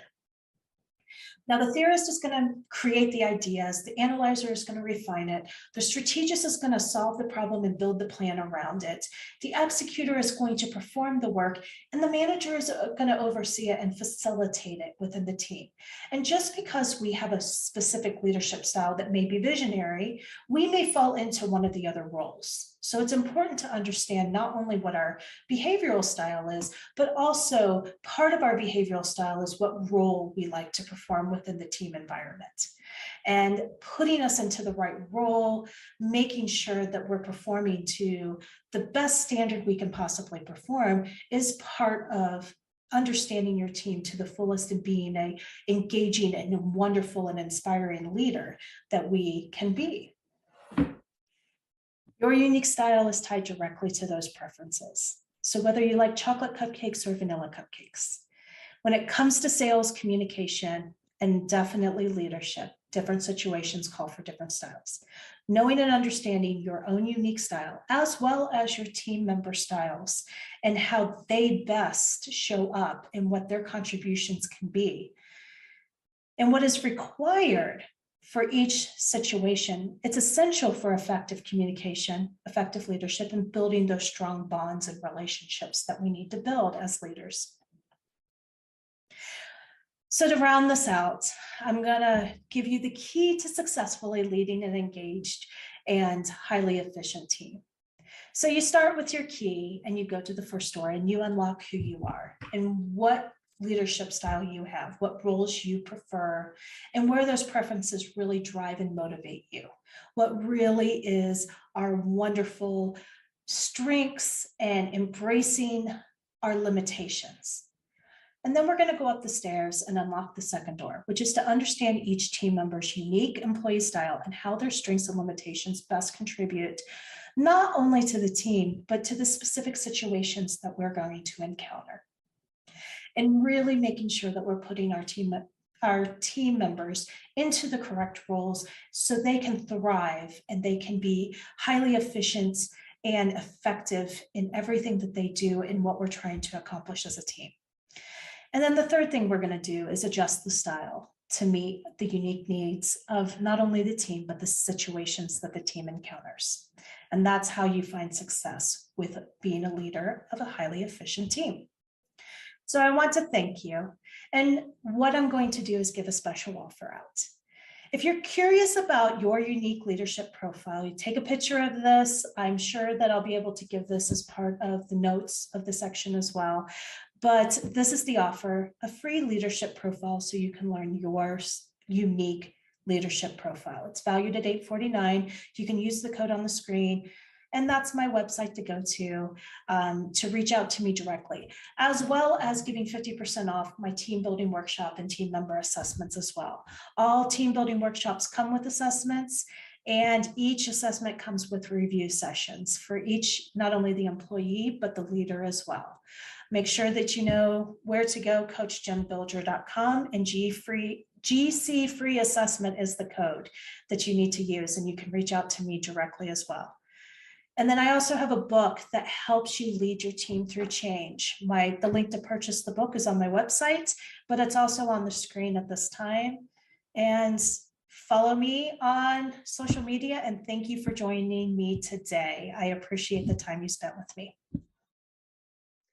Oh my goodness, it's Joy Morgan, the host of this phenomenal summit. I'm back, and I hope that today you have been absolutely blown away by the content that you have received during this summit. The speakers were just awesome. The topics were amazing. I hope that this added value to your leadership journey. So I just wanted to come back and just say, first of all, thank you. Thank you so much for joining me this entire day. If you missed some of the sessions, no worries at all.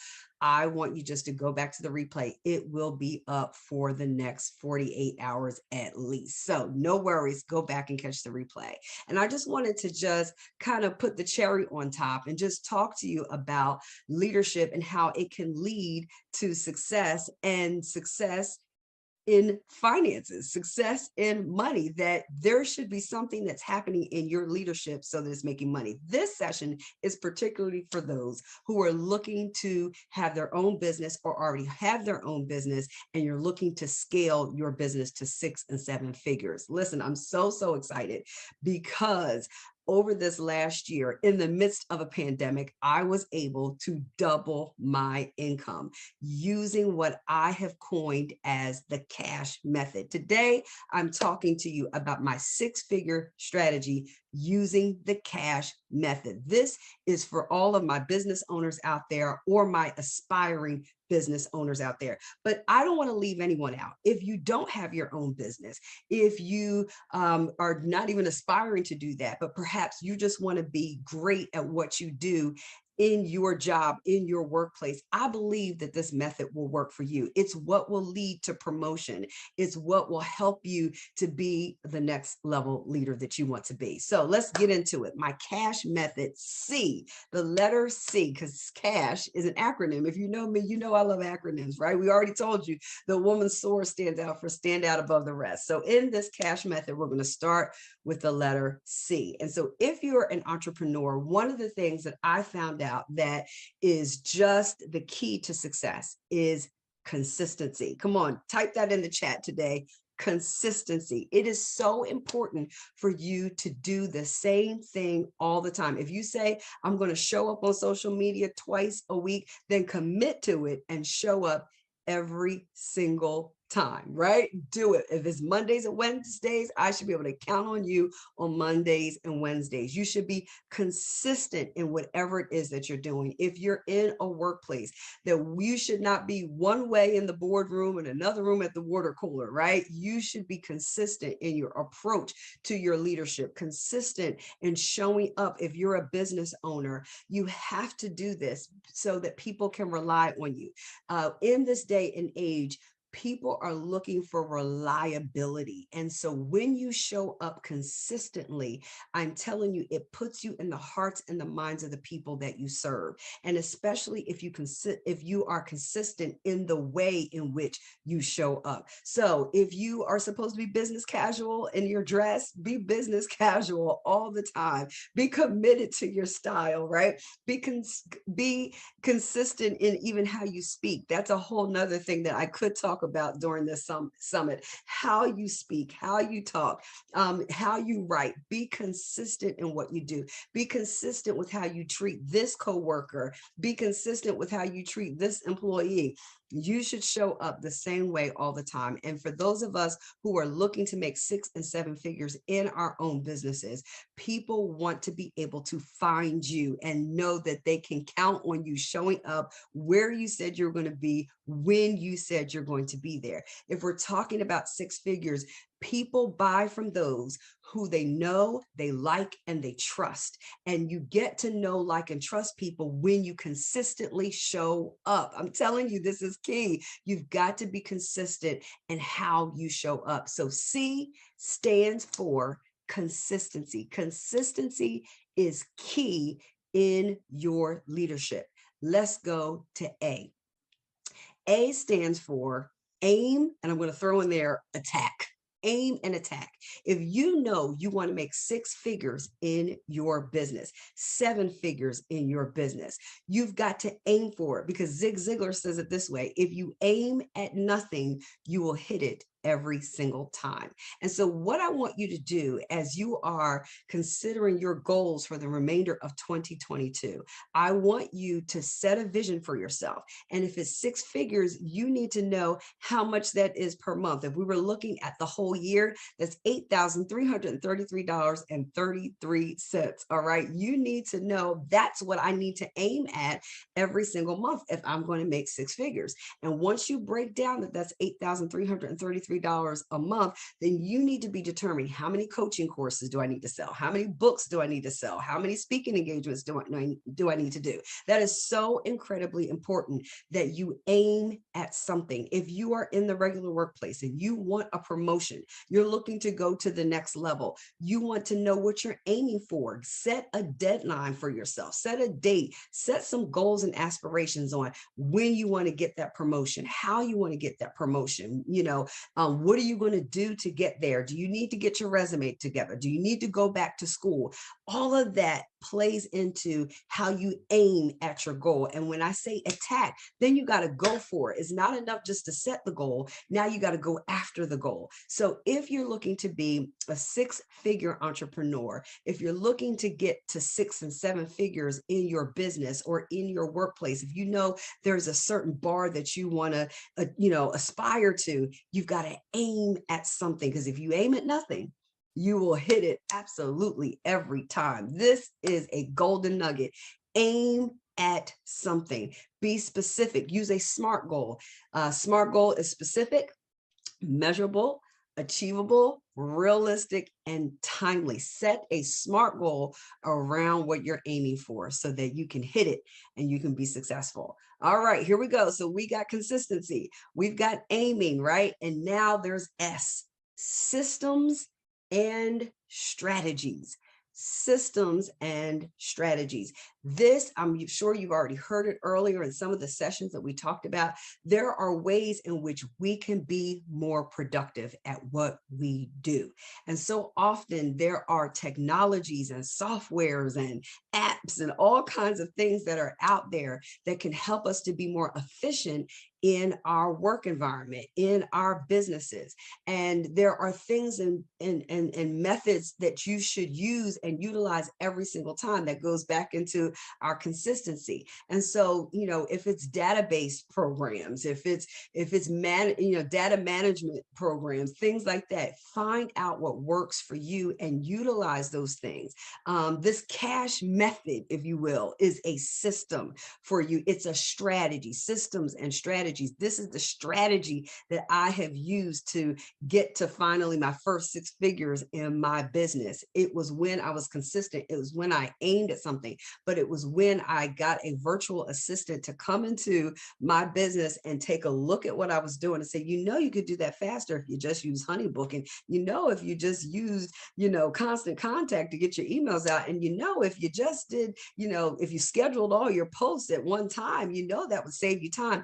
You need to figure out what are the systems and what are the strategies that you can use so that you can be more efficient at what you do. So systems and strategies is imperative for the 6-figure entrepreneur, for the 6-figure business owner. But I want to say to you, even as a leader for Xerox, I don't know if Xerox still exists today. If you are a leader for Johnson & Johnson, wherever you might find yourself, I want to encourage you to tap into the systems that are being used in your position elsewhere. I want you to come up with strategies in the beginning of every year. The end of each year for the next year, you should take your team as a leader and go somewhere and strategize on how you're going to aim and attack the goals that you have set for yourself in the next year. So around November, you should be talking to your team. I don't care if you're an entrepreneur. I don't care if you're an executive leader in your company. You need to take the necessary time to strategize so that you can make sure that you hit your goals. And then H, this is the one I love. I say it this way: hustle until you don't have to.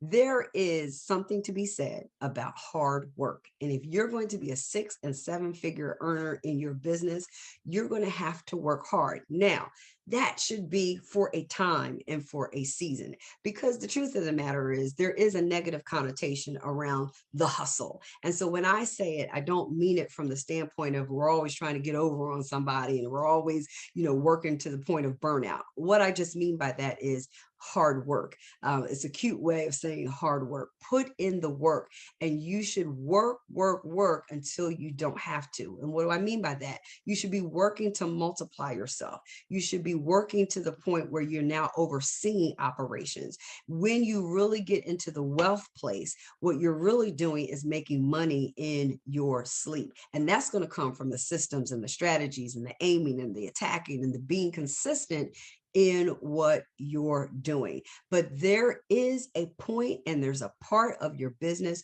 where you just need to put some good old elbow grease into what you're doing. I believe that many business owners are looking at those who are already established, seeing them make money in their sleep, and not realize that there is some effort that is needed in the beginning stages of your business. So often we see somebody in their finished state in a later phase than we are and try to emulate what they're doing, and we're in different seasons. So I want to encourage you to put the hard work in. I'll tell anybody who's looking for entrepreneurship, I'll tell anybody, it's not a 9-to-5. If you're looking to become your own business owner because you think you're not going to have to work hard or put in the hours, don't go into entrepreneurship. It's not 9-to-5. It's whatever the job gets done. And for those of us who have a 9-to-5 and they're trying to get their side hustle and work it so they can make it their main hustle, I'm telling you right now, you've got to be willing to put in the work. So I want to encourage you to hustle until you don't have to, until those systems and those strategies are working for you so that you don't have to put your hands in everything. Because again, remember I told you in the beginning of the day that what you're really needing to do is to make sure that you have a team, because you are not going to be able to fulfill the vision that you have for your business, for your life, for your family. You're not going to do it by yourself. So you want to make sure that you get a team, even if it starts out with just 2 or 3 people. Get people who believe in your vision and then lead them effectively. Remember, use your capacity, use your influence so that you can help everybody around you to achieve the greater good. So very important that you do that in your leadership so that you don't have to hustle till you drop. Hopefully you can hustle until you don't have to. So again, if you're going to make 6 figures, 7 figures in your business as an entrepreneur, you want to be consistent. You want to keep showing up. You want to aim and attack something, because if you aim at nothing, you'll hit it every time. Systems and strategies are so important. You want to be able to work smarter and not harder. But then there is the piece where there is some hard work that's necessary in this process. But hustle until you don't have to, until those systems and strategies are working for you.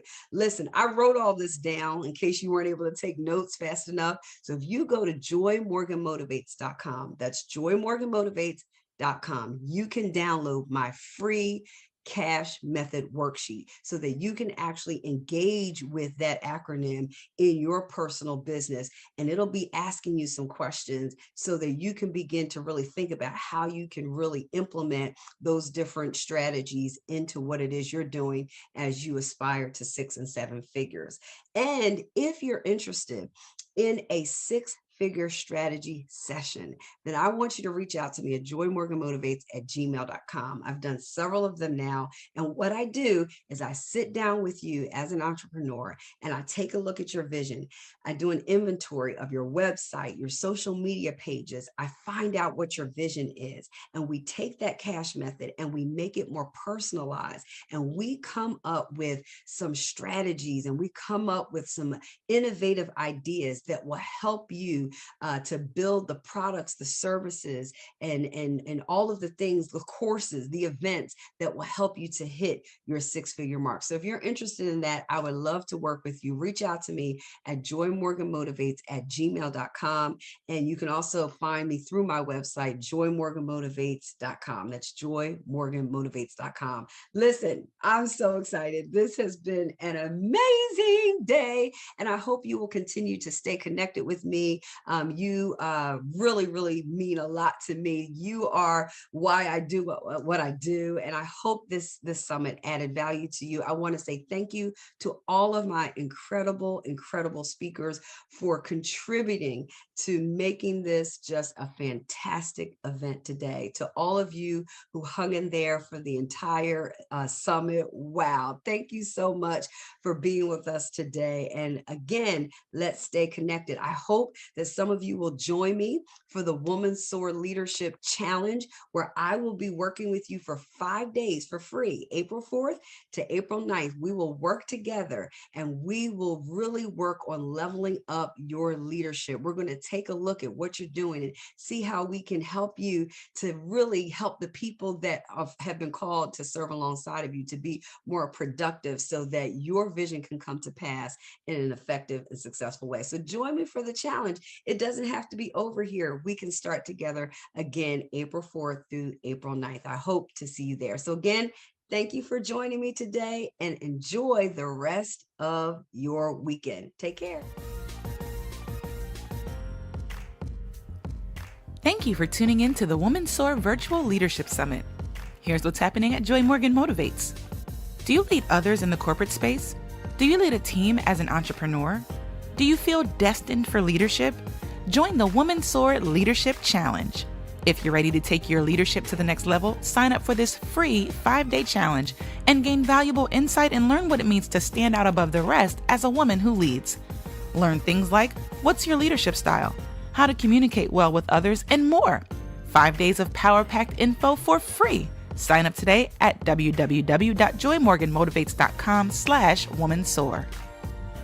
Calling all speakers and entrepreneurs. Join the Successful Speakers and Entrepreneurs Network on Facebook. With over 2,000 members, you get speaking and business tips, a community of like-minded and successful people, free live trainings, and more.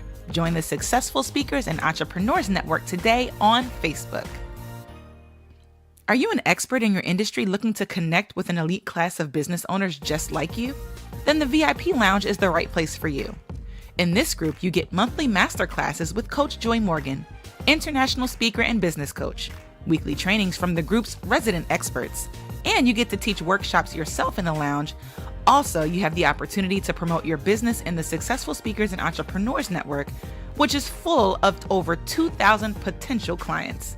For a nominal fee of $19.99 a month or $199 for the year, you can secure your spot in the VIP Lounge. Visit joymorganmotivates.com/VIP Lounge today. You ought to do more than just speak. It's time for you to talk like a boss. Join the Talk Like a Boss Speaker Academy. 3 months of group coaching, 30-minute one-on-one calls, speaker marketing materials, product development, and the opportunity to speak at the Talk Like a Boss Expo. This transformative class will revolutionize your speaking career. Interested? Visit joymorganmotivates.com/TLab to apply. The 7th annual Roadmap to Destiny Conference Release is live in Orlando, Florida. We've got powerful worship, dynamic speakers, and we're coming together for a mind-transforming, life-changing experience.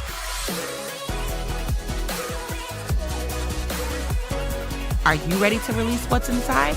Visit www.roadmaptodestinyconference.com to register and get more information. We'll see you in Orlando. Thanks for joining us here at the Woman Soar Summit. Joy Morgan Motivates, motivating you to more.